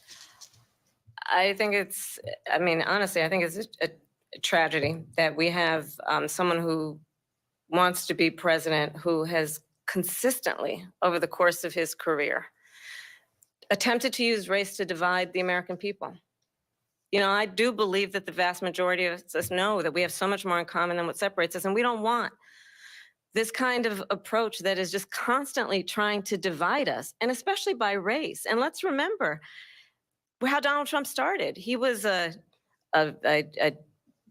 land, he owned buildings. In the race card. Because he refused to rent Pathetic, property to black families. Let's remember, this is the same individual who took out a full-page ad in the New York Times calling for the execution of 5 young Black and Latino boys who were innocent, the Central Park 5. Took out a full-page ad calling for their execution. This is the same individual who spread birther lies about the first Black president of the United States. And I think the American people want better than that, want better than this, want someone who understands, as I do, I travel our country. We see in each other a friend. We see in each other a neighbor. We don't want a leader who is constantly trying to have Americans point their fingers at each other. I meet with people all the time who tell me, can we please just have discourse about how we're going to invest in the aspirations and the ambitions and the dreams of the American people? Let's see. Knowing that regardless of people's color or the language their grandmother speaks, we all have the same dreams and aspirations and want a president who invests in those, not in hate and division. Vice President Harris, thank you. Lindsay? President Trump, this is now your 3rd time. This is the most divisive presidency in the history of our country. There's never been anything like it. They're destroying our country, and they come up with things like what she just said. Going back many, many years, when a lot of people, including Mayor Bloomberg, agreed with me on the Central Park 5, they admitted, they said, they pled guilty. And I said, well, if they pled guilty, they badly hurt a person, killed a person ultimately. And if they pled guilty, then they pled, we're not guilty. But this is a person that has to stretch back years, 40, 50 years ago, because there's nothing now. I built one of the greatest economies in the history of the world, and I'm going to build it again. It's going to be bigger, better, and stronger. But they're destroying our economy. They have no idea what a good economy is. Their oil policies, every single policy. And remember this, she is Biden. You know, she's trying to get away from Biden. I don't know the gentleman, she says. She is Biden.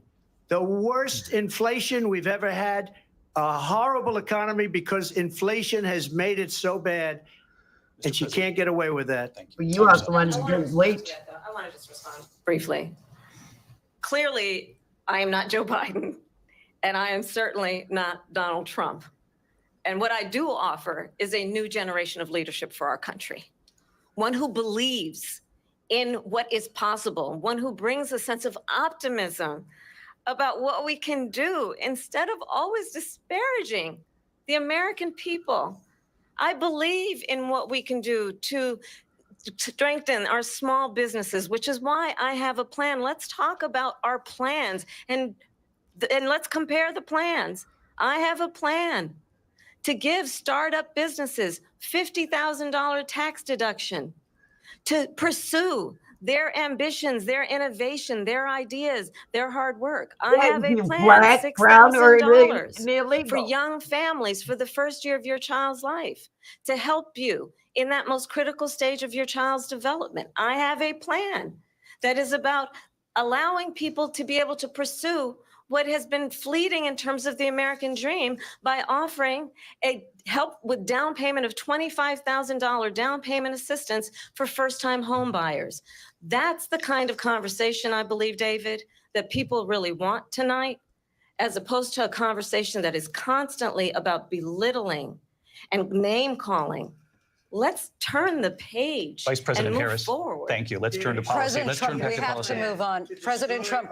Let's turn to policy, She has please. a plan to defund the police. She has a plan to confiscate everybody's gun. President Trump, she we has do a have to plan move to on to not other allow issues. fracking in Pennsylvania or anywhere else. Okay. Thank you, That's Mr. what her President. plan is until just recently. I just need Lindsay, to go ahead. respond No, because Trump, the President former Trump. president has No, said I'm something sorry. twice that I need to No, respond to. I'm sorry. We're I just need gonna move on, respond Vice one President time Harris. to what he has President said Trump, this multiple is times. now your Yes. third time running for president. You have long vowed to repeal and replace the Affordable Care Act, also known as Obamacare. You have failed to accomplish that. You now say you're going to keep Obamacare, quote, unless we can do something much better. Last month, you said, quote, we're working on it. So tonight, 9 years after you first started running, do you have a plan, and can you tell us what it is? Obamacare was lousy health care, always was. It's not very good today. And what I said, that if we come up with something, and we are working on things, we're going to do it and we're going to replace it. But remember this, I inherited Obamacare because Democrats wouldn't change it. They wouldn't vote for it. They were unanimous. They wouldn't vote to change it. If they would have done that, we would have had a much better plan than Obamacare. But the Democrats came up. They wouldn't vote for it. I had a choice to make when I was president. Do I save it and make it as good as it can be, never going to be great, or do I let it rot? And I felt I had an obligation, even though politically it would have been good to just let it rot and let it go away. I decided, and I told my people, the top people, and they're very good people. I have a lot of good people in that administration. We read about the bad ones. We had some real bad ones too, and so do they. They have really bad ones. The difference is they don't get rid of them. But let me just explain. I had a choice to make. Do I save it and make it as good as it can be, or do I let it rot? And I saved it. I did the right thing. But it's still never going to be great, and it's too expensive for people. And what we will do is we're looking at different plans. If we can come up with a plan that's going to cost our people, our population, less money and be better health care than Obamacare, then I would absolutely do it. But until then, I'd run it as good as it can be run. So just a yes or no, you still do not have a plan. I have concepts of a plan. I'm not president right now. But if we come up with something, I would only change it if we come up with something that's better and less expensive. And there are concepts and options we have to do that. And you'll be hearing about it in the not too distant future. Vice President Harris, in 2017, you supported Bernie Sanders' proposal to do away with private insurance and create a government-run healthcare system. 2 years later, you proposed a plan that included a private insurance option. What is your plan today? Well, first of all, I absolutely support, and over the last 4 years as vice president, private healthcare options. But what we need to do is maintain and grow the Affordable Care Act. But I'll get to that, Lindsay. I just need to respond to a previous point that the former president has made. I've made very clear my position on fracking. And then this business about taking everyone's guns away. Tim Walz and I are both gun owners. We're not taking anybody's guns away. So stop with the continuous lying about this stuff. You said it. As it relates to the Affordable Care Act, understand, just look at the history to know where people stand.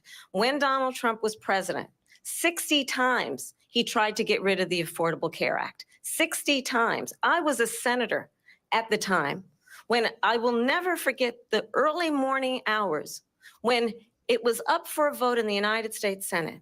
And the late, great John McCain, who you have disparaged as being, you don't like him, you said at the time, because he got caught. He was an American hero. The late, great John McCain, I will never forget that night, walked onto the Senate floor and said, no, you don't. No, you don't. No, you don't get rid of the Affordable Care Act. You have no plan. And what the Affordable Care Act has done is eliminate the ability of insurance companies to deny people with pre-existing conditions. I don't have to tell the people watching tonight, you remember what that was like? Remember when an insurance company could deny if a child had asthma, if someone was a breast cancer survivor, if a grandparent had diabetes? And thankfully, as I've been vice president and we over the last 4 years have strengthened the Affordable Care Act, we have allowed for the first time Medicare to negotiate drug prices on behalf of you, the American people. Donald Trump said he was going to allow Medicare to negotiate drug prices. He never did. We did. And now we have capped the cost of insulin at $35 a month. Since I've been vice president, we have capped the cost of prescription medication for seniors at $2,000 a year. And when I am president, we will do that for all people, understanding that the value I bring to this is that access to health care should be a right and not just a privilege of those who can afford it. And the plan has to be to strengthen the Affordable Care Act, not get rid of it. Vice Past his President prologue Harris, thank in terms you. of where Donald Trump stands on that. I want to move to an issue that's important for a She lot made of a mistake. At number one, John McCain fought Obamacare for 10 years. But it wasn't only him. It were all of the Democrats that kept it going. And you know what? We can do much better than Obamacare, much less money. But she won't improve private insurance for people, private medical insurance. That's another thing she doesn't want to get. President People Trump- are paying privately for insurance that have worked hard and made money, and they want to have private. She wants everybody to be on government insurance where you wait 6 months for an operation that you need immediately. President Trump, thank you. We have another issue that we'd like to get to that's important for a number of Americans, in particular younger voters, and that's climate change. President Trump, with regard to the environment, you say that we have to have clean air and clean water. Vice President Harris, you call climate change an existential threat. The question to you both tonight is, what would you do to fight climate change? And Vice President Harris, we'll start with you. 1 minute for you each. Well, the former president had said that climate change is a hoax. And what we know is that it is very real. You ask anyone who lives in a state who has experienced these extreme weather occurrences, who now is either being denied home insurance or it's being jacked up. You ask anybody who has been the victim of what that means in terms of losing their home, having nowhere to go. We know that we can actually deal with this issue. The young people of America care deeply about this issue. And I am proud that as vice president over the last 4 years, we have invested $1 trillion in a clean energy economy, while we have also increased domestic gas production to historic levels. We have created over 800,000 new manufacturing jobs while I have been vice president. We have invested in clean energy to the point that we are opening up factories around the world. Donald Trump said he was going to create manufacturing jobs. He lost manufacturing jobs.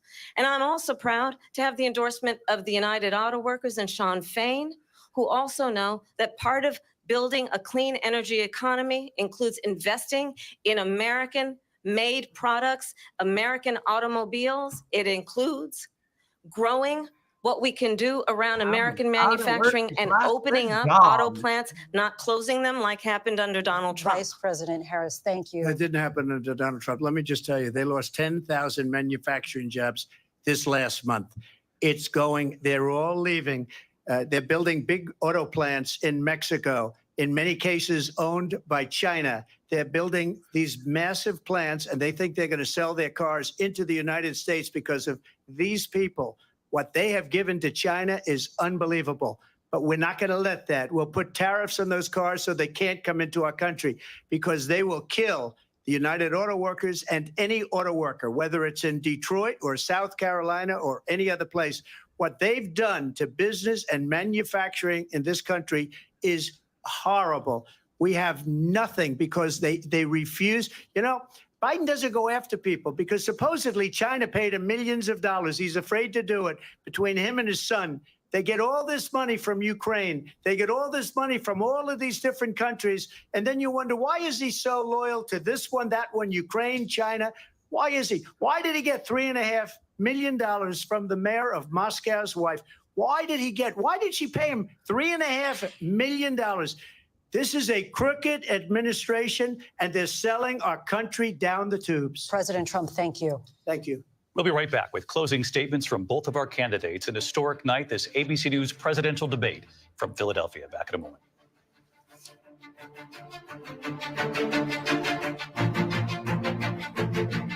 The ABC News presidential debate will continue after this.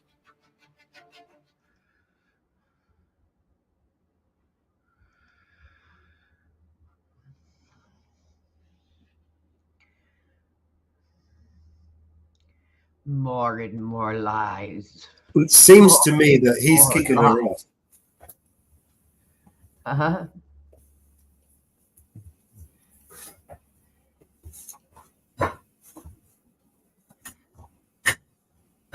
Wow, we ought to go outside and watch. They're making arrests outside.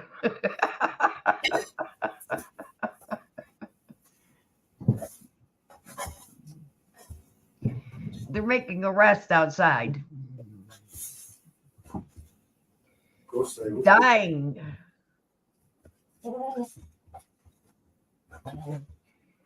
They're making arrests outside. Dying. They're rioting outside. Dying. Dang.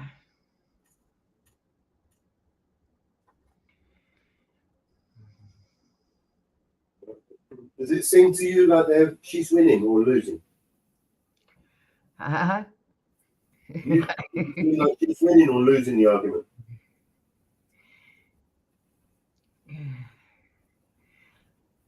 I would say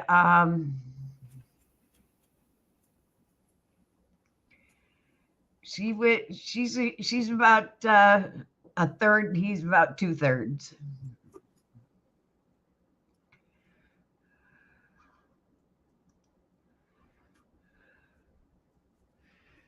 Dying. It's pure chaos outside.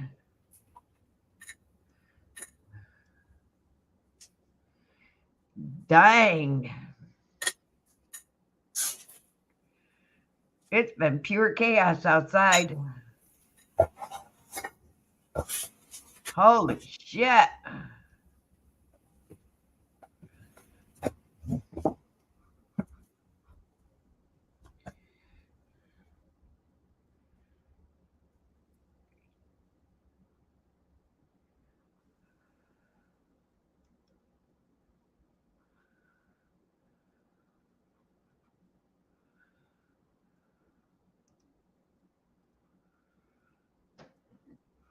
I'm trying to find somebody outside.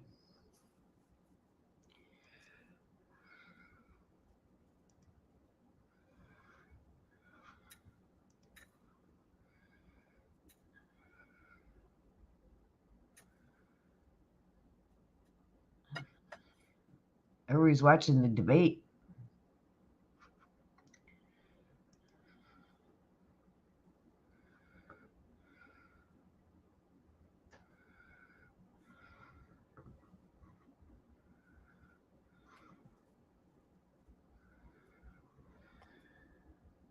Oh.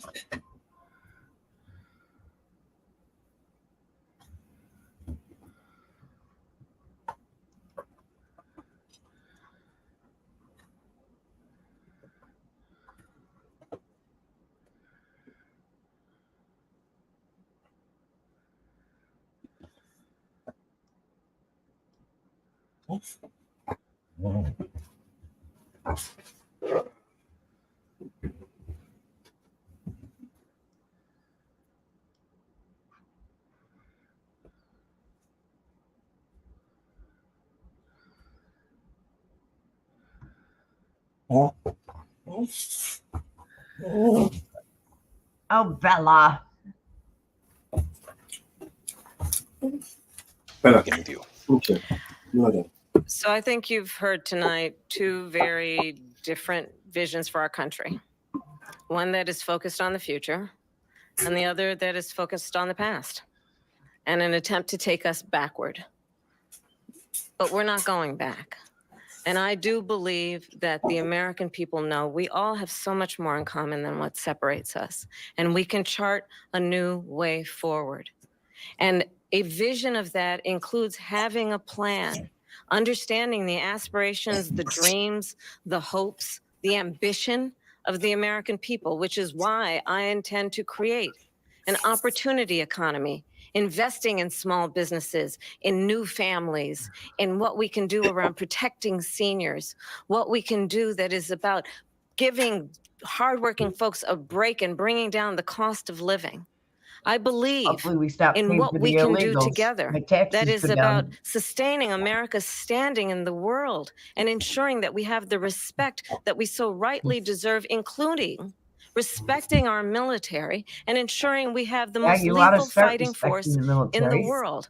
I will be a president that will protect our fundamental rights and freedoms, including the right of a woman to make decisions about her own body and not have her government tell her what to do. Yeah, keep it out I'll of tell Roe you, v. I Wade. started my career as a prosecutor. I was a DA, I was an attorney general, a United States senator, and now vice president. I've only had one client, the people. And I'll tell you, as a prosecutor, I never asked a victim or a witness, are you a Republican or a Democrat? The only thing I ever asked them, are you okay? No. And that's you the didn't. kind of president we need right now. Someone who cares about you and is not putting themselves first.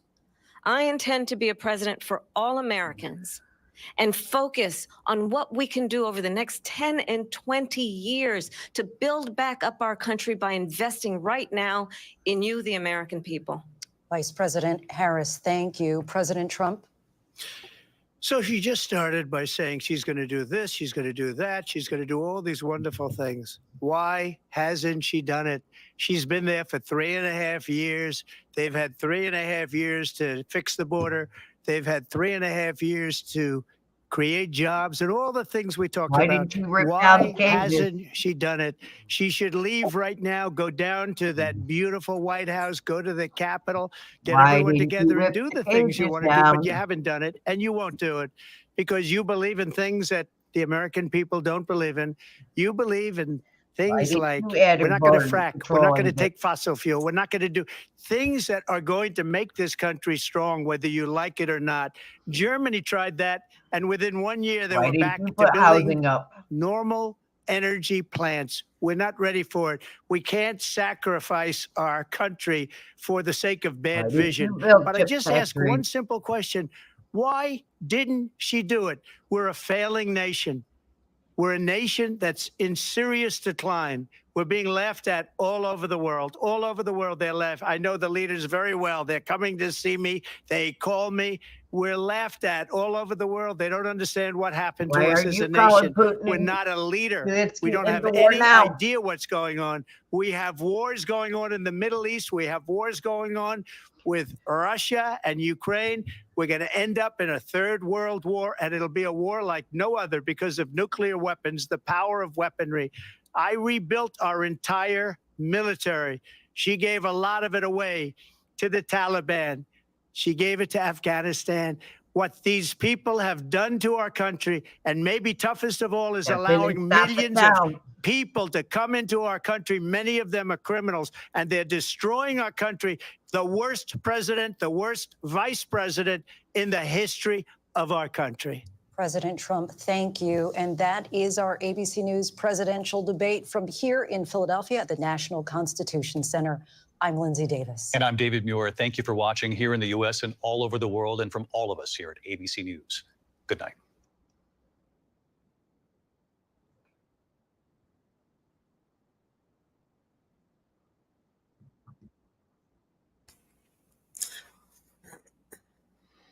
Here we go.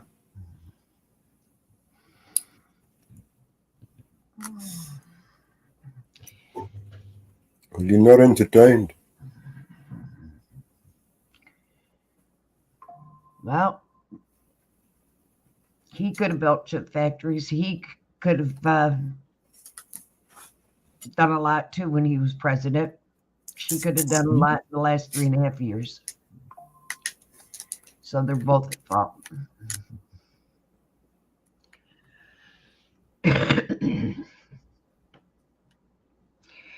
He had such a big, good crew, then why didn't he do something about the Obamacare? So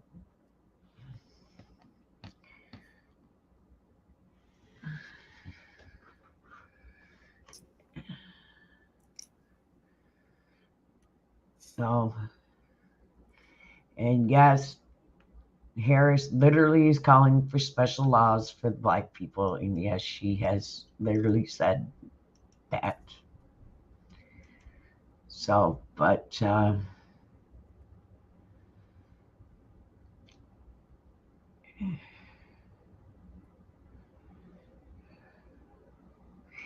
And do I think he has literally gotten more hostile since leaving office? Yes.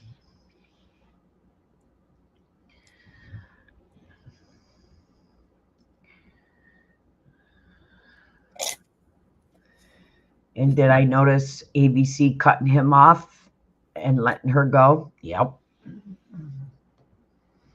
I did notice that. ABC was cutting him off. And that was a key thing. Did you notice she never answered him, where is our president?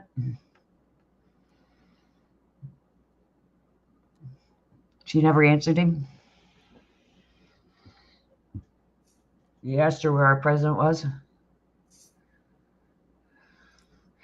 And she never, ever answered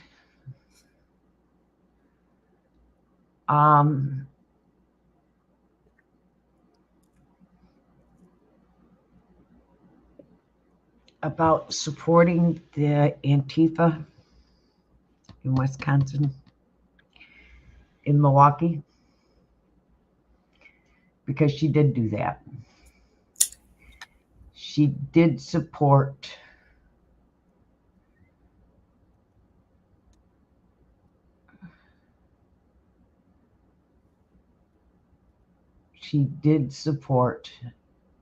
the Antifa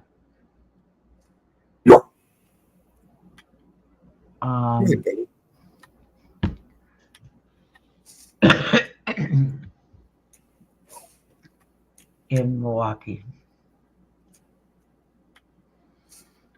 She did do that.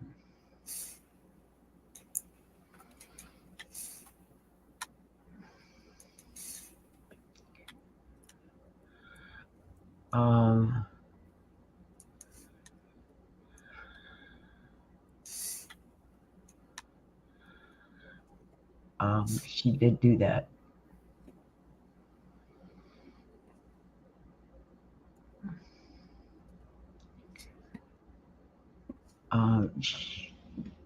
She did fund that. So that I remember that very clearly.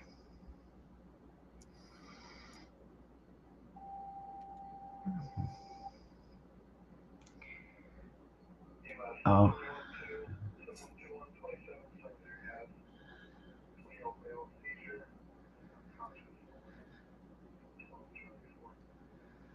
So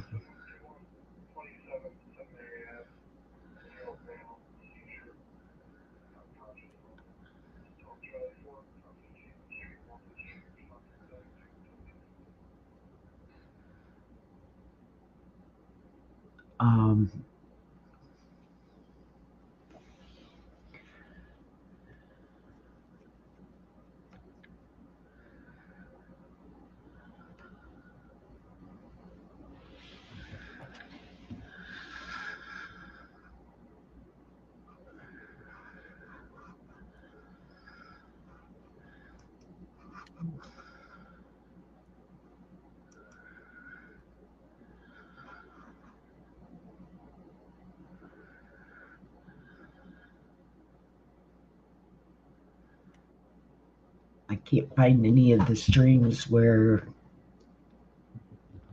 what is happening outside.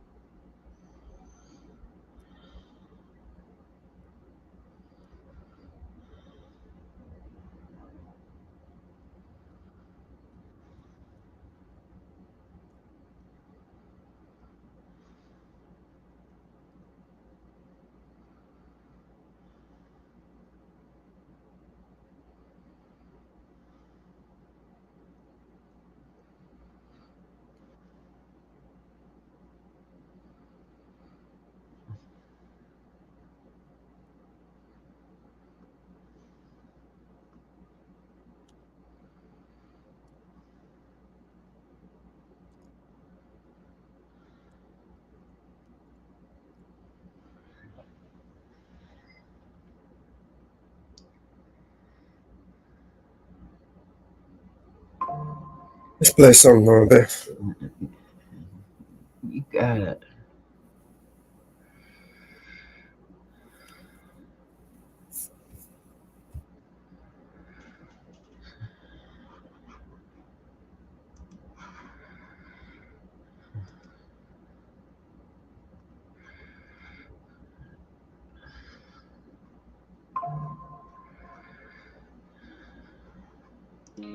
We need this. Yeah, it's morning time, but the vibe's kinda bleak. Rolled out of bed for that wake and bake technique. But when I check my stash, yo, it almost made me weep. Just a little bit left, ain't enough to get me deep. I hit up my phone to find some relief. Calling all around, feeling like a straight up thief. First Northwoods, the mountain girl in the zone. What fucking will? But everybody's busy, so I'm feeling all alone. Woke up high on B&C vibes, low on THC. Only got a little bit of weed, that's my plea. Making calls around, yeah, like a mad decree. My guy Mellow, yo, you gotta come and rescue me. But the light's dead, feels like a catastrophe. Please don't be a scam, he's questioning my identity. I'm like, no, it's me, I swear, no scam, steady. But the silence speaks, Mellow hung up already. I'm yelling, hello, hello, why you leave me on red? I'm just here stressing, need some green for my head. Who's out there? Can you hear my plea? Need a hero now, with a little bit of weed. Now it's chaos, feeling like the end of days. No callbacks, caught in this forsaken maze. Shout out to the void, hoping it ain't just a phase. Got a little weed, need more, my continuous craze. Northwood said that's right, but Mellow didn't see. Caught in this suspicion, thinking it's a trickery. Now I'm all out here, voice on higher decree. Shouting please, just someone come and help me. Man, it's just a wake and bake. What's it got to be hard? Trying to catch a break. Feeling like I'm scarred from the bottom of my heart. Echoing through my yard. Whoa, fucking whoa. I only need a little more. Don't let life be bought. Up high on low, why you leave me on red? I'm just here stressing. Need some green for my head. Who's out there? Can you hear my plea? Need a hero now, with a little bit of weed. I'm yelling hello, hello, hello. Why you leave me on red? I'm just here stressing, need some green for my head. Who's out there?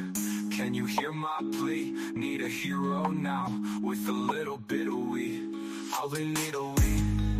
Don't let life be barred. A little bit of weed. Don't let life be barred. A little bit of weed.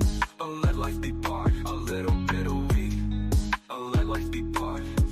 Yeah, it's morning time, but the vibe's kinda bleak. Rolled out of bed for that wake and bake technique. But when I check my stash, yo, it almost made me weep. Just a little bit left, ain't enough to get me deep.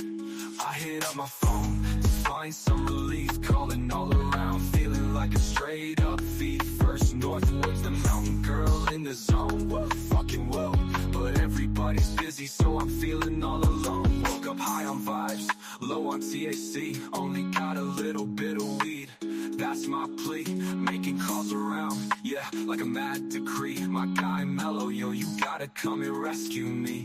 But the line's dead, feels like a catastrophe. Please don't be a scam, he's questioning my identity. I'm like, no, it's me, I swear, no scam, steady. But the silence speaks, Mellow hung up already. I'm yelling, hello, hello, why you leave me on red? I'm just here stressing, need some green for my head. Who's out there? Can you hear my plea? Need a hero now, with a little bit of weed. A little bit of weed. A little bit of weed. A little bit of weed. Please can someone give me some fucking weed? A little bit of weed. A little bit of weed. Please can someone give me some fucking weed?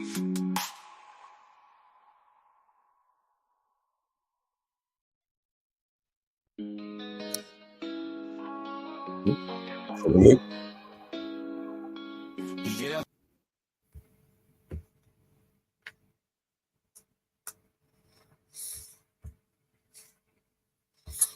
All right. How about we go Long Island Audit?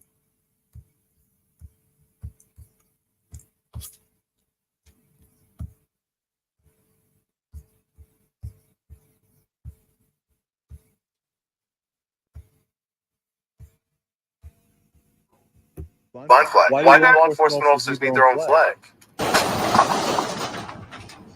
Wrong way. Now you won't be ready for an emergency. Oh, I can record. No, I can.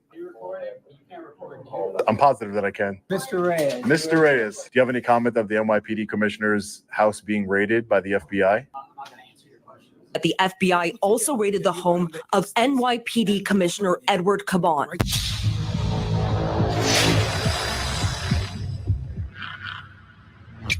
Hey, what's up, guys? Long Island Audit here, back again with another video. Today, we're at the NYPD's 13th precinct here in New York City. We are here today, as always, to peacefully exercise our First Amendment right to film in public and publicly accessible areas, to promote transparency and accountability within our government, and to ensure that our public servants recognize our rights and treat us with respect. Breaking news, the NYPD commissioner's house was raided. They executed a search warrant, the FBI. So we're going to ask questions about that. Some stop and frisk questions, because I've seen anecdotal evidence of that continuing to happen here in New York City. But let's take a look around the station first.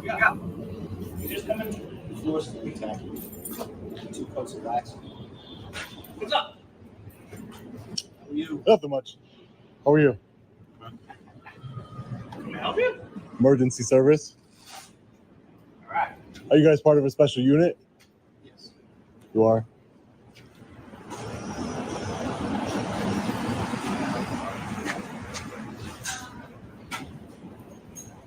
So this is the emergency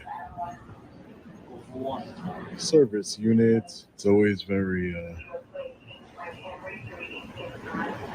ironic how the NYPD is. You visiting?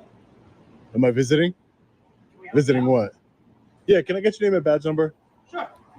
EO Pastor 23128. Okay, thank you. Appreciate it. Your name and badge number, sir? Yes, Coach 5029. Thank you. Appreciate Can I it. ask you, do you need help with something? No, I said no the first time you asked me. I know, but you're just standing here recording inside a police facility, so I'm asking if you need help with something, so I don't want to come across as rude. Oh, no, the first time was good enough, sir. Okay. That's good. The first time Do asking you was have good any enough. questions about the use or anything? No, I was just taking a look. Fan, or- I was just taking a look around. I wouldn't say I'm a fan. Why do you have a blue? Yeah, I have a question. Why do you have a thin blue line flag? Because it was given to us. It was given to you? Yeah. Do you like this? If you have something you'd like to contribute to the truck, we're gonna put it up too. Oh, no, I'm okay. Thank you. No, just taking some pictures of video. I'm just, the thin blue line flag. Why not just an American flag? We have those too. Look, there's American flag there. Right. Right there. But why right do there. law enforcement officers need their own flag? That's something you'd have to take up with a lot of other people. Oh, okay. Just because it seems like we're like kind of like divided. It's like you're under one flag, we the people are under another flag. You don't see that as a problem? We the people are under another flag. Yeah, we're under the actual flag. Okay. And that flag is not the flag. Listen, unfortunately, I have to go upstairs and. Yeah, no problem. Go ahead. Yeah. I didn't want to bother you. rude. You came up. No, you came up to me. It's fine. You started asking me questions. That's okay. That's If you need fine. anything else to say, you let us know. All right, will do, officer. Thank you. Appreciate it.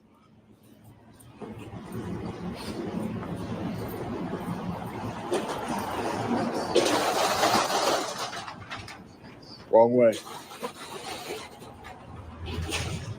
So these are their lockers here with all the Take care, guys. Now you won't be ready for an emergency. Now let's go inside the precinct. All right, so we're just getting inside the facility here.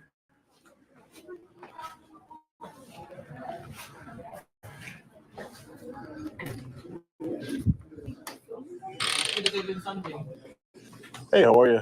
Hello. I'm doing well. I don't need any help at the moment, but thank you. I appreciate it. Thank you.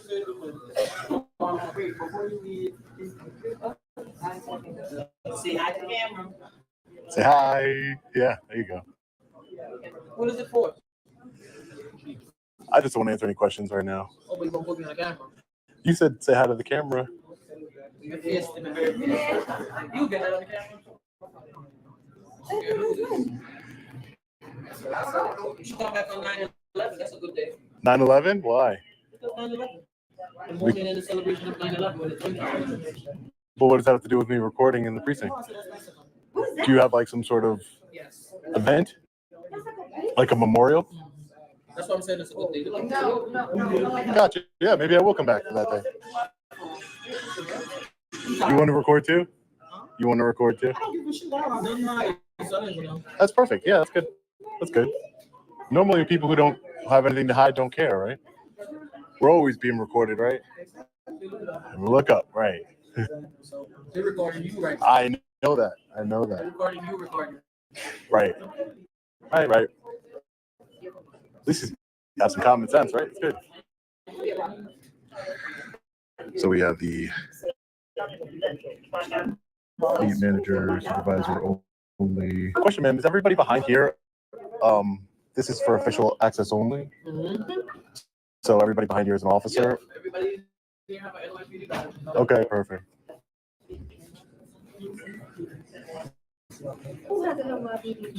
You don't have one?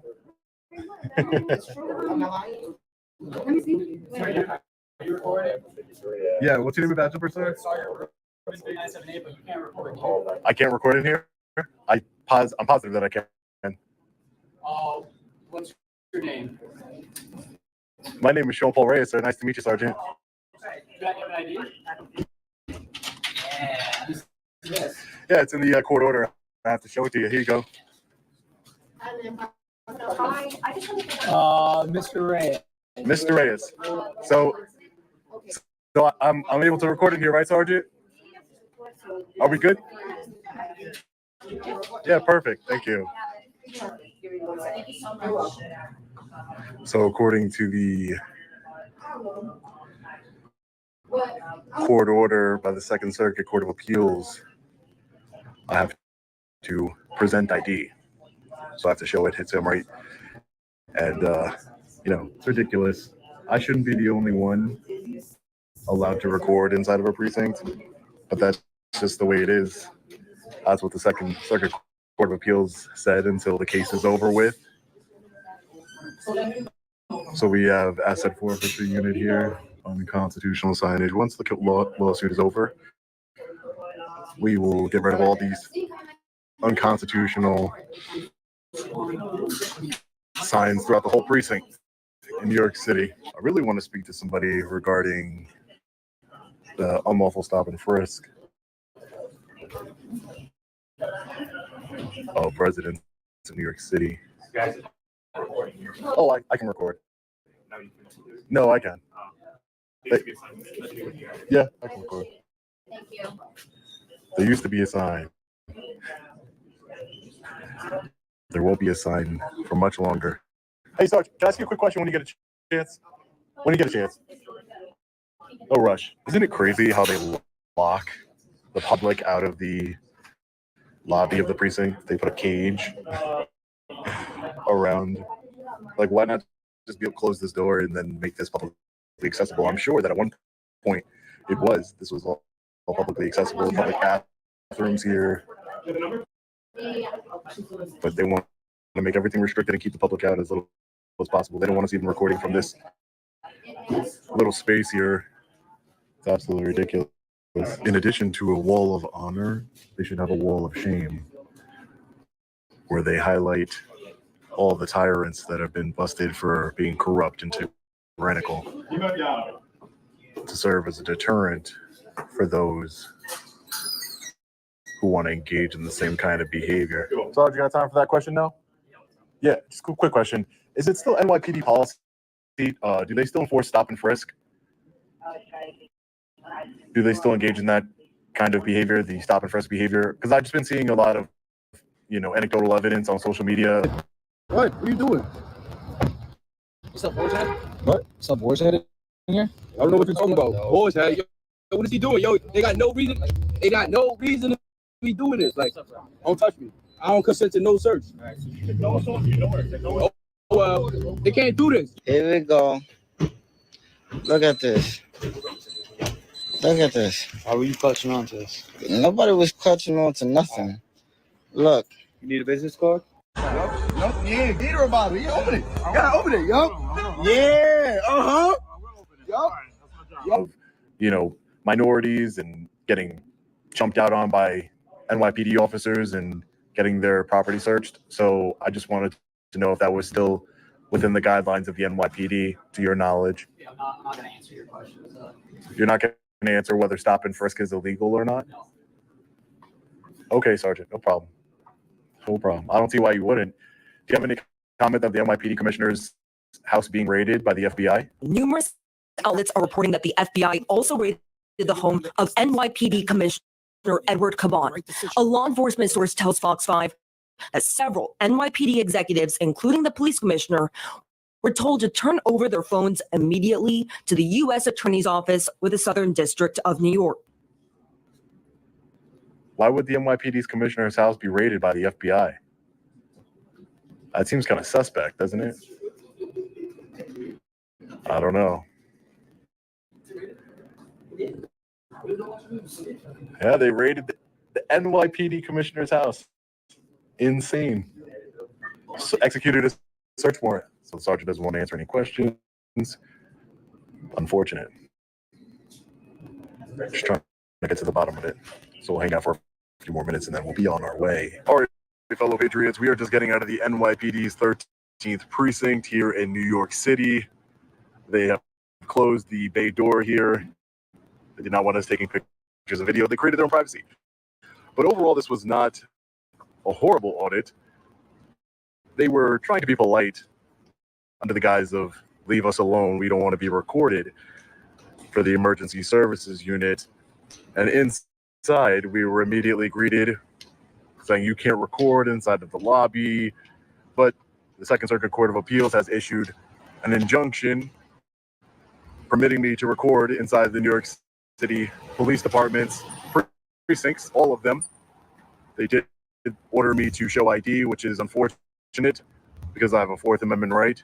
It should have been for everyone, and at first it was, but the lawyers for New York City fought, and they limited the injunction just to me. But when we win that lawsuit, it will be for everybody, not just me. So stay tuned for that. I'm confident that we are going to win. We are on the right side of the law, on the Constitution, as well as New York State law and New York City law. We have a right to film law enforcement in the course of their duty. Doesn't matter whether it's in a precinct or on the sidewalk. We have the right to film law enforcement. So we feel confident we're going to win that.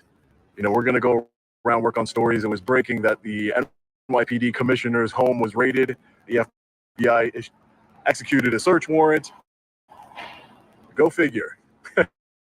And some of the Mayor Adams' top aides were also raided and search warrants were executed. Can you imagine the largest police department in the United States, their leader, his home was raided?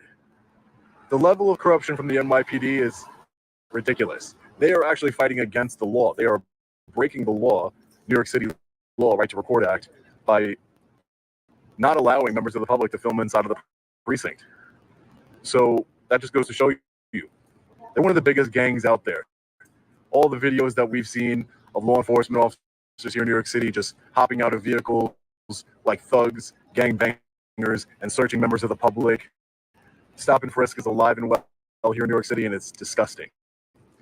But we're going to keep on investigating them, keep on asking questions, and then we'll be getting on our way. Let me know what you think in the comment section below. As always, stay safe, God bless. I'll see you in the next video. Long Island Audit.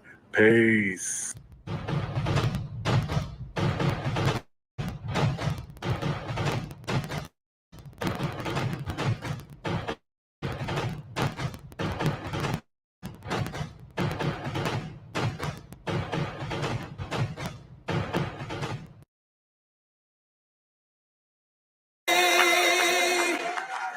Thank you very much. Wow. Thank you. Well, I want to thank you very much, and it's an honor to be and sit down, please. Go ahead.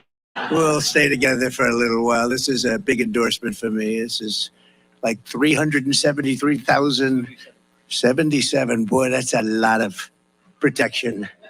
That's big protection, and we appreciate it very much. It's an honor. I'm thrilled to be back with the incredible heroes and patriots of the Fraternal Order of Police, an incredible group, and a group that's highly respected all over the country. You don't hear it, but I will tell you, it's true. To all of the law enforcement men and women here today. I respect you so much. I admire you. And as your president, I will always back the blue as I did. I backed the blue more than any other person.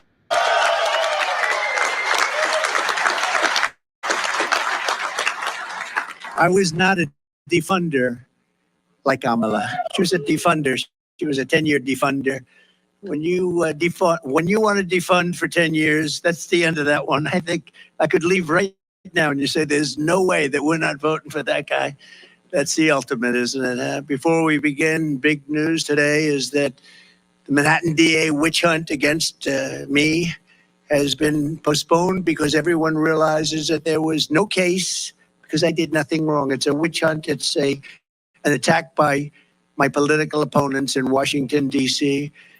And Comrade Kamala Harris and radical left opponents for purposes of election interference. That's all that was. And it's a case that should have never been brought, but nothing like that has ever really happened in the United States that we know of, at least.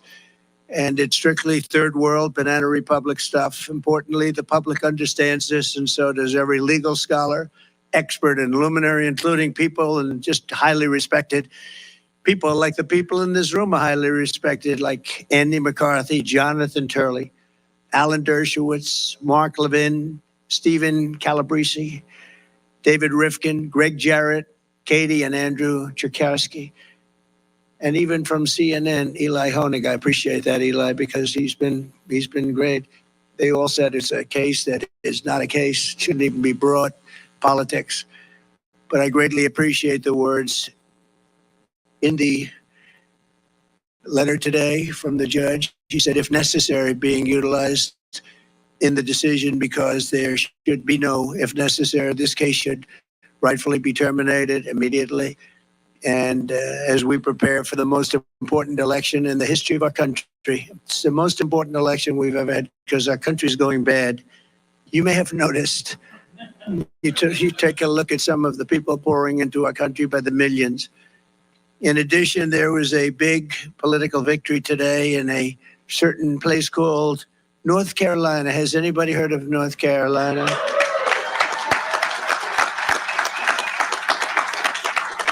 I even have a grandchild, very beautiful grandchild named Carolina. And Laura's here today. Where's Laura? Where are you? Right there. Right there. Carolina is a beauty. She's a beautiful, and Eric came. He doesn't come too often for this, you know. He'd rather do his own speeches. People would rather hear him. So it's a great couple. Beautiful children, great couple.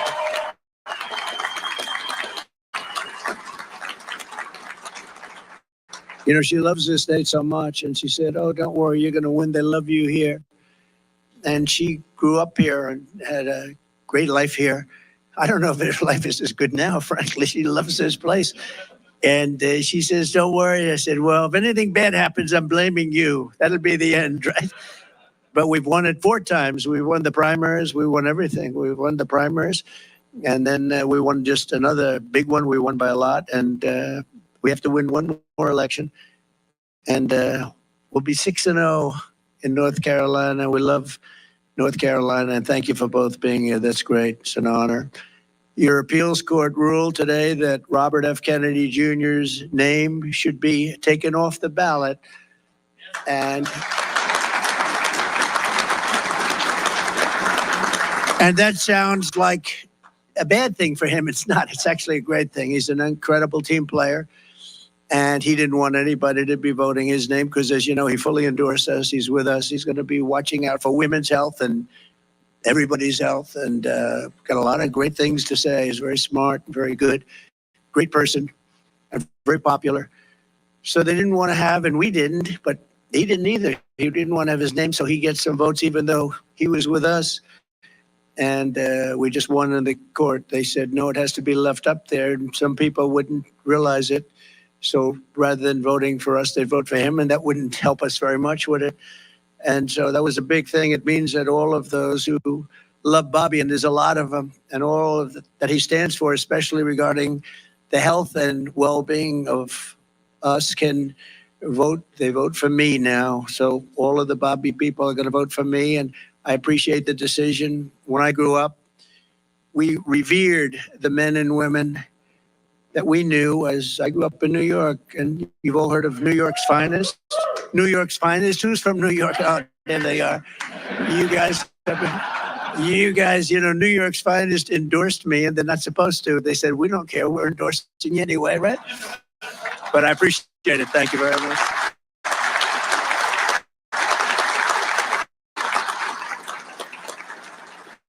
I think we've been endorsed by every police group or slightly related. Even if they're slightly related, we've gotten every one of them, and I appreciate it. Just nobody we can respect more. But we also, when we look around and we see, because I consider you in this room to be America's finest, you're all over the country, all over from the country, all over the place. And we really appreciate you being here. Got to meet a lot of you backstage. Just amazing people. All you want to do is see our country be safe and prosperous, and we want to love our country, and we want to have reason to love it. The people of this country know it. We know all about you and the great job that you do, and the people of this country respect you greatly for it. So I just want to thank you on behalf of everybody, because I see it. I'm all over, and this is a group that's respected like never before, and it's probably, unfortunately, we were talking a little while ago, and it's probably also a profession that's under more danger and threat than ever before, which we hate to see. I visit a lot of families of police officers who are no longer with us, and we have to give back the power and respect that they deserve more than anybody, and we're going to do that. You're going to solve the problem. We have crime-ridden cities like we've never seen before. We've never seen anything like it, and you can do it.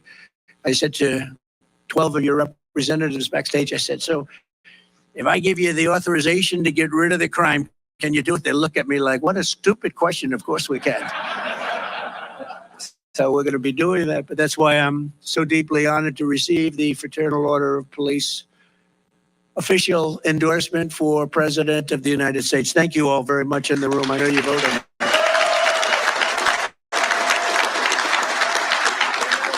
Thank you very much.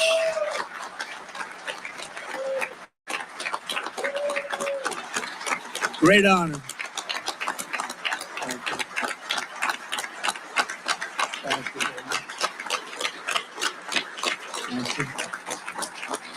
Thank you very much. Thank you, Patrick. I want to thank Patrick and every officer here this afternoon. It's really something I will not forget. 373,000. And, Patrick just corrected the teleprompter. How did you add the other 4,000 people?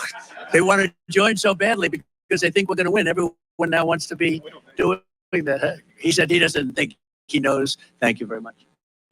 So to think that numbers like that, I mean, that's a big group. That's the largest group in the country by far, I guess, right?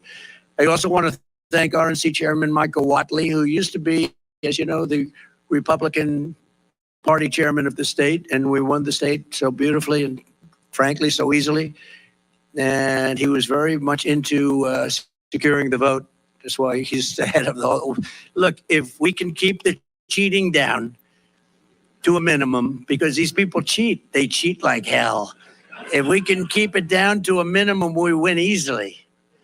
If we had, let's say, a beautiful vote counter, an honest person comes down from on high to count the votes, we win. I could stop campaigning. I could tell Michael and Laura, I don't have to come anywhere anymore. I'm just going to relax but we have to win, we too big to rig is the statement we use. But Michael and Laura, who's the co-chair, have been working really hard. So thank you, Laura, very much. We appreciate it. Very much appreciate it. As we gather today, American cities, suburbs, and towns are totally under siege. Kamala Harris and the communist left have unleashed a brutal plague of bloodshed, crime, chaos, misery, and death upon our land. Other than that, they're doing actually quite well. Thank you. Just yesterday, 3 police officers were shot in Milwaukee, very tragically. 31 people were shot and 5 were killed in Chicago over Labor Day weekend. Can you imagine that? It's worse than in Afghanistan. We hear about Afghanistan and all these places. They don't compare with numbers like this. Baltimore is now facing the single most deadly drug crisis of any city in American history, and the number of homeless people on the streets of New York has just reached a 20-year high, and it's going a lot higher than that. Hundreds of thousands of illegal aliens. You know, you can't, according to look at all that fake news back there, but you can't. They don't like illegal migrant. They don't like illegal alien. They don't like anything. They want you to call them citizens, future citizens. You ever hear that one? Future citizens of our country. That's what they want to hear, but I don't think this room's inclined to do that. In city after city, the law-abiding citizen is forced to live in fear and danger and in filth. Mothers can't take their kids to the park. Graffiti is everywhere. The innocent are victimized in random attacks. Very brutal attacks and slayings are absolutely commonplace. Mobs of criminals walk into stores and clean out thousands of dollars in merchandise with absolutely no fear of punishment because you're not allowed to do your jobs. You can't even go to a pharmacy without everything being locked behind glass. The new thing in New York, you go to a pharmacy to buy aspirin, to buy a toothbrush, and it takes you 45 minutes to get a clerk to open up the glass because people are walking in just taking as much as they want. I don't know if you know that in San Francisco, which this woman, our opponent, I would say our opponent, I think, anybody in favor of her in this room, by the way? Let me just... Okay, then I can safely say our opponent. But she destroyed San Francisco, but she came up with a great idea. You can steal as much as you want, up to $950, and nothing happens to you. After that, nothing happens to you also, if you want to really, when you think of it, really nothing happens to you no matter what the hell you do. Unless you happen to be running for office and you accuse the election of being fraudulent, then a lot of things happen, okay? But other than that, nothing happens. Think of that, 950. So guys are walking in with calculators. You have criminals walking in, they're adding it up because they know if they stay below 950, can you believe it? 950 is like a lot of money, isn't it? Under the Harris regime, 99% of law-abiding citizens suffer while criminals run free, and our country is plagued into literally third world conditions. In many ways, we're a third world country, but we're going to clean that up real fast. I'm here today to declare that we do not have to live this way. And when I'm president of the United States, we are not going to take it anymore. We're not going to take it anymore.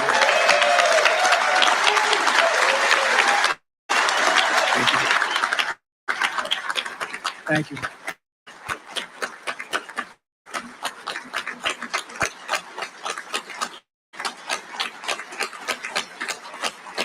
Thank you very much. And frankly, no country can sustain what we're going through with 21 million people allowed to come in from places that we don't want to talk about, but we will.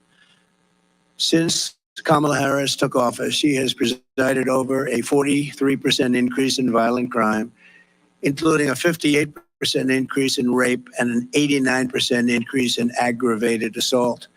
And under Comrade Kamala, assaults on police officers are up a minimum of 32%, and many of them are not reported. And if they are reported, they're not taken down.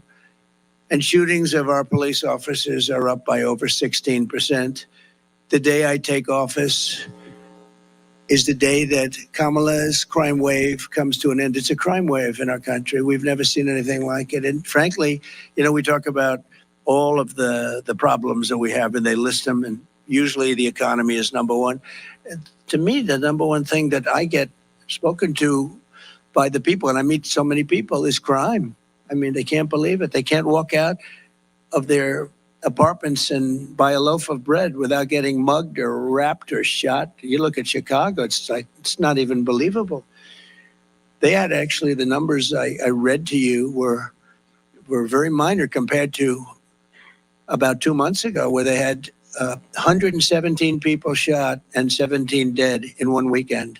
Think of it, 117 people were shot and 17 died. And the fake news doesn't talk about it very much. But we take back our country, and we will take back our country very soon for the law-abiding citizens of America, because this is about the law-abiding citizens, not the criminals. They're protecting the criminals and not protecting the law-abiding citizens. We can't let that happen. With your help, we will restore public safety to our streets. We will bring back law and order to our nation, and we will give the heroes in blue the power to legally protect us and the respect that you deserve more than any other group of people. What you have to go through, and then you don't get the backup at all. You're going to have the backup like you never had it before. Well, you had it 4 years ago, but even more so now because they've let it get so out of control. I mean, the only thing good about this period of time, we did great in 2016. We did much better in 2020. I hate to tell you, we did much better. Got millions more votes. I was told if you got the same number of votes, you can't lose. We got millions more votes than we got in 2016. And in 2020, with all of that, the only thing good about it is that we see how badly things are. I think the reason the spirit is more now than 2020 or 2016 is because they saw how bad it was. It's been so bad. And we're able to do things, and you can be stronger and tougher and get your job done because they can't, even radical left people, or at least people that are leaning left, will understand that we have to clean up our crime. You can't have a country like this. There's no country like this, no country. And we're a laughing stock all over the world. Over the past 4 years, Kamala Harris and the Radical Democrat Party have led a war on law enforcement in America. They're against you so strongly. As a result, families that do everything right and carry this country on their shoulders have watched helplessly as their communities dissolved all around them.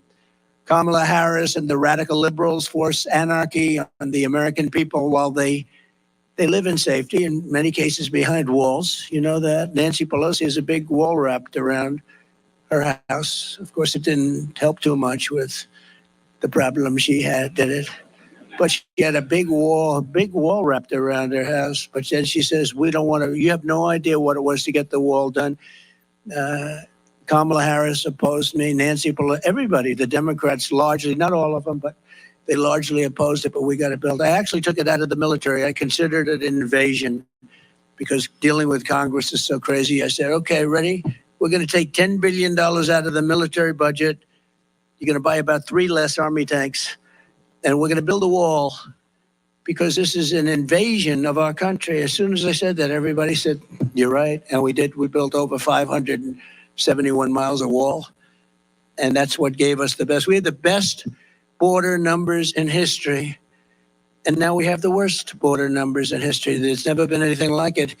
And I pulled down a chart, if you remember, about 2.5 months ago on my right. I said, I'm so proud of that chart. Now I love it more than almost anything in the world. I love it more than I even love the police. Can you believe it? No, I pulled down a chart. I always look to my left, always. And I seldom use it. I use it maybe 20% of the time for speeches. But it's always on my left. It's always at the end of the speech. And this time at the beginning of the speech, I said, pull down that chart. And if I didn't turn, I wouldn't be speaking with you today. So I love that chart. That chart is beautiful. I love that chart. I pulled it down. I said, boy, that is one beautiful. That's one beautiful, the yellow and the blue and the red, right? Anyway, but what that chart showed and shows is the numbers. You see, it went way down to almost nothing. And that was my final week in office. And then it went like a rocket ship right through the sky. We've never had anything like it. No country has ever had anything like it. Wealthy liberals destroy cities with defund the police. And there's still that movement that you just can't shake it. And sanctuary for illegals while they move further into gated compounds. They set loose violent repeat offenders with no bail while Marxist prosecutors harass and threaten police officers who protect the hardworking citizens. They don't want you to protect the people. It's hard to believe, actually. You know, sometimes you say these things and as you're saying them, you're saying, is that right? But that's right. It's, it's pretty hard to believe. Like, why would anybody say we don't want to have a border? Why would anybody say the whole world can empty out into our country, even though it's not sustainable? Why would anybody say something sort of simple like, we want men to play in women's sports? Why do they want to say we want men to play in women's sports? Why was that? Did you see the Olympics where they had two transitioned fighters? They transitioned. This is the proper way of saying it. I say that just in case I don't want to get myself in trouble with the media, the fake news. And they had two fighters. And you see the one young lady, beautiful young lady, and she was a fighter from Italy. And she fought a transitioned person who gave her just, boom, a left jab. Now, jab, for those that don't know, fight, that's just sort of, keep it going before you give it. Boom, she backed up. Whoa. Then he did another jab and she quit. She said, I've never been hit like that in my life, right? She quit. Anyway, he went on to win the gold medal easily. And the other one went on to win the gold medal easily. But you have to see the weightlifting stats, where an eighth of an ounce is added on. And for 18 years, they had a record that some guy comes along, some transition person. Have you lifted before? No, I haven't, not much. Oh, good. Well, good luck. Let's see. Bing. It's crazy. These people are crazy. And it's so demeaning to women. Someday, these women are great athletes. The whole thing is crazy. But I know you love it, right? This man on my right, he must love that. As he sees, he's seething. I just watch him watching. He's seething as he watches this stuff, right? He's actually looking and he can't even believe it, right? He can't even believe it. Anyway, but as president, I will break the grip of the Marxists on our justice system, and I will end Kamala's war. And it's her and a group of people. But it's a war on police, and together we will launch a war on violent crime in America. We have to. We are a laughing stock all over the world.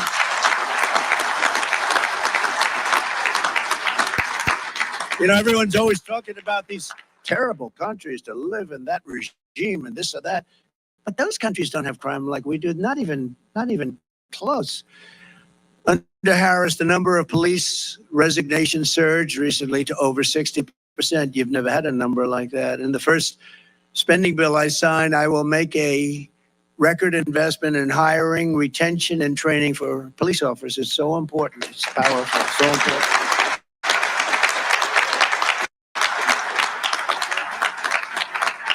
And you remember when I was president, I gave you billions of dollars worth of military equipment that was unused. It was in the storage rooms. We talked about it. It was in the storage rooms. We talked about it. Remember that a few years ago? And I made it available to the police. I took such heat. They said, it looks too powerful. It looks police-like. I said, isn't that a good thing? That's a good thing. But I gave you billions of dollars. It was sitting there drawing dust. Billions and billions. It had storage houses all over the country, big storage houses of trucks, and a lot of it was defensive material too, and defensive Jeeps with armor plates all over them, and a lot of great stuff. And I gave it all out to the police. Took a lot of heat. I thought it would be a popular thing. It was with the police, but the crazies out there, they thought it was just a terrible thing. They thought it looked too powerful, and you got it. And we saved a lot of lives with that equipment, right? We saved a lot of lives, and we saved a lot of rent. We also saved a lot of rent that we didn't have to pay to all these storage places all over the country. We're going to get you pay raises and reinforcements. We're going to get you reinforcements because you need them. And Harris repeatedly sponsored legislation to strip police officers' immunity. It's interesting when you say the word Harris, nobody knows who the hell I'm talking about. Harris. They say, who is Harris? If you say to a person, what's our vice president's name? They don't know. Now, Kamala is an unusual name, but at least you know who we're talking about. When I say Harris, nobody knows who the hell I'm talking about. They say, who is that? So maybe we'll refer to him more as Kamala.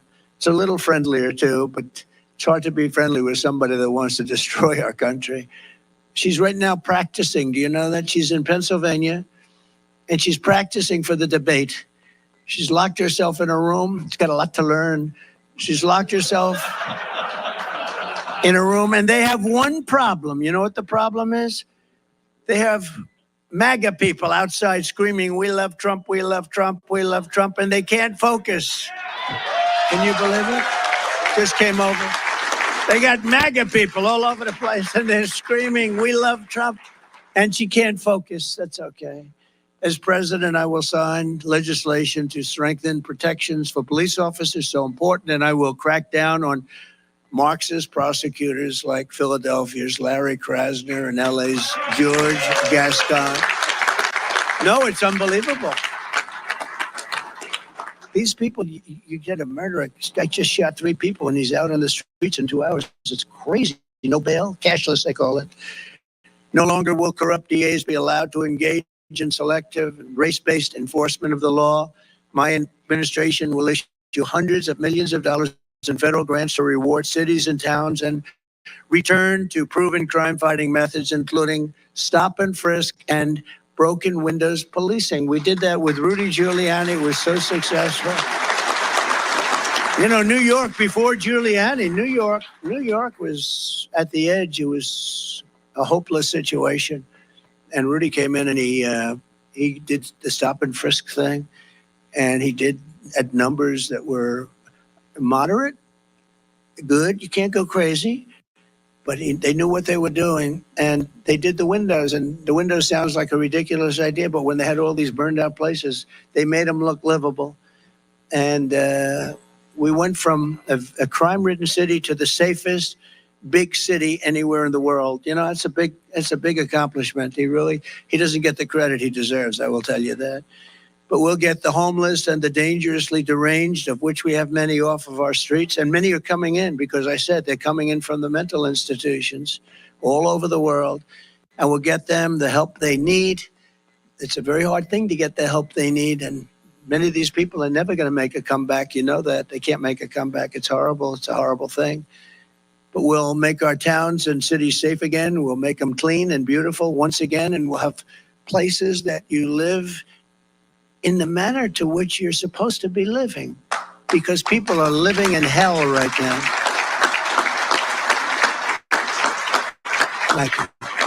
And working with local law enforcement, we will launch a federal task force to dismantle the gangs, the street crews, and the criminal networks that are ravaging our towns.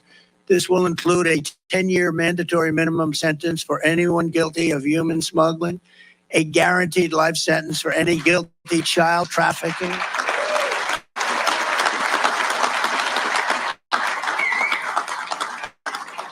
and the death penalty for drug dealers and anyone guilty of child or woman sex trafficking, which they are doing at numbers which are massive. And we're also calling for a strong death penalty for anyone who kills a police officer. Right? Get that done. We'll get that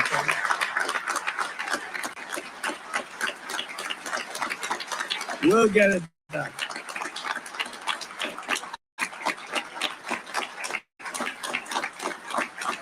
Thank you. Thank you. Kamala actually claims that crime is down on her watch. Can you believe this? Crime's down. They lie. Crime's down. Crime is through the roof. They forgot to include about 9 cities that are the worst cities in the world. You know, they forgot to include Chicago and a few of the others. And that was the FBI. That's a shame. They issued stats, and everybody was surprised that crime was about the same or maybe a little bit down. And then we found out that they didn't include, just like they didn't include 818,000 jobs in their jobs report. They were missing 818. They said 818,000 more people. It turned out to be the total fraud. You know, at a certain point, it becomes fraud. When you're down by 5,000 or 10,000 people, but 818,000 fake job numbers were put in a month ago. And it was revealed by a leaker or somebody, but it came out and it was really pretty bad. But they did the same thing on the crime numbers in order to make the crime numbers look better, which is still atrocious, but they want to make them look better. And Kamala's crime statistics are really as fake, essentially, as those job numbers. But you just think of it. I mean, think of it. 818,000 fake jobs they put in order to make their job numbers look better. The FBI's crime report does not include crime numbers from the most dangerous war zones and ganglands in America. Chicago, I'll tell you, the ones that weren't included are Chicago, Oakland, New Orleans, Los Angeles, San Francisco, and San Jose, which is rough. Nearly 30% of jurisdictions did not report their crime stats, and they were the ones that had the highest numbers. So that's why your crime numbers were terrible, but they didn't look as bad as they should. Crime is worse today than at any time in our country's history. Kamala Harris destroyed San Francisco. She destroyed California, and now she's destroying America. She will destroy this country. She will destroy this country. And now that people are seeing what's going on, nobody knew.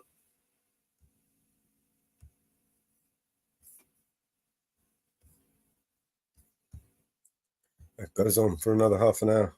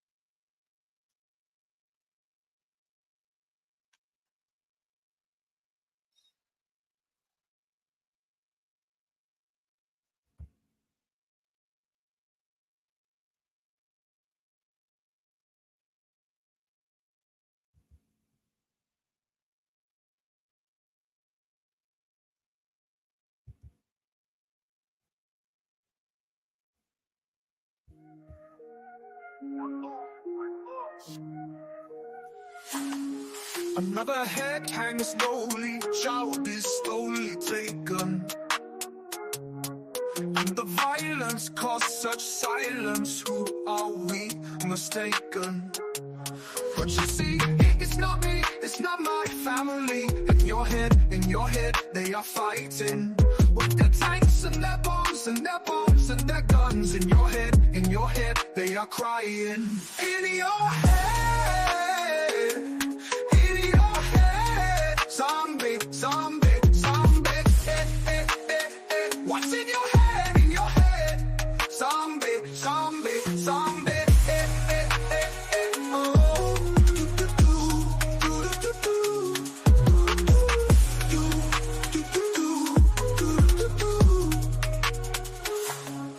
Another mother's breaking heart is taking over. When the violence causes silence, we must be mistaken. It's the same old thing since 1916. In your head, they're still fighting. With their tanks and their bombs and their bombs and their guns. In your head, they are dying. In your head. Zombie, zombie, zombie. What's in your head, in your head? Zombie, zombie, zombie.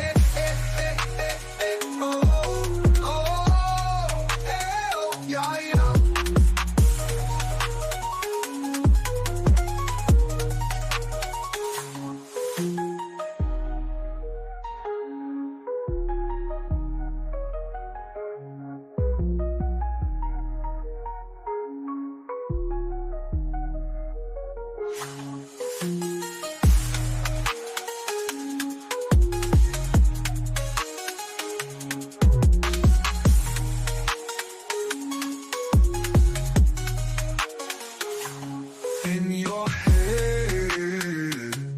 In your head, zombie, zombie, zombie, zombie. What's in your head, in your head? Zombie, zombie, zombie. Oh, yeah, yeah.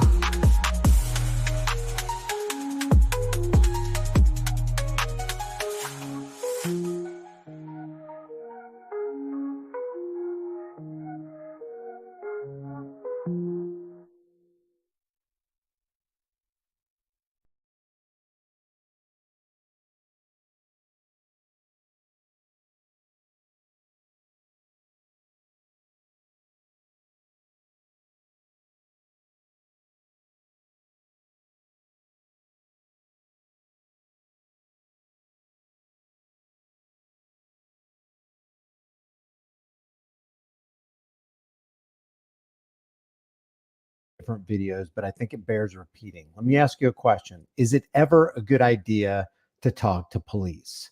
Will it benefit you to answer their question or their many questions? I am not a legal advisor, so I don't give legal advice. But if you look at lawyers, attorneys will absolutely tell you it is never a good idea to talk to police. If you answer their questions, you're putting yourself further and further out on a limb. Ex-officers will tell you one of the worst things that you can do is engage in a conversation with the police, whether you are guilty or innocent. You never, if you want a chance in the legal system, it's never a good idea to unloosen your lips around a police officer. Because according to attorneys, according to ex-police officers who are now in the know, one of the things that cops do is they continue to ask questions because they're building a database on you. They're recording everything that you say, and nothing that you say is there for your benefit. Everything that you say can and will be used against you, not for you. Have you ever noticed that? Anything you say can and will be used for you, for your benefit. No. The state is collecting data through agents to sink you deeper and deeper. This right here is a video by CNN. It says video shows police question school shooting suspect in 2023. This has to do with Colt Gray and the shooting that happened at the Georgia school. I want to play this because there's a couple key elements we're going to work through as we go along, because I think this is highly instructive for any audience who may one day encounter a law enforcement agent, whether it's local police, sheriff's department, FBI, CIA. It's never a good idea to open your mouth around them. Listen to this. Georgia investigators have now released body camera footage from an encounter last year with the teenager accused in the deadly school shooting last week. The video shows sheriff's deputies speaking with Colt Gray alongside his father after being tipped off about concerning online posts. And also this morning, the suspect's mother is speaking out about the call she made to the school the morning of the shooting.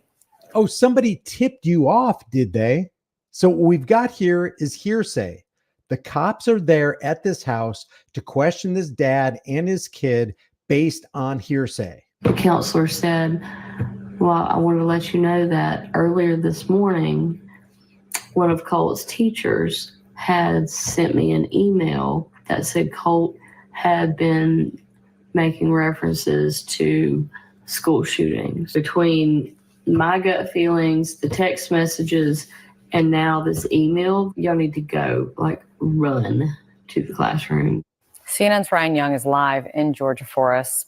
Ryan, what's the very latest? Yeah, Kate, just a lot of red flags here. Obviously, you can hear what the mother said before the shooting happened. But when you talk about investigators back in Let me just speak real quick on what that mother just said. That's why it's never a good idea. I mean, no matter what you're talking about, to let your enemy teach your children. Is the government your enemy? Are they your friend? If they're your enemy, then it's never a good idea to let your enemy teach your children. For one thing, and when you are releasing your children to the custody of government, they are shaping them. They are molding them. It's an indoctrination camp. You know what it is. They're going away from you into one of the most dangerous zones that you can be anywhere on earth, and that is a gun-free, criminal empowerment, victim creation, fish in a barrel zone. You don't know if you're going to see your kid again. And the way mass shootings are happening, it's not unlikely that they may be involved in one in the very near future. So why would you continue to gamble with your child's life? Is it a gamble? You leave me some comments. Is it a gamble in this day and age? Didn't used to be, but now it seems like it's a gamble to hand your kid off to the custody of a government indoctrination camp, which a lot of people call public schools. 2023, neighboring county, Jackson County, was sent to this home after an FBI tip. They were able to trap an IP address, and they were able to get to the home. Now, before this video starts, you can hear the surveillance state. Now we've got the police state coming to your door. So the surveillance state tipped off the police. And I'm not saying this is necessarily in and of itself a bad thing, because you want to know if there's somebody out there actually threatening to do something, because they may follow up on it. But this does testify to the fact that there is a surveillance state. They are watching you. You are identified with your IP address at your physical address, and they will tip off the members of the police state, and you will get a visit at your door. How do you respond? Well, respond accordingly, because according to ex-police and attorneys, never a good idea to open your mouth around police. Dad basically talked about the fact that his son was bullied all the time in school, and he was using hunting as a way to sort of make a connection with his son, and said if this was true, that he was going to take the guns away from him, they wouldn't be doing hunting. But take a listen to yourself. Watch this video. It's bone chilling. So what? Tell me what. You have any kids or anything living here? Colt Gray. Colt? Yeah, Colt. He's my older son. How old is he? He's 13. Does he play a lot of video games and stuff? Yeah, he does. Play all the time. Is he here right now? Yeah. But you think it's something you might have? I damn sure want to know. Can we talk to him? Yeah, absolutely.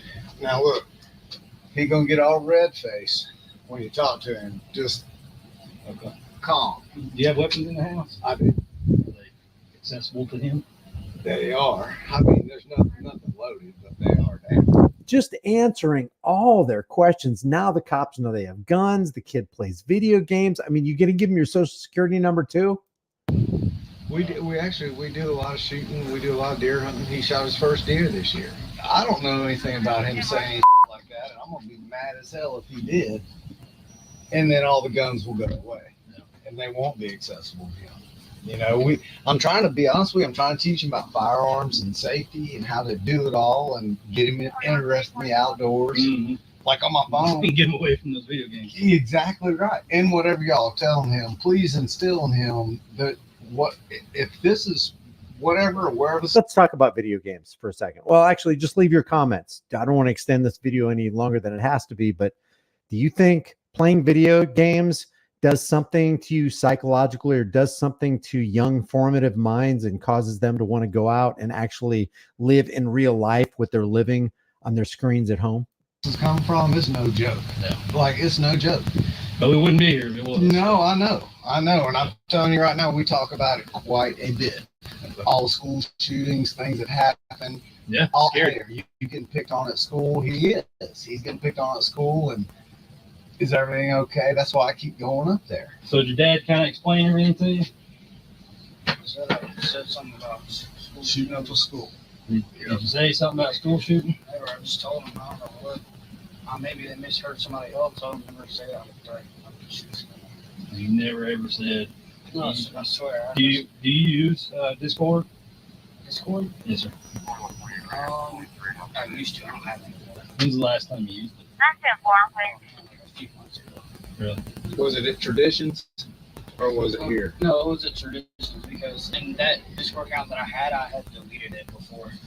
Before you moved here? Yeah, because I think it got like it password for or something. Like I was somehow linking somebody. Have you heard anybody on Discord when you were using it say something like that? You remember? Like at that time? Yeah. I don't think so. I don't think I ever had anybody that. Never. And I mean, I'm not trying to get anybody hemmed up, but like this is some serious stuff. Yeah. Oh, he knows how serious it is. Trust me. When a cop says, I'm not trying to get anybody hemmed up, you can almost guarantee the cop is trying to get somebody hemmed up. This right here is Colt Gray. This is Colin Gray. Both of them right now are in custody. This kid is in custody right now. That's the kid we heard talking. He's in custody for shooting up that Georgia school, Appalachia school. And this is Colin Gray, his father, who was also arrested. Tell me he didn't. Tell me he can't remember anything like that. And I take you at your word. Okay. If you look me in the eye and you tell me that's what you're telling me, I got no choice but to take you at your word right now. Okay. Yes, sir. But like I was telling your dad, if you find out otherwise, then it's a different story. Okay. It's a really different story. Now, this is Jackson County, not Barrow County, so it's unclear whether or not anyone from Jackson County ever said anything to someone from Barrow County, but you can see this building. You add in the fact that the mom was concerned. So many people have questions about how to move forward next. Now, we know Barrow County Schools is going back to school today, except for the school where the shooting happened. But the takeaway from this video right here is when cops come to your house, could they be there for a good reason? Could they be wanting to intervene in a possible, hey, this guy might be a future school shooter. We need to intervene and see if we can, get this person some help. Could that be a legitimate reason for him to be there? Yes. Generally speaking, though, and again, this is not legal advice. I'm not an attorney. I've never practiced law or anything like that. But according to attorneys I've seen, no matter what you have done, whether you think you're guilty, whether you think you're innocent, it will never work out in your favor. And typically it doesn't work out for the favor of society for you to keep on yapping your lip. Leave your thoughts about this. Nobody here is condoning what Colt Gray is accused of doing. Nobody. The question is, do you have the wherewithal? You have the right to remain silent. Do you have the ability to remain silent is the question. Leave your thoughts about this for the world and the global thought police in the comment section below. Later today, I will be going over the debate between Donald Trump, banker bot Donald Trump, and banker bot Kamala Harris on my YouTube channel called The Disturbing Illusion. If you're not subscribed over there, you might want to get subscribed because we talk about some very interesting, intricate things over there that I think will benefit society. Subscribe to my channel, hit the bell notification icon, give it a thumbs up, share it with everybody you know. Don't forget to subscribe to my email list through my website, highimpactflix.com. Grab a shirt if you want to support the channel further, become a channel member, but more importantly, realize in times of universal deceit, telling the truth is a revolutionary act, and telling the truth is not exactly what law enforcement or politicians like to do. I will see you in the next video.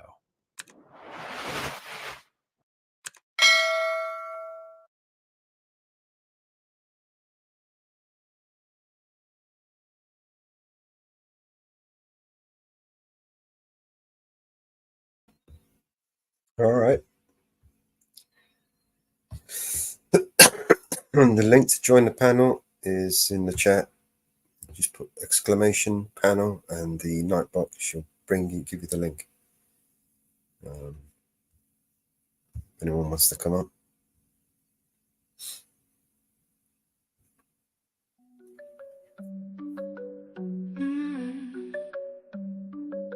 Suzanne takes you down to her place near the river.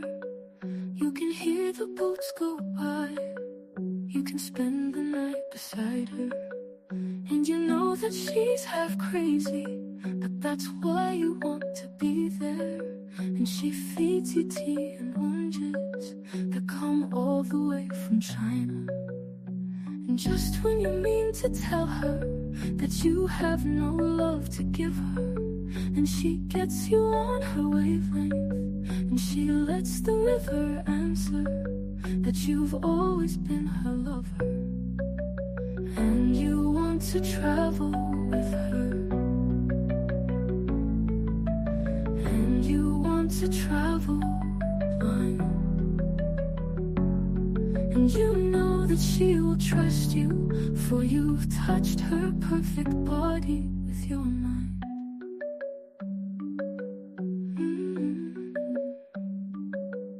And Jesus was a sailor when he walked upon the water, and he spent a long time watching from his lonely wooden tower.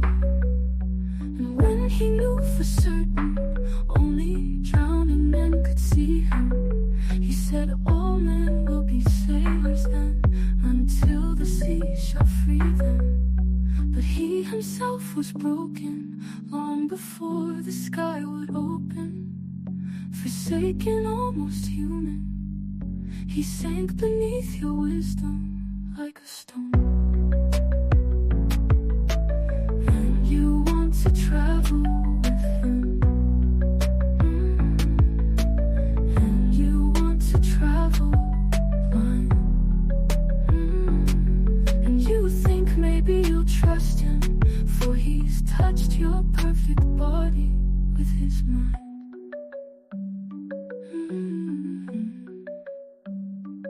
Now Suzanne takes your hand, and she leads you to the river. She is wearing rags and feathers from Salvation Army counters, and the sun pours down like honey on Our Lady of the Harbor. And she shows you where to look among the garbage and the flowers.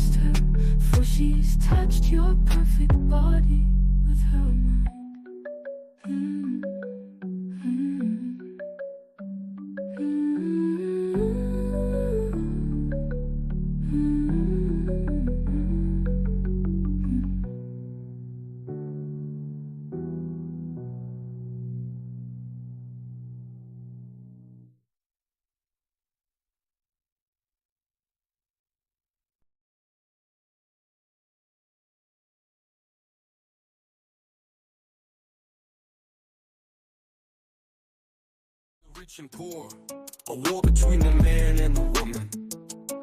There is a war between the ones who say there is a war and the ones who say that there isn't.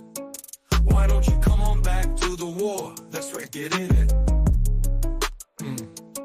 Why don't you come on back to the war? It's just beginning. Well, I live here with a woman and a child. The situation makes me kinda nervous. Yes, I rise up from her arms. She says, I guess you call this love, I call it service. Why don't you come on back to the war? Don't be a tourist. Why don't you come on back to the war before it hurts us? Why don't you come on back to the war? Let's all get nervous. You cannot stand what I've become. You much prefer the gentleman I was before. I was so easy to defeat, I was so easy to control. I didn't even know there was a war. Why don't you come on back to the war? Don't be embarrassed. Why don't you come on back to the war? You can still get married. There is a war between the rich and poor, a war between the man and the woman. There is a war between the left and right, a war between the black and white, a war between the odd and the even. Why don't you come on back to the war? Pick up your tiny burden. Why don't you come on back to the war? Let's all get even. Why don't you come on back to the war? Can't you hear me speaking?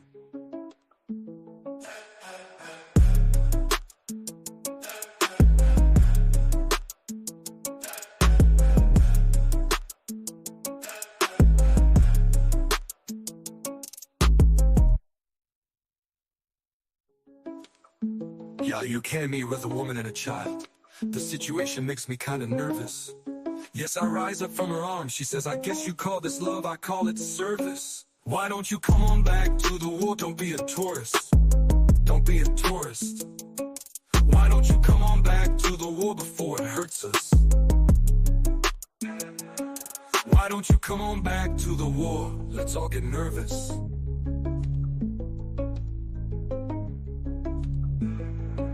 You cannot stand what I've become. You must prefer the gentleman I was before. I was so easy to defeat, I was so easy to control. I didn't even know there was a war. Why don't you come on back to the war? Don't be embarrassed. Don't be embarrassed. Why don't you come on back to the war? You can still get married. There is a war between the rich and poor, a war between the man and the woman. There is a war between the left and right, a war between the black and white, a war between the odd and the even. Why don't you come on back to the war? Pick up your tiny burden.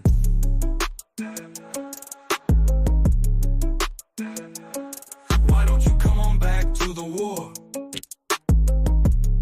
You can still get married.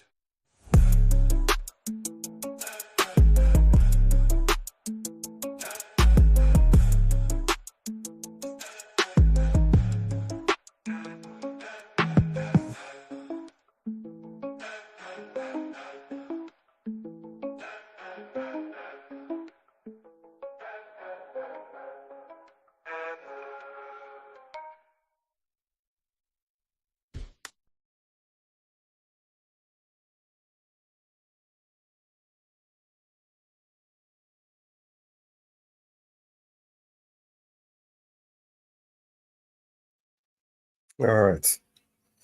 How you feeling, Mama Bear?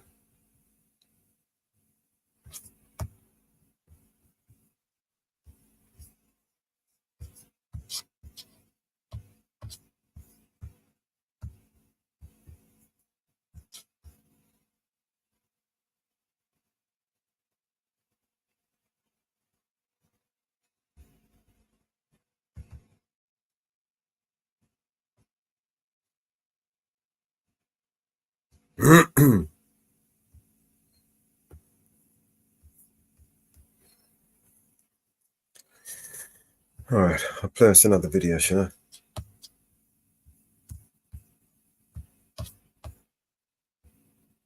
See what we got.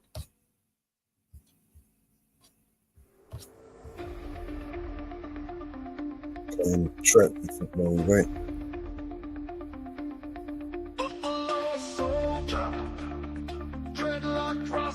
There was a buffalo soldier in the heart of America.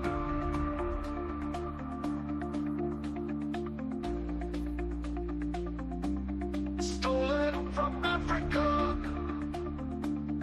brought to America, fighting on arrival, fighting for survival. I mean it when I analyze the stench. To me, it makes a lot of sense how the dreadlock Rasta was a buffalo soldier, and he was taken from Africa, brought to America, fighting on arrival, fighting for survival.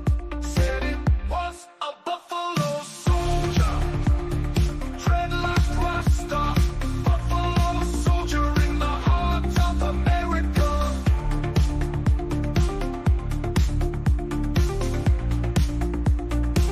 If you know your history, then you would know where you're coming from. Then you wouldn't have to ask me, who the heck do I think I am? I'm just a buffalo soldier in the heart of America, stolen from Africa, brought to America, stolen from Africa, brought to America. Said he was fighting on arrival, fighting for survival. Said he was a buffalo soldier in the war for America. Said he, oi, oi, oi, oi, oi, oi, oi. Oi, oi, oi, oi, oi, oi, oi. Oi, oi, oi, oi, oi, oi, oi. Oi, oi, oi, oi, oi, oi, oi. Buffalo soldier, trotted through the land. Whoa, said he wanna ran, and then you want a hand. Trotted through the land, yeah, yeah. Said he was a buffalo soldier in the war for America. Buffalo soldier, dreadlock Rasta, fighting on arrival, fighting for survival. Driven from the mainland to the heart of the Caribbean. Said he, oi, oi, oi, oi, oi, oi, oi. Oi, oi, oi, oi, oi, oi, oi. Oi, oi, oi, oi, oi, oi, oi.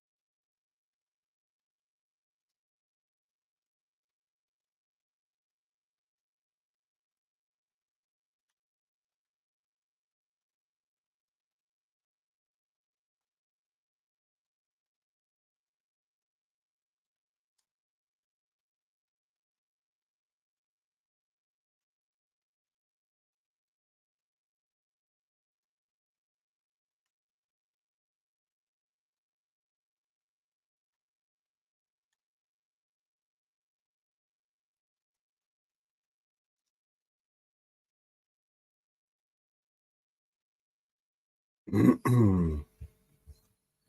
can't find a name.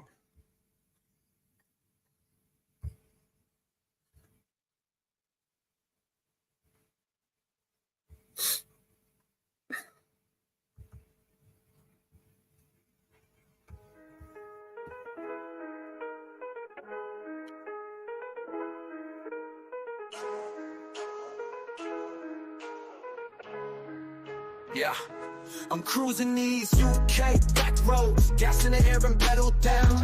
Riding solo, cranking up that BNC sound. Got my mind on the wild and my eyes on the moon. Lit up like the cornfields in the late afternoon. Headed to a party where the BNC music just won't stop. It's a UK bash, we gonna raise it up top. BNC trucks in the streets lining gold. The speakers bumping, tales of the rhythms told. Mix of twang and flow, merging two worlds as one. See the Queen's Guard nut in his head as I pass my middle finger wave. Fuck the crown, but tonight we won't sink. So I get to the party and 4 sexy women is at the front door. They say come with me my lord. I said woo, fucking woo. This wild night in a beautiful UK scene. Doors all locked, I was living a dream. The room clouded up, ladies dancing, smoke thick and mean. Gassy tendrils climbing, the vibe serene. Mellow with beautiful women on the left, the joints in rotation. Pass one to me without hesitation. My head was buzzing, feeling that elation. Caught in the haze, a sticky situation. I said, oh no, but oh no, ooh, it took me so high. Now I'm floating, feel like I could fly. In that smoky room, everyone lost track of time. Blowing that gas, we crossed the line, ooh. I got stoned, well I'm wasted, like what the fuck?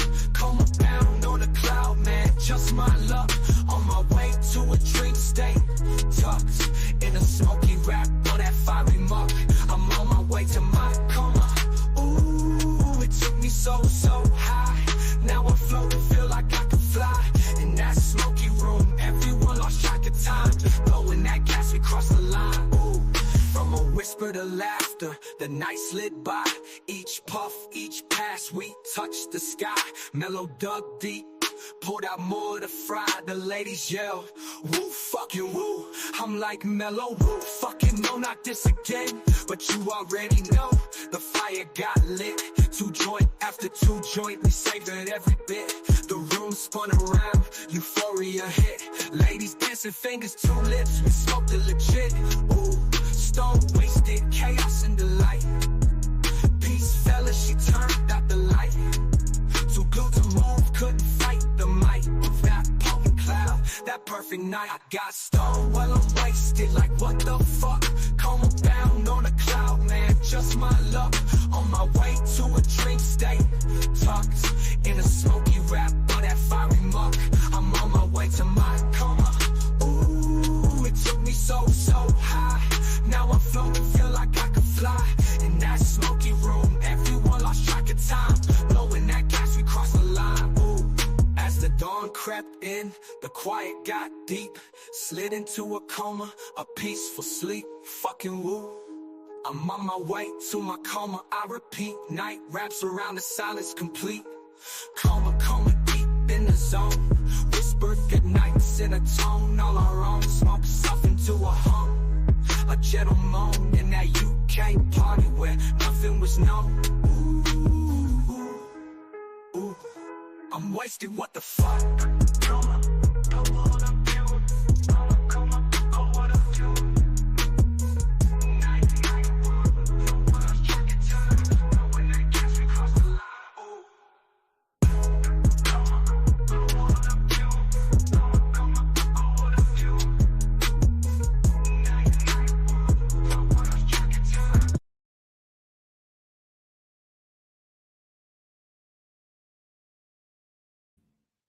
Hey, Mama Bear, you still there? I think Mama Bear. Does anyone want to jump up? If not, I think I'm going to shut this down. Play some more videos.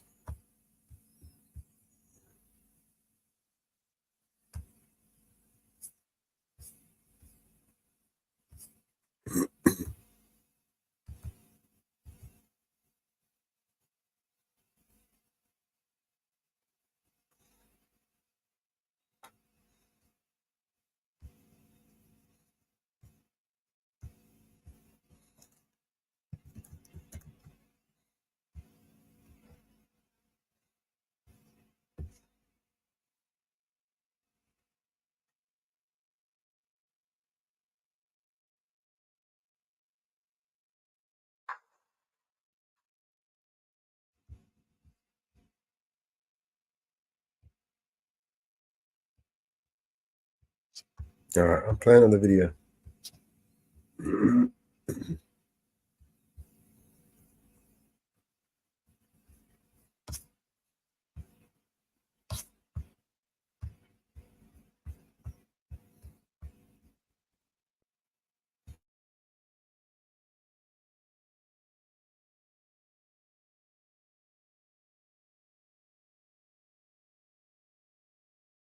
They don't need any help.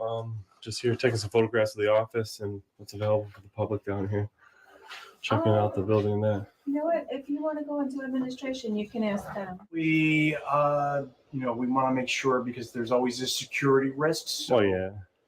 Yes, even though it is a public building. Little monkey guy or something down there. He's holding bananas. Hi. How you doing? Who are you? My name's Dan. I'm just a journalist taking some photographs. Did you get permission? Are you taking a picture of me right now? Yeah, picture and video, yeah. But don't you have to have my permission to do that? 37th of July. You guys working overtime?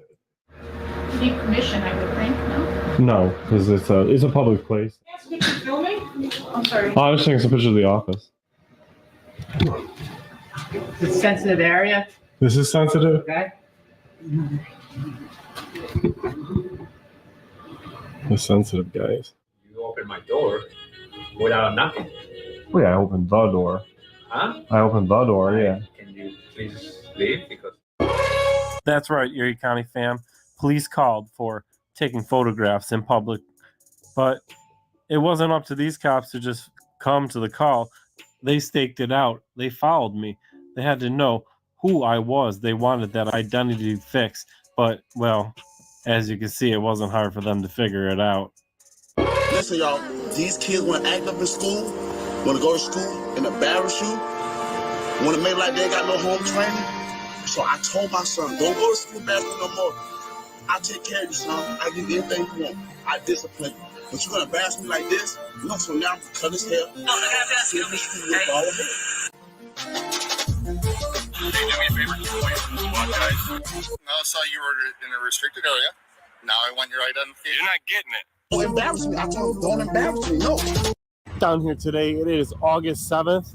We are at the Union, New Jersey Municipal Building here in Union, New Jersey, obviously. So we're down here to do a First Amendment audit and employee conduct check. Make sure they respect our rights. Looks like the front and the side doors are closed. We're gonna have to go up to the back entrance. But before we do, let's take a look at where this place is on the map.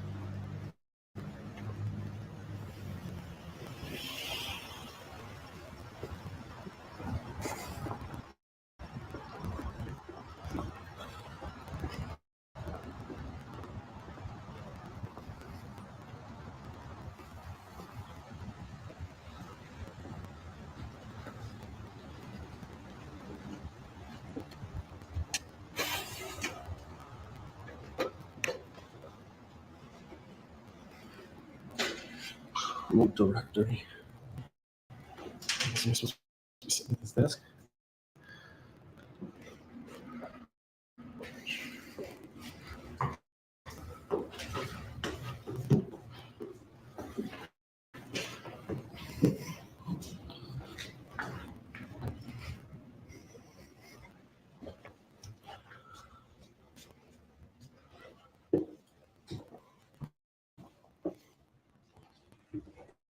It smells really nice in here.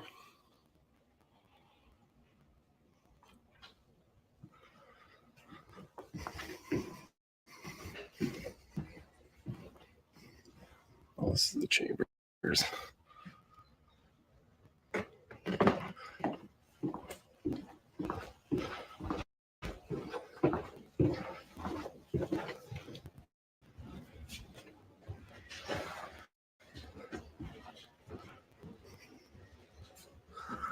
Clerk's office.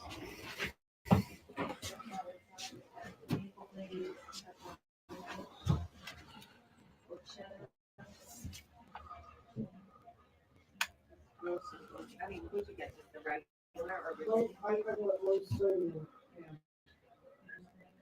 It doesn't say anything about low sodium. Yeah, it says low sodium.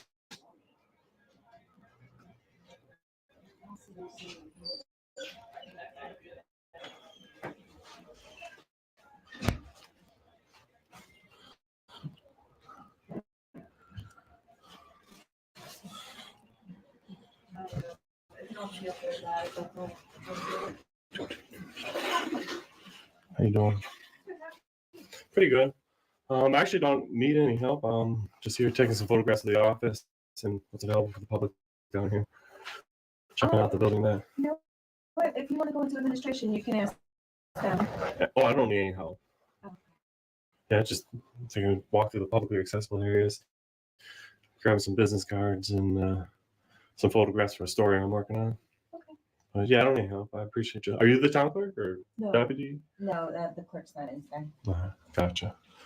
Your name was? Nicole. Nicole, my name is Dan. Okay. But yeah, I was grabbing a couple of pictures with the office, it looks like, and then I don't need help. I'll be on my way in a few minutes here.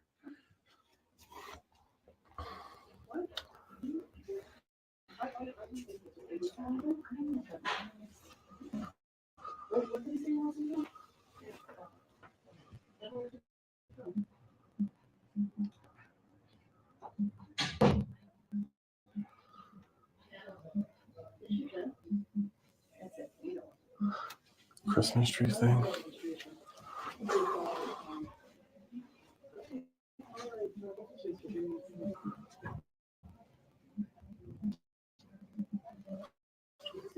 Yeah.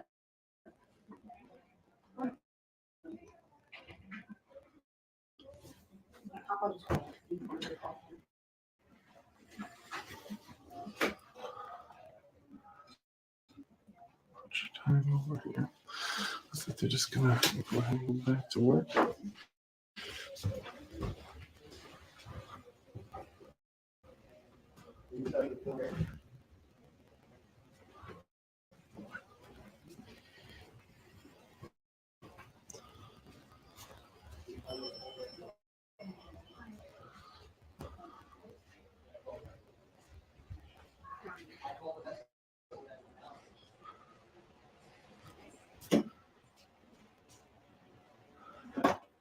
Sorry. Yeah, I'm actually just down here working on a story on the building. Just grab some photographs of publicly accessible areas and some business cards if I can.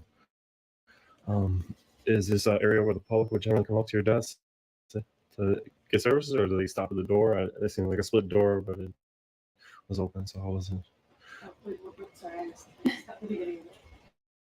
Oh, I'm a journalist working on a story down here, and I'm just here to take some photographs of City Hall and grab some business cards and stuff for like administrators and the higher ups. But my question was, do the public generally walk in to here up to the desk? Yeah, I just want to make sure. Yeah. I'm not like I seen the door was like split, so I didn't know if it was supposed to be half closed and people just come up to there. But perfect. But yeah, it's grab a couple photographs with the office. It's like here and yeah, on my way. I don't really actually need help other than that.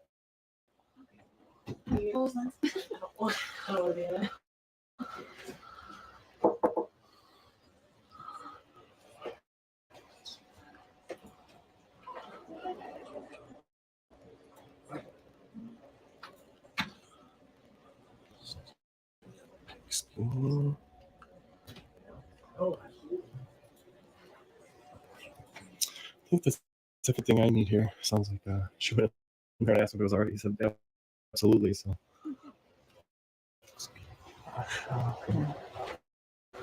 Hey. How you doing? Are you this city administrator or Dan? Yeah, I'm the township administrator. My name's Dan. I'm an independent journalist just down here to take some photographs of the city hall. Sure. Just the publicly accessible areas and grab some business cards. That's all. Yeah, no problem. So typically, we want to make sure because there's always a security risk. So, yeah. Yes, even though it is a public building, so. One of the cards I got was his. No, I'm happy to give you. Oh, all right. Yeah, just give me a few cards. I didn't know. How long have you been the administrator? Almost 5 years. 5 years? You have a card yet? I don't. I really can't disclose too much information about where I'm from or what I do because it's kind of an investigation. Okay. But I'm just, most I can say is that I'm just a member of the public taking some photographs from public, just checking what the building's got, what's available, what the services like, right down to like what artwork's on the walls. Yeah, I'm not going to any restricted access areas, just where the public would see what they would see from the public. That's all. Okay. So, all right. But yeah, I think I got everything I need here. I appreciate you guys. Thank you.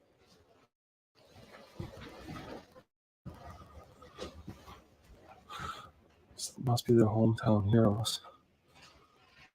Oh, these are people who lost their lives, it looks like, with all the candles. I'd have to think so. These might be from 9/11. These victims of 9/11 is what it is.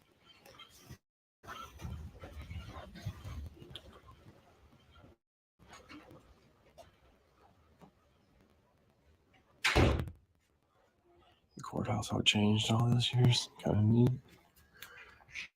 Yeah. Fancy chandeliers down here.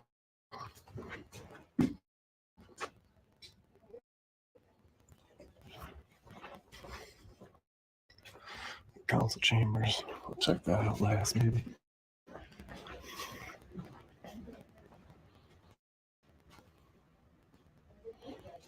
How you guys doing? This is in COVID glass, I take it, huh? This glass looks like it was here long before that. It's bulletproof. Reflective, they say? How you doing? My name's Dan, by the way. I'm just a journalist down here taking photographs of the publicly accessible areas and what the office looks like. No problem.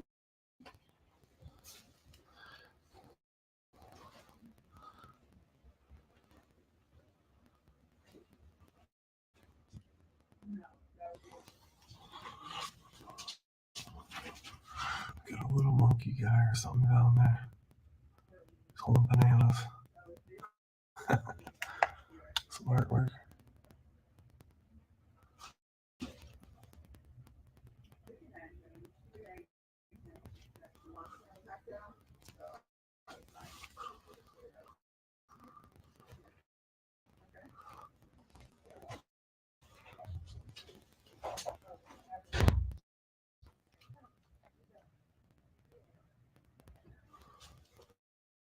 It's right there. Got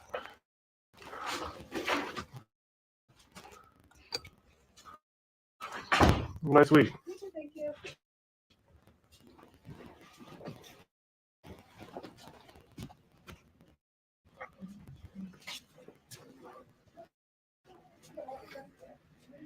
Okay. Hold on for a second. Hold on. Who's hi? How you doing? Who are you? My name's Dan. I'm just a journalist taking some photographs of the office down here for a story I'm working on. Okay. Did you get permission?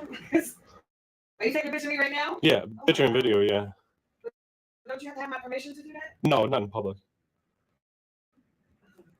But yeah, I don't actually need anything. I'm just gonna take some photographs of the office here, what's available, some of the artwork on the walls and that, and maybe take a look at some of these maps. Take some pictures of them and stuff. But, Eric.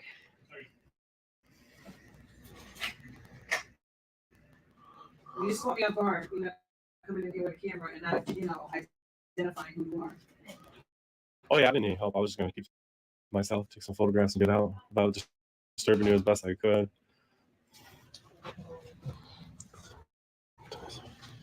This is a hot glue to the table, silicone or something. The only thing I'll ask you is please do your best to not interrupt any of the transaction. Yeah, I told her I didn't need any help. I didn't suggest you were. I just wanted to make sure. Yeah, I'm pretty respectful. I'm not trying to I don't, stay in the shadows the best I can. I'm not suggesting you're doing anything other than that, but I have a responsibility and obligation. Yeah, no problem. No problem. Thank you.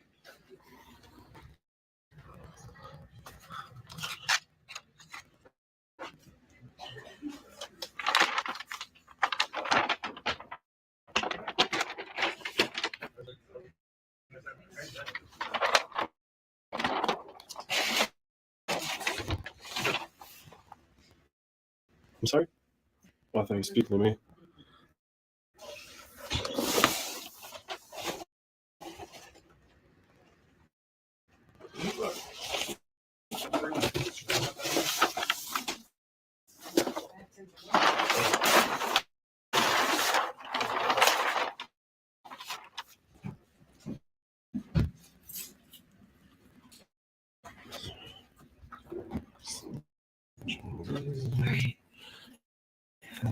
Business cards. Right.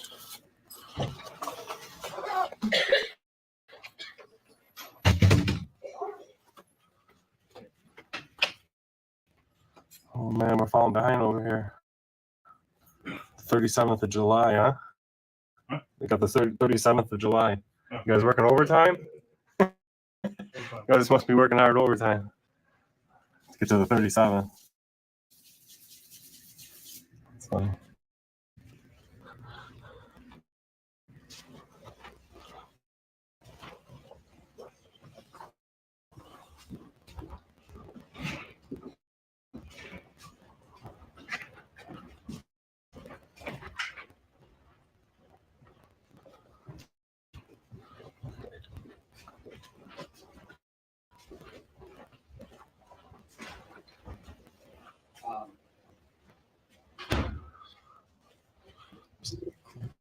Office's information.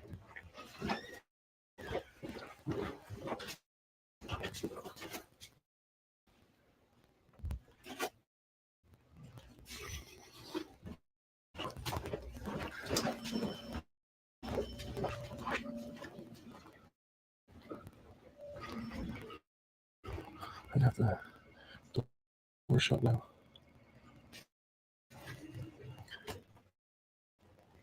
Oh, hi. Have you seen to tell you something? Yeah. I can't. Oh, wow. So I do have it locked now. Interesting.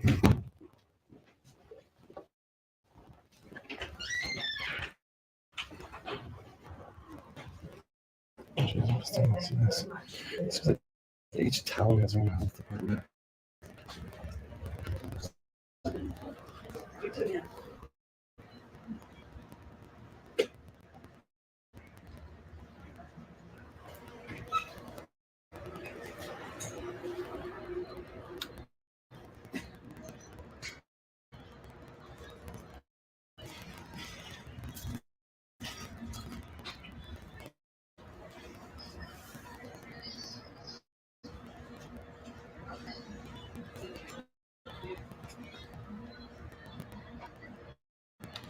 How you doing? Pretty good. I have a quick question about the health department here. The health. This is the health department, right? Yes. Now, I'm from New York. I'm a journalist. I'm traveling through doing a story on the Union City, and I'm from New York. So like the health department would be a county thing. No. So every township in New Jersey has their own health department. It's not a county ran thing, huh? There are county health departments. Well, this is the Township of Union. There's a Union City in Hudson County. Yeah. Or Township of Union in Union County. And then there's a Union Township in Hunterdon County. All right. They like the word union around here. I Right? know, yeah, a little crazy. But So- no, it was just interesting that to see that I've been to a couple town halls, working on some stories on them, and I've seen that the town halls generally, or town halls or townships, city halls, wherever they are, they have a health department in them. And I was like, it's unique because I'm from New York, and the health department, you wouldn't see that in the city hall. They wouldn't have a health department. How do you have it? The county would run all the health. Yeah. And the We county do would have county health departments, and we do have towns that cover. We do have towns. So what is the town? Like we cover, believe it or not, we're Union. We Mhm. cover Union. We cover Kenilworth's health department. We cover Springfield's health department, and we cover Chatham's health department. Is Springfield a bigger or smaller county? Small. Smaller. So what exactly would you guys do in this office? Would be in charge of like doing like restaurant checks and make sure they're up to par? And so yeah, because that would all happen from the county, and the towns would have nothing to do with it in New York. So it's interesting to see. So yeah, that's all the information I was asking. But yeah, I'm just down here grabbing some photo. I'm a journalist. I do stories in So it's specific county, just pick. yeah, I just travel through and check out how towns are working out. Oh.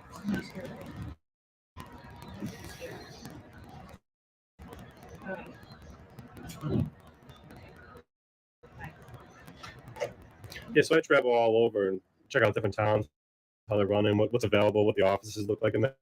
And it was just unique to see health departments in each town hall. So I was just interested in how it worked. Because back in my home state, it's just look through the county. Thank you.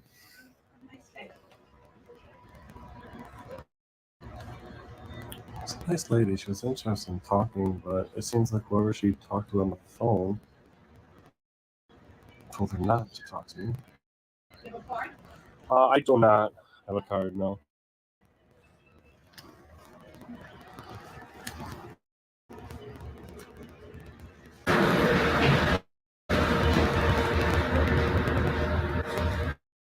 You need permission, I would think, no? No, because it's a public place, and anywhere the public's allowed, the press is allowed.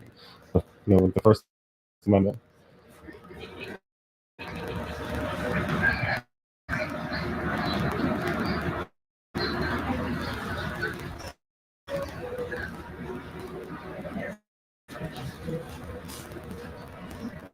Have a nice week.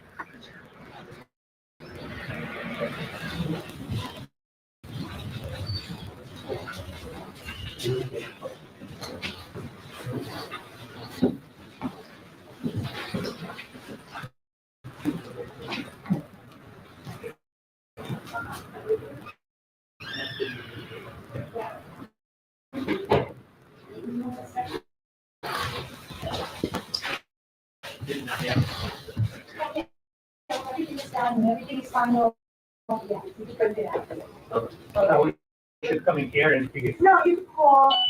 You'll see. Once everything is done, you will know. So the inspection will give you a Just ticket give for us- approval. yeah. Just give us a call So when the inspection for the comes in, inspection for the finals. yeah, when it's passed, Yeah, he will give you a sticker, right? Yeah, they'll give you Like- stickers. Oh, yeah, they always give you stickers anyway. For approval. Yeah, approval, or if you fail, they give you inspection, a sticker for that too. So no certificate You get a certificate of approval. approval Yeah. from here. Yeah, right? Yeah, okay. I have a plumbing application. You want an update? Is it for an update? No. You doing an update for this house or something else? No, something else. Something else? Something else. Can I ask what you're filming? I'm sorry. I was taking some pictures of the office. Oh, for what? A story I'm working on. Oh, okay. Yeah, I don't need any help. I'll just grab some photos and be on my way.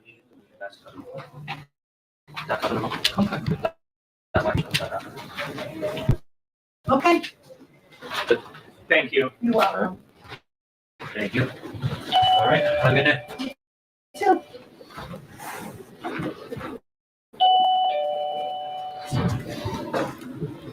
You said something else.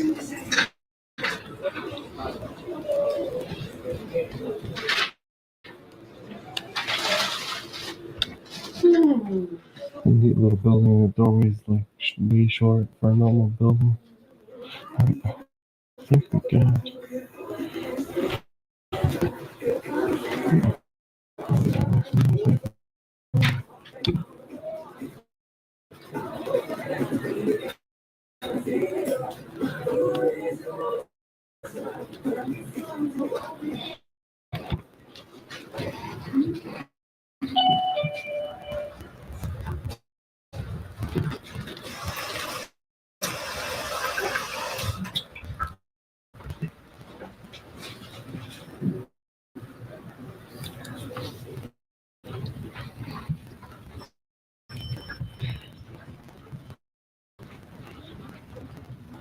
Looks like they're calling Joe. Get some education rolling.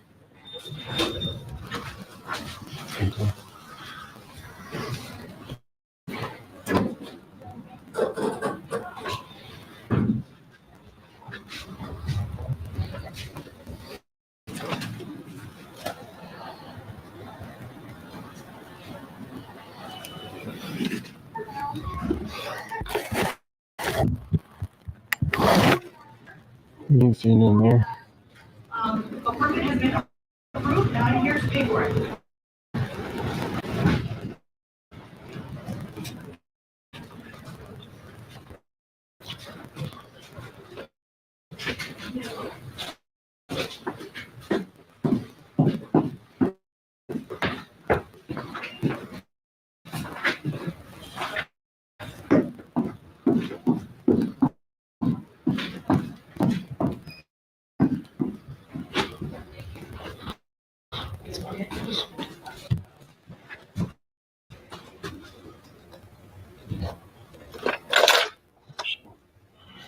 We're supposed to be the ball or something's bad connection.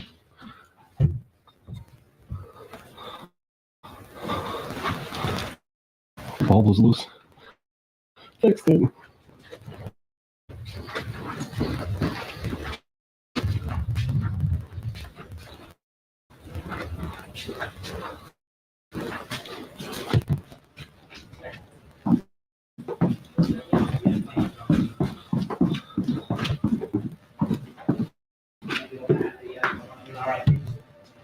Curious, man. You want me? I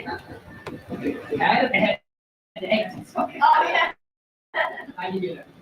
Okay.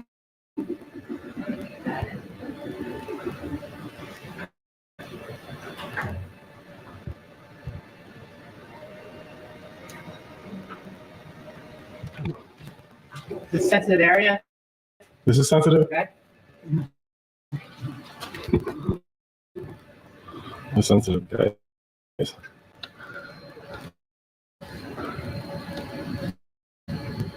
All sorts of buttons and controls down here. Sensitive.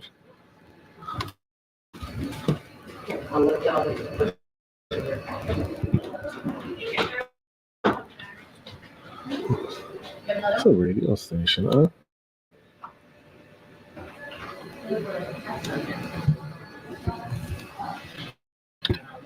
Yeah.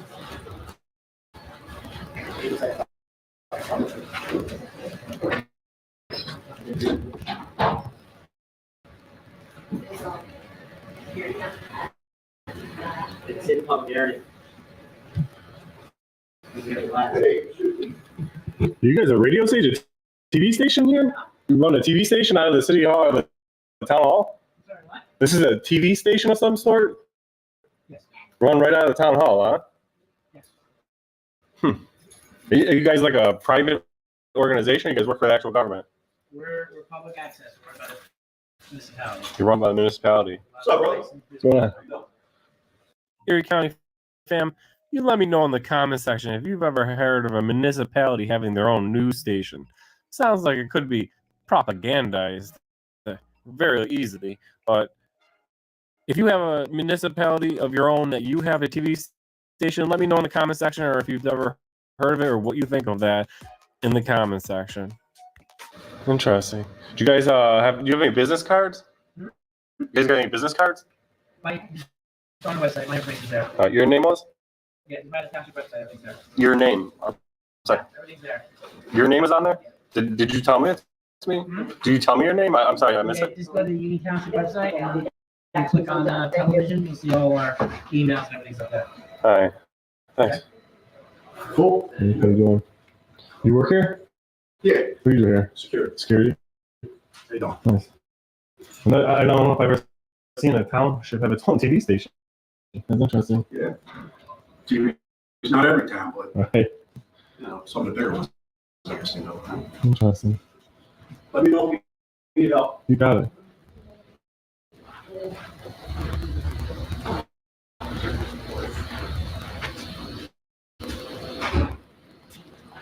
Come on, we're awesome. But not at work.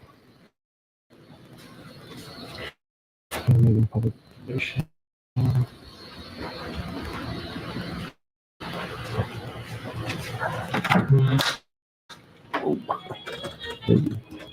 Excuse me? How you doing? Is this a publicly accessible office? Well, right now it's my private office. I'm typing. I'm sorry. Can I help you? No, I'm just a journalist going to the publicly accessible areas, take some photographs of the offices and that, and just seeing the office here. Yeah, but you open my door without knocking. Yeah, I opened the door. Huh? I opened the door, yeah. Can you please leave? Because I'm in the middle of a meeting. You're in the middle of a Zoom meeting? No, not. Oh, well, the door didn't say, employees only or something. I just thought it was publicly accessible. Hi. Thank you for stopping by. You have a business card I can grab real quick before I leave? Oh, yeah. My business card. Yeah, thanks. If you're busy, I don't want to interrupt you. Yeah, I'm sorry about that. That's all. Yeah, stop it.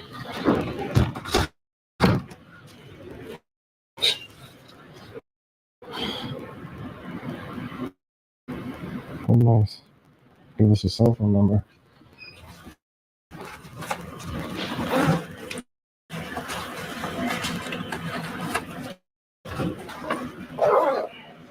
Yeah. Oh, man. Nobody in there.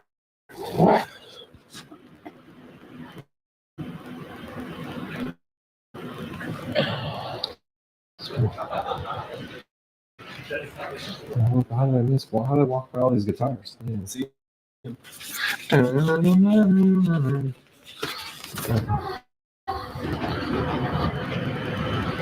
One.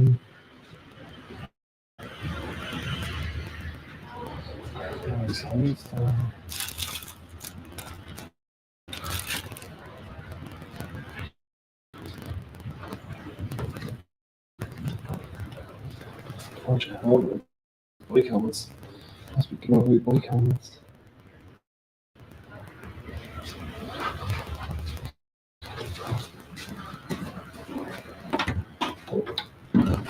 It's all locked up.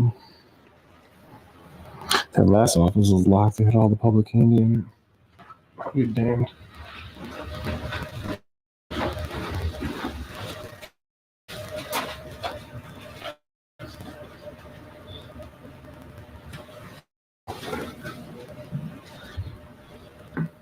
Purchase here. Doesn't look very publicly accessible.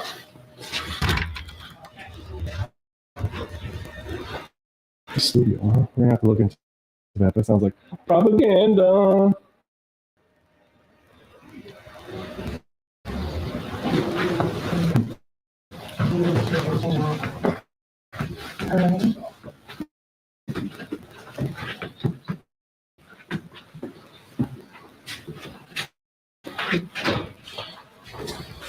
So you happen to know anything about all those bicycle helmets down there? They got some type of program where those are for kids or something? They had like a bike run in the spring. So I think that was like an excess of extra helmets that they're going to donate to an organization. I don't know specifics though. Gotcha. But yeah, I was just interested in some type of, advertisement thing for like kids or something. yeah. Get Yeah, I think it was in the information out. spring. Yeah. All right, thanks. Yeah, no problem.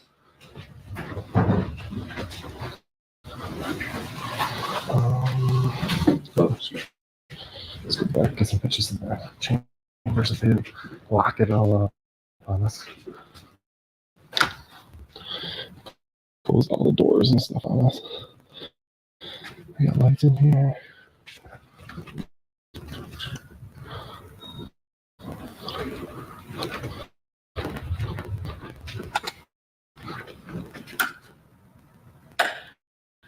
Negative, I'm happy. No lights. It's probably all on this switchboard over here. I'm gonna have to film it. Oh, that's it right here.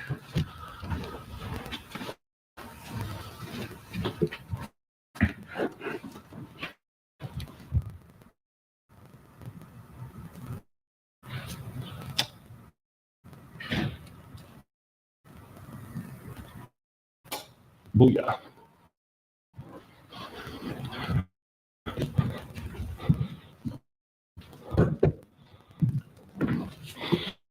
It's actually some pretty neat artwork down here. More historical area closer to Winnow, where all this stuff happened. It's from the Revolutionary War. It's a shame how the camera really catches all the glare and the lights.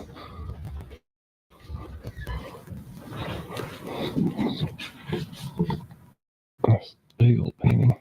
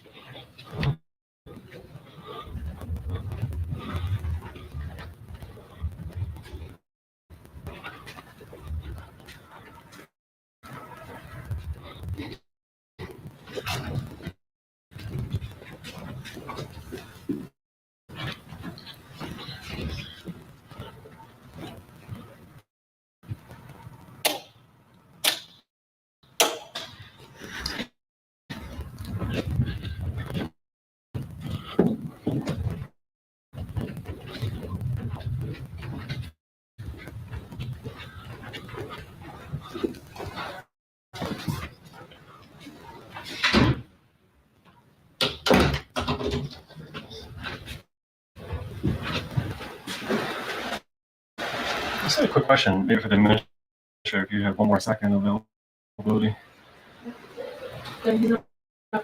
He's not available anymore. All right. It's definitely all got weird around here.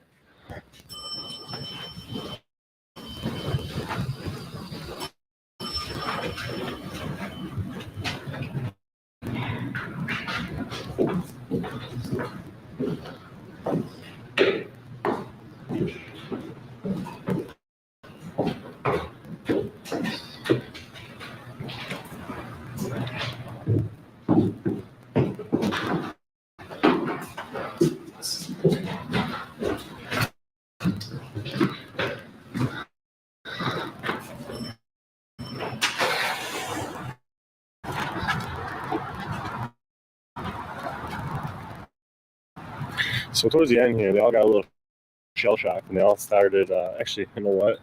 There's guys. So we got a police officer down here, sergeant. Not sure if he's here for me or not, but like I started saying, is everything went pretty smoothly here. Nobody really had a big gripe. They all felt a little uncomfortable, which we want to make that more normal, but towards the end, it got a little weird. They started closing all the doors. They started to have security on presence. Now we have a police officer here. As far as a pass, this is a borderline fail because they started off strong and then they turned into don't talk to him. They got real shy. They told everybody don't speak, and I think it's wrong. But hey, that's our employees. So you guys tell me what you think in the comment section, whether you think that that's a pass or a fail, if you think that them closing all the doors and playing hide on us all is appropriate or not, and hit that thumbs up on the way out. Let me know your comments, and I'll see you guys in the next one.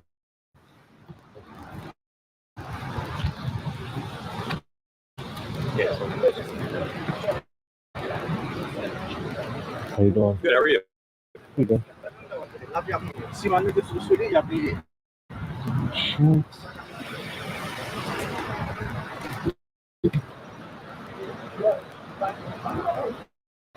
Screens are closed up.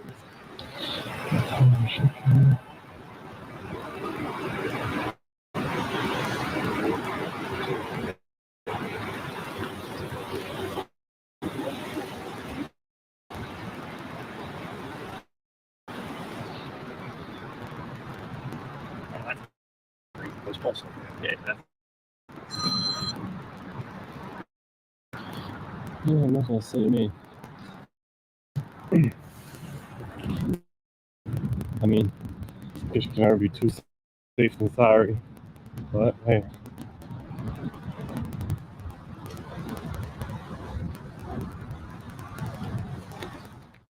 And just like that, you never know inside one of these videos or one of these audits how things will turn out. You thought you were about to get out of this town hall without any police contact or any police issues, yet you just walk outside, you got a cop up front, you got a cop out back, both waiting to follow you, to figure out where your car is, to find out why you're taking pictures of the government, to investigate you for saying that you're doing an investigation. So you guys let me know what you think about this in the comment section about the police trying to follow me to get my plate and follow me to get my identity. But of course, well, we didn't make it hard for them to figure out who we were because, of course, we drove the corruption cruiser to New Jersey. It's up on the hill calling it. Their officer up on the hill up there calling it in. Another officer right here. Waiting for us to leave.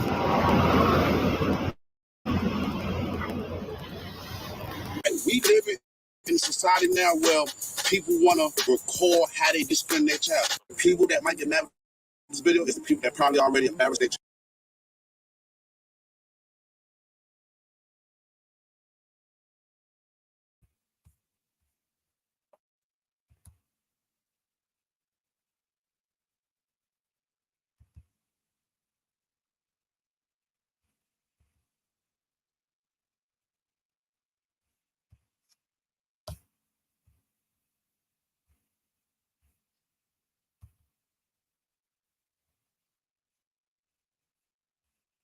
Something's got a hold of me lately. No, I don't know myself anymore. Feels like the walls are all closing in and the devil's knocking at my door. Whoa, out of my mind, how many times did I tell you I'm no good at being alone? Yeah, it's taking a toll on me, trying my best to keep from tearing the skin off my bones. Don't you know, I lose control when you're not next to me. I'm falling apart right in front of you, can't you see? I lose control when you're not next to me. Yeah, you're breaking my heart, baby. You make a mess of me. Problematic. The problem is I want your body like a fiend, like a bad habit. Bad habits hard to break when I'm with you. Yeah, I know I can do it on my own, but I want that real full moon, black magic, and it takes two. Problematic. The problem is when I'm with you, I'm an addict, and I need some relief. My skin in your teeth, can't see the forest through the trees. Got me down on my knees, darling, please. I lose control when you're not next to me. I'm falling apart right in front of you, can't you see? I lose control when you're not next to me. Yeah, you're breaking my heart, baby. You make a mess of me. Yeah.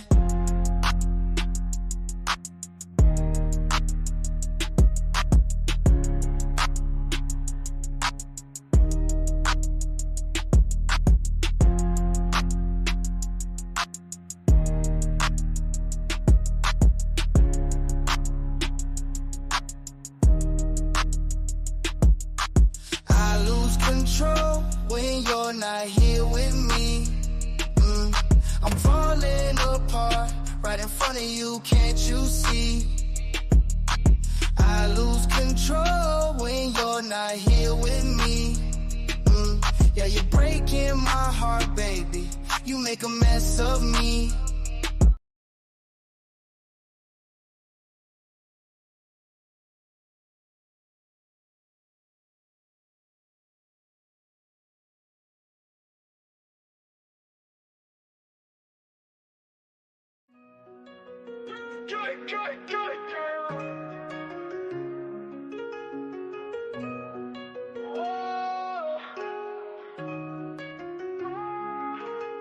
This road is gonna take us back now. You look so fine, I don't know how to act now.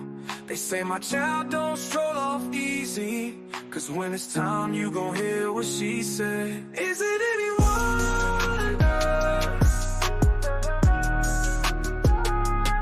Is it any wonder? If you ever leave me alone, I'll be crying wishing you come home.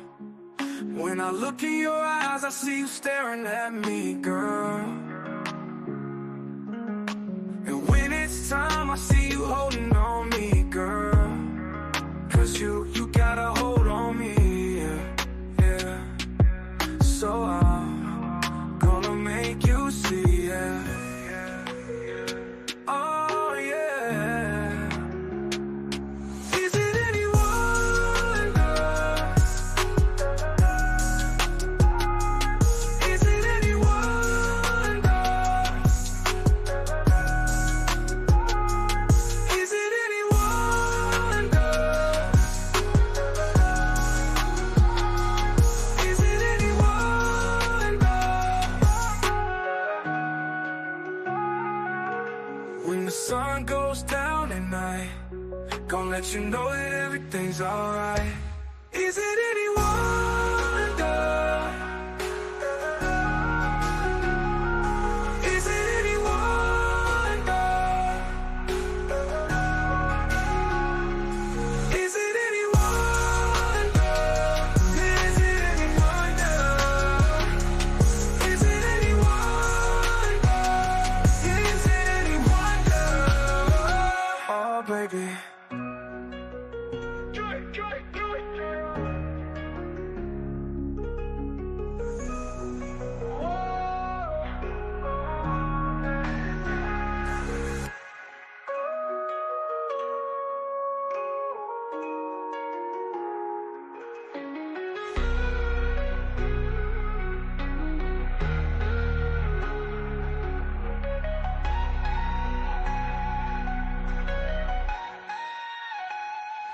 Is it any wonder?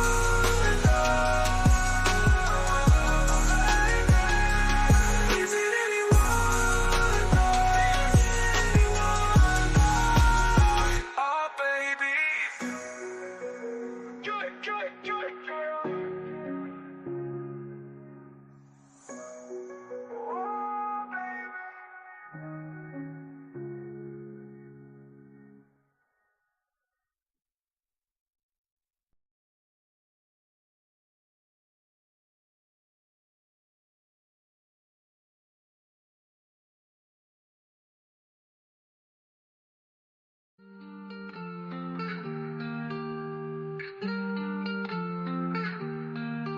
Nice to meet you, where you been? I could show you incredible things. Magic, madness, heaven, sin. Saw you there and I thought, oh my god, look at that face. You look like my next mistake. Love's a game, wanna play?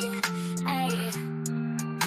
New money, suit and tie. I can read you like a magazine. Ain't it funny? Rumors fly. And I know you heard about me, so hey, let's be friends. I'm dying to see how this one ends. Grab your passport in my hand. I can make the bad guys good for a weekend. So it's gonna be forever, or it's gonna go down in flames. You can tell me when it's over, if the high was worth the pain. Got a long list of ex-lovers, they'll tell you I'm insane. 'Cause you know I love the players and you love the game. 'Cause we're young and we're reckless, we'll take this way too far. It'll leave you breathless, or with a nasty scar. Got a long list of ex-lovers, they'll tell you I'm insane. But I got a blank space, baby, and I'll write your name.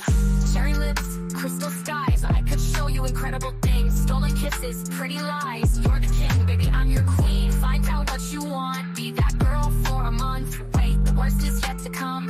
Oh no, screaming, crying, perfect storms. I can make all the tables turn. Rose garden filled with thorns, keep you second guessing like, oh my god, who is she? I get drunk on jealousy, but you'll come back each time you leave. 'Cause darling, I'm a nightmare dressed like a daydream. So it's gonna be forever, or it's gonna go down in flames. You can tell me when it's over, if the high was was worth the pain. Got a long list of ex-lovers, they'll tell you I'm insane. Cause you know I love the players and you love the game. So young and reckless, we'll take this way too far. It'll leave you breathless, or with a nasty scar. Got a long list of ex-lovers, they'll tell you I'm insane. But I got a blank space, baby, and I'll write your name. Boys only want love if it's torture. Don't say I didn't, say I did, I warn ya. Boys only want love if it's torture. Don't say I didn't, say I did, I warn ya. So it's gonna be forever, or it's gonna go down in flames. You can tell me when it's over, if the high was worth the pain. Got a long list of ex-lovers, they'll tell you I'm insane. Cause you know I love the players and you love the game. We're young and reckless, we'll take this way too far. It'll leave you breathless, or with a nasty scar. Got a long list of ex-lovers, they'll tell you I'm insane. But I got a blank space, baby, and I'll write your name.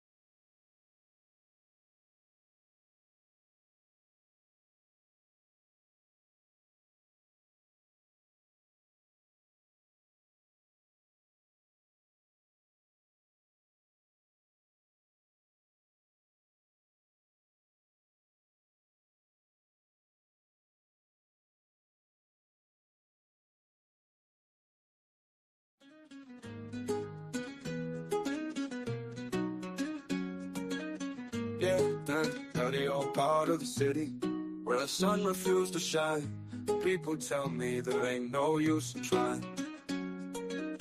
Now, my girl, you're so young and pretty, and one thing I know is true: you'll be dead before your time is due. I know. Watch my daddy in bed at night, watched his hair been turning gray. He's been working, slaving his life away. Oh yes, I know it. Yeah, and I've been working too, baby.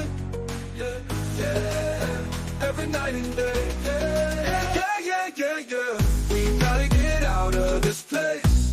If it's the last thing we ever do, we gotta get out of this place. Cause girl, there's a better life for me and you.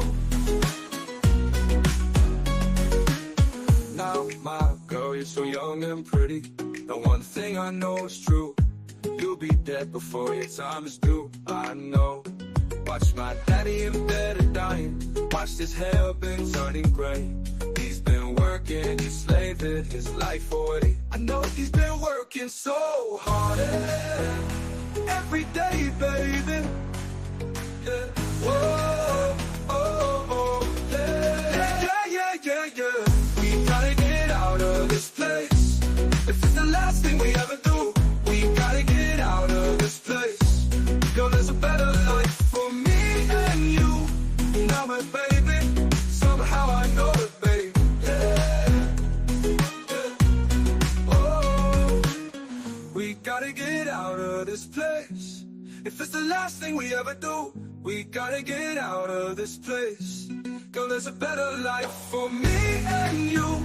Believe me, baby, I know it, baby. You know it too.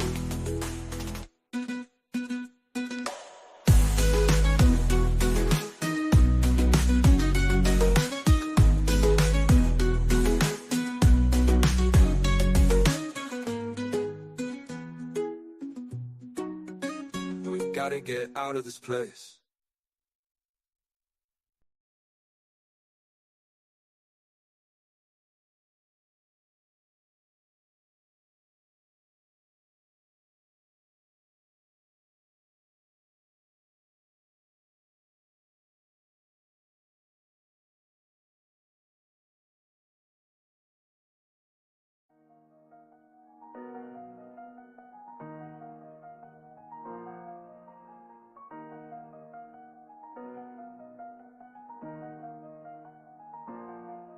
I be so sick of you niggas all contradicting. I be so broke myself, can you come and fuck me? I feel so ordinary, sad when you around me. Keep me like corduroy, wear me out. Arguments, you wear me out. Tripping about your whereabouts. I can't keep no conflict with you, boy, can we just rub it out? I don't want no static with you, you know you my plug. And I can't shake this habit, no. I've been up, baby. Heavy reminiscing, heavy on the missing you. Wish it was different than what it was. I've been up, baby. Lost in a lie of us, lost, ain't no finding us. I've been up, baby. And if you wonder if I hate you, I do. Shitty of you to make me feel just like this. What I would do to make you feel just like this. And if you wonder if I hate you, shitty of you to make me feel just like this. What I would do to make you feel just like this. Used to be too solid till you scramble me. Used to be your rider, you mishandle me. Used to be not violent till you ambush me. Now I'm out here wildin' with you. Now I'm out here silent treatment, that mean no permission. Missionary getting boring, can you switch positions? Hard to save your soul, you don't ever listen, no. I've been up, baby.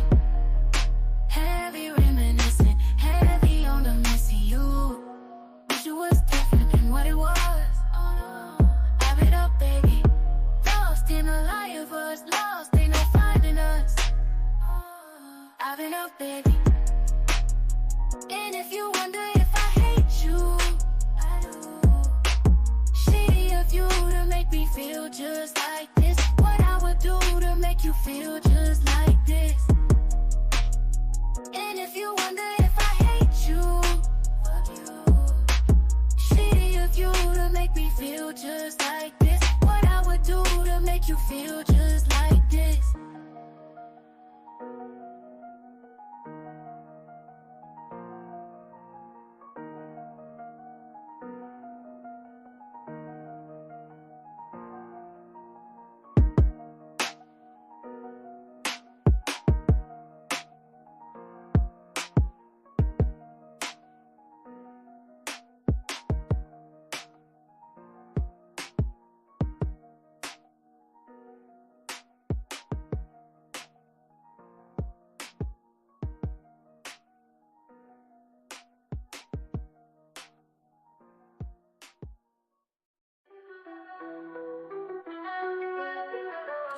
Sirens in a world so violent, would you be a tyrant?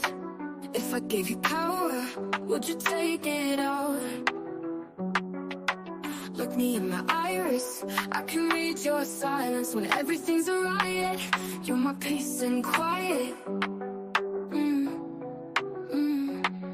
All around we go, your loving is like a kaleidoscope.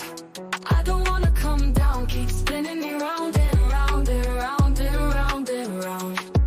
Wanna seize the throne, but what would you do with all that control? I don't wanna come down, keep spinning me round and round and round and round and round. Word on the street, you got hoes, I disappear like El Chapo. So you said you would cut off the whole world if little old me would be yours. Well, mira, mira, míralo.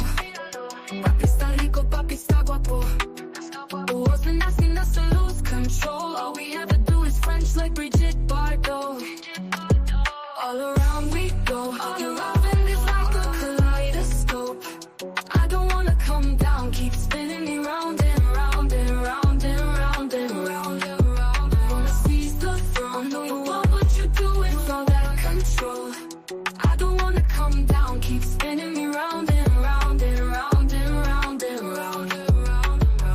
Baby, dímelo, dímelo, dímelo, dímelo, dímelo. Boy, you're driving me crazy. Although I say nothing can faze me. Place the spark in my life back. Now I wanna show you how I think that. Don't think you can lie. I can see through your mind, don't lose this. We had it all around we go. Your loving is like a kaleidoscope. I don't wanna come down,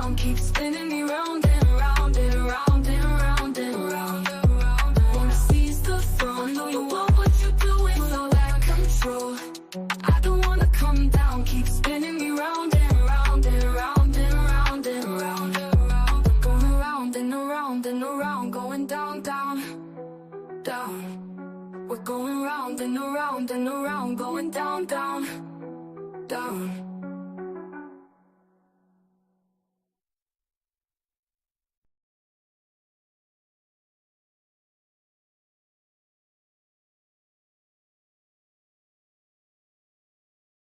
Put your loving hand out, baby. Begging you. Put your loving hand out, baby. Riding high when I was king. Played it hard and fast cause I had everything. You walked away, want me then. But easy come and easy go and it would end. Begging, I'm begging you. Won't you give your hand out, baby? Begging, begging. Put your loving hand out, baby. I need you to understand that I tried so hard to be a man, the kind of man you want in the end. Only then can I begin to live again. Empty shell used to be, shadow of my life is hanging over me. A broken man without a throne, don't even stand the devil's chance to win my soul. Begging, begging you, won't you give your hand out, baby? Begging, begging you, put your loving hand out, baby. Put your loving hand out, baby. I'm begging, begging, begging you. Put your loving hand out, baby. Riding high when I was king. Played it hard and fast cause I had everything. You walked away, want me then. But easy come and easy go and it would end. Begging, I'm begging you. Won't you give your hand out, baby? Begging, begging. Put your loving hand out, baby. I need you to understand that I tried so hard to be a man, the kind of man you want in the end. Only then can I begin to live again. Empty shell used to be, shadow of my life is hanging over me. A broken man without a throne, don't even stand the devil's chance to win my soul. Begging, begging you, won't you give your hand out, baby? Begging, begging you, put your loving hand out, baby. I need you to understand that I tried so hard to be your man, the kind of man you want in the end. Only then can I begin to live again. An empty shell used to be, shadow of my life is hanging over me. A broken man without a throne, don't even stand the devil's chance to win my soul. Begging, begging you, won't you give your hand out, baby? Begging, begging you, put your loving hand out, baby.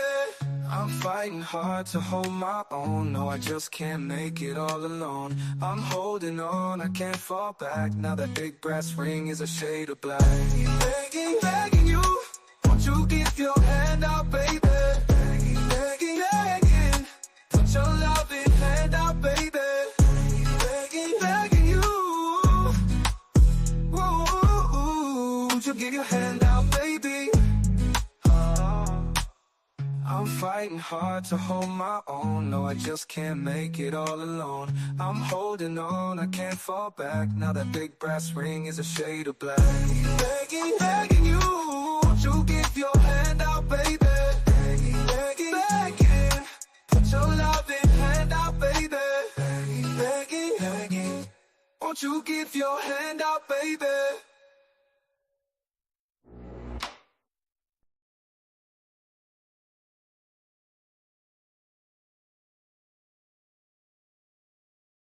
Down besides telling dirty lies to my friends. But my own father said give her up, don't bother, the world isn't coming to an end. He said, walk like a man, talk like a man, walk like a man, my son. No woman's worth calling on the earth, so walk like a man, my son.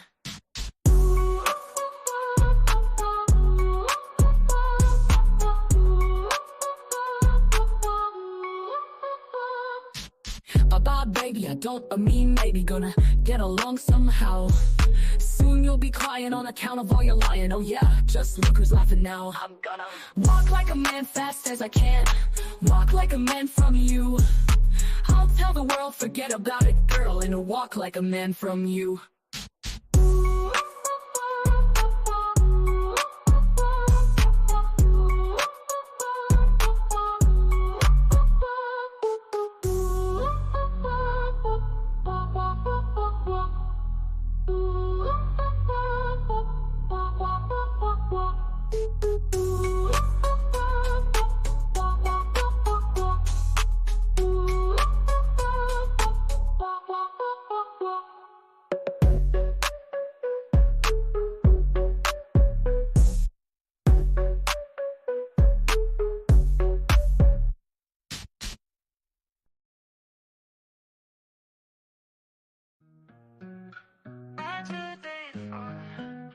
How could we know that there wouldn't be tomorrow? No birds will sing, but the bells will ring for you. So far to go, but you've already reached the light. Your new beginning, chapters are written out for you. Down here they're hurting from a broken heart, trying to figure out how this is real. Cause they're never coming back down. They belong to the stars and the clouds. Goodbyes, good times, L-O-V-E was all for you. If you didn't say goodbyes, don't worry, love will power through. Cause they're never coming back down. They belong to the stars and the clouds. How do we grow if you're not moving with us? Constantly dark, time will move in our favor. They'll never know, but they just keep on asking when. We're down here hurting from our broken heart, trying to figure out how this is real. Cause you're never coming back down. They belong to the stars and the clouds. Goodbyes, good times, L-O-V-E was all for you.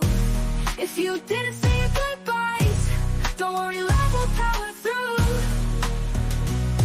I'm sorry that I never replied.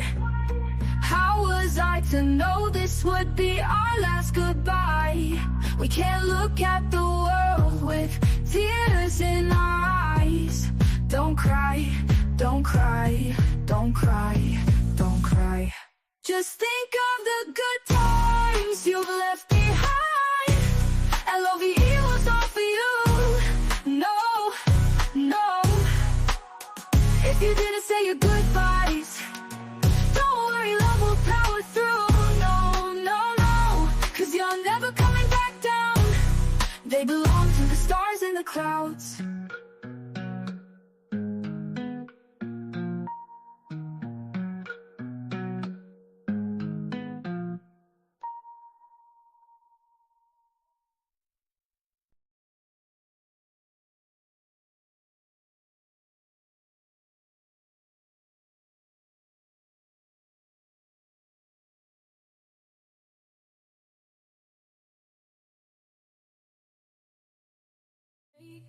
It's like salt in a wound, salt in a wound. When life throws me shit that it knows I can't take. It's like salt in a wound, salt in a wound. I've learned my lesson, burnt out and stressing. Nothing comes easy, nothing comes easy, nothing comes. Oh, I've learned my lesson, burnt out and stressing. Nothing comes easy, nothing comes easy, nothing comes. So I keep my head down, bare feet on cold concrete, can't slow down. All the wolves, they start to creep like you ain't out of the woods yet. You ain't out of the. All these chemicals in my veins, gotta ring them out, ring them out. Self-sabotage ain't okay, I'm begging you to ring me out, ring me out. I've learned my lesson, count all your blessings. Nothing comes easy, nothing comes easy, nothing comes. Oh, I've learned my lesson, count every blessing. Nothing comes easy, nothing comes easy, nothing comes. So I keep my head down, bare feet on cold concrete, can't slow down. All the wolves, they start to creep like you ain't out of the woods yet. The you ain't out of the woods yet. Call me on my knees at the graveside. Wish that I could say it was the first time. Gotta run, gotta run, gotta run, gotta run. Wolves are all around me now, I can't be done. Gotta run, gotta run, gotta run, gotta run. Wolves are all around. So I keep my head down, bare feet on cold concrete, can't slow down. All the wolves, they start to creep like you ain't out of the woods yet. Get out of the, get out of the, yeah. You ain't out of the woods yet.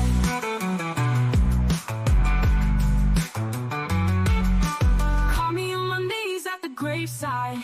Wish that I could say it was the first time. Gotta run, gotta run, gotta run, gotta run. Wolves are all around me now, I can't be done. Get out of the oh, oh, oh, oh, oh, oh, yeah. You ain't out of the woods yet.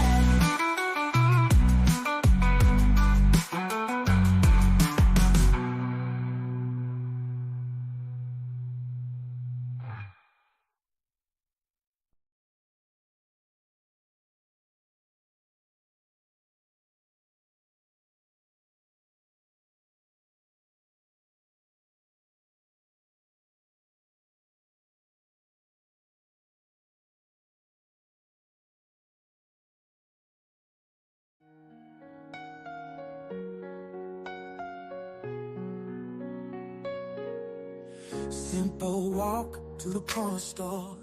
Mama never thought she would be getting a call from the coroner. Said her son's been gunned down, been gunned down. Can you come now? Tears in her eyes, can you calm down? Please, man, can you calm down? But it rained fire in the city that day, they say. A river of blood in the streets, no love in the streets.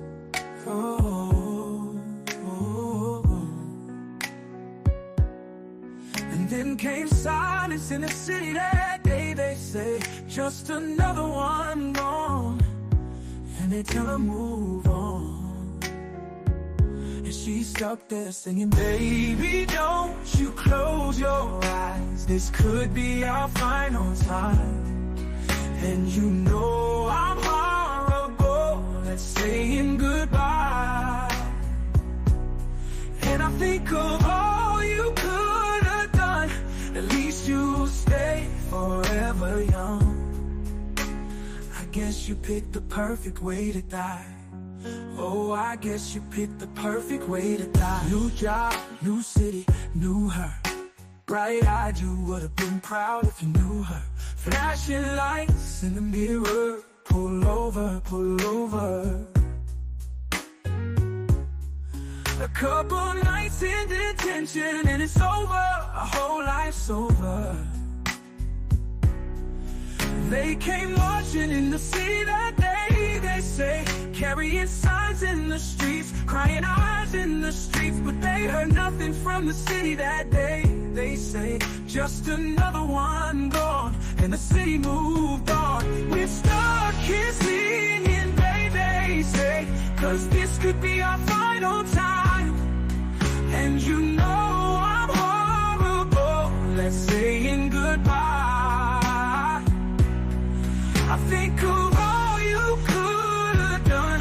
At least you'll stay forever young. I guess you picked the perfect way to die. Oh, I guess you picked the perfect way to die. Another dream lost. Another king and queen lost. Another broken promise they refuse to make right. Oh, another night to live in fear. Oh, another night that you're not here. Another reason to get out there and fight. But I said, baby, don't you close your eyes. Cause this could be our final time. And you know I'm horrible at saying goodbye. But I'll think of all you could have done. At least you stay forever young. I guess you picked the perfect way to die. Oh, I guess you picked the perfect way to die.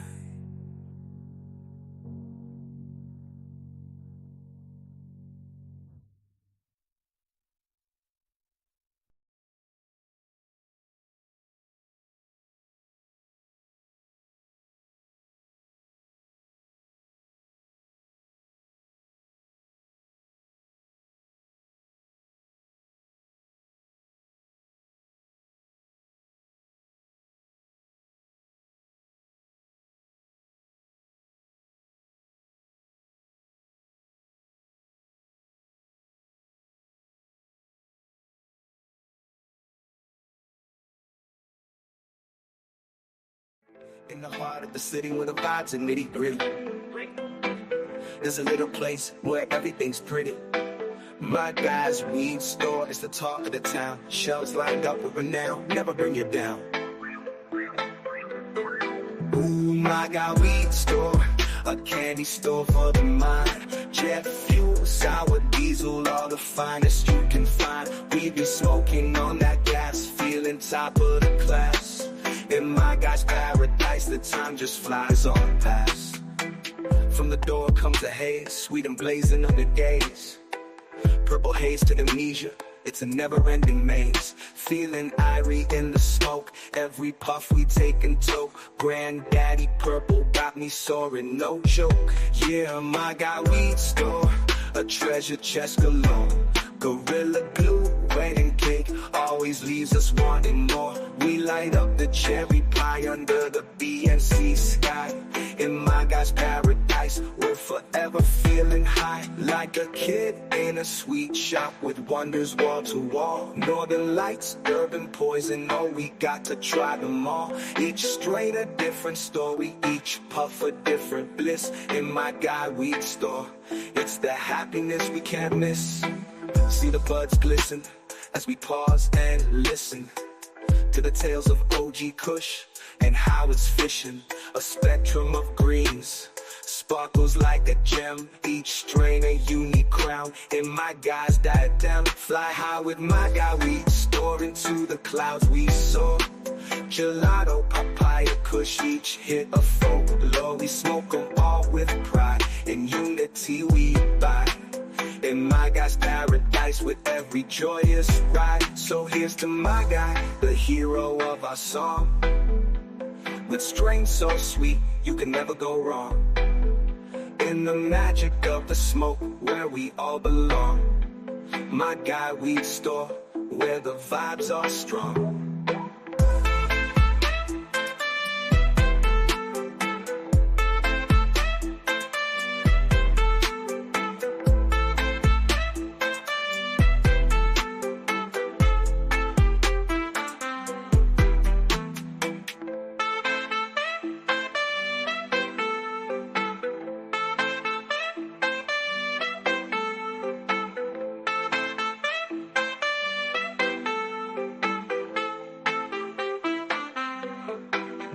Like a kid in a sweet shop with wonders wall to wall. Gorilla glue, wedding cake, always leaves us wanting more. We light up the cherry pie under the BNC sky.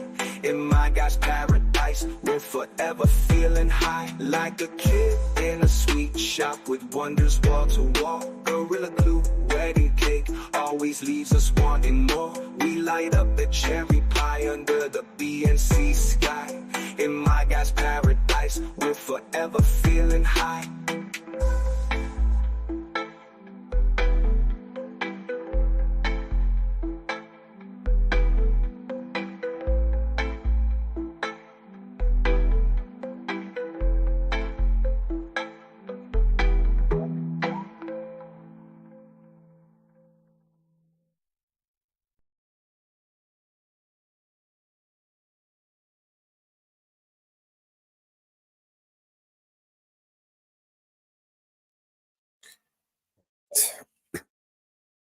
Anyone gonna come up on the panel? If not, I'm gonna close down the back room.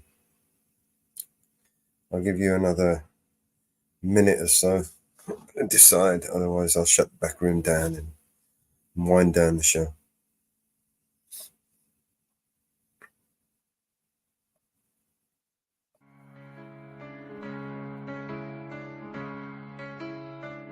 You know, every now and then I think you might like to hear something from us nice and easy.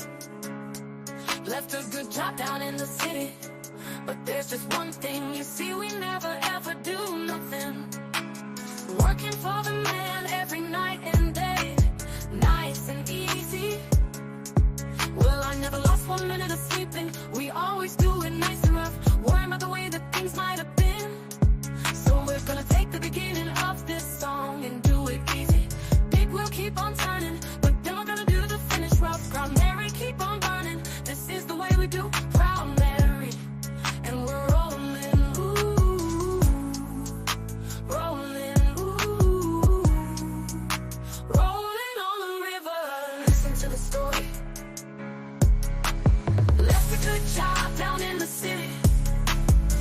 working for the man every night and day, and I never lost 1 minute of sleeping. I was worrying about the way that things might have been. You know that big wheel keep on turning, Proud Mary keep on burning, and we're rolling, rolling, yeah, rolling, yeah, rolling on the river. Oh, I hang a lot of plates in Memphis. You know I pumped a lot of tame down in New Orleans, but I never saw the good side of the city until I hitched a ride on the riverboat queen. You know the big wheel keep on turning, Proud Mary keep on burning, and we're rolling, rolling, yeah, rolling, yeah, rolling on the river, and we're rolling, rolling, yeah, rolling on the river. Oh, I left a good job in the city, working for the man every night and day, and I never lost 1 minute of sleeping, worrying about the way that things might have been. Big wheel keep on turning, Proud Mary keep on burning, rolling, rolling, rolling, rolling, yeah, on the river. Say we're rolling, rolling on the river. Do do do do do do do. Alright, I cleaned a lot of plates in Memphis, and I pumped a lot of tame down in New Orleans, but I never saw the good side of the city till I hitched a ride on the riverboat queen. Big wheel keep on turning, Proud Mary keep on burning, rolling, rolling. Said we're rolling on the river. I tell you we're rolling, we're rolling on the river. Do do do do do do do. All right, yeah. Ooh, yeah, yeah, yeah. Ooh, if you come down to the river, I bet you're gonna find some people who live, and you don't have to worry if you got no money. People on the river are happy to give. Big wheel keep on turning, Proud Mary keep on burning, rolling.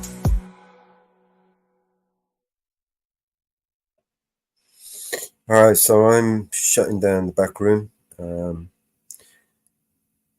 Yeah, let's scratch the back room.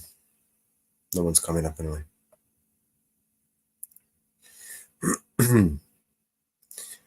All right,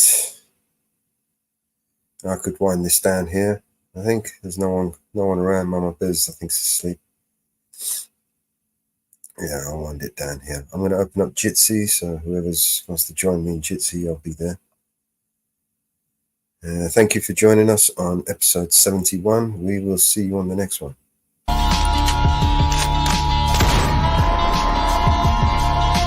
This is your emergency broadcast system.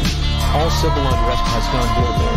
All capital buildings and cities are under siege by the United States government to quell the domestic terrorist threat. All residents of urban neighborhoods and cities are being ordered to stay in their homes until the threats are eliminated. If you disobey orders, you could be shot on sight by rogue agents, federal forces, and domestic terrorist militias. This is your emergency broadcast system. This is a national alert. Imminent threat is nationwide. You must stay in sight of your homes or risk being shot on sight. The conspiracy is upon you. Your conspiracy friends were right all along. Now you must learn to survive. If you hear this, you are the resistance. This is your emergency broadcast system. End of broadcast.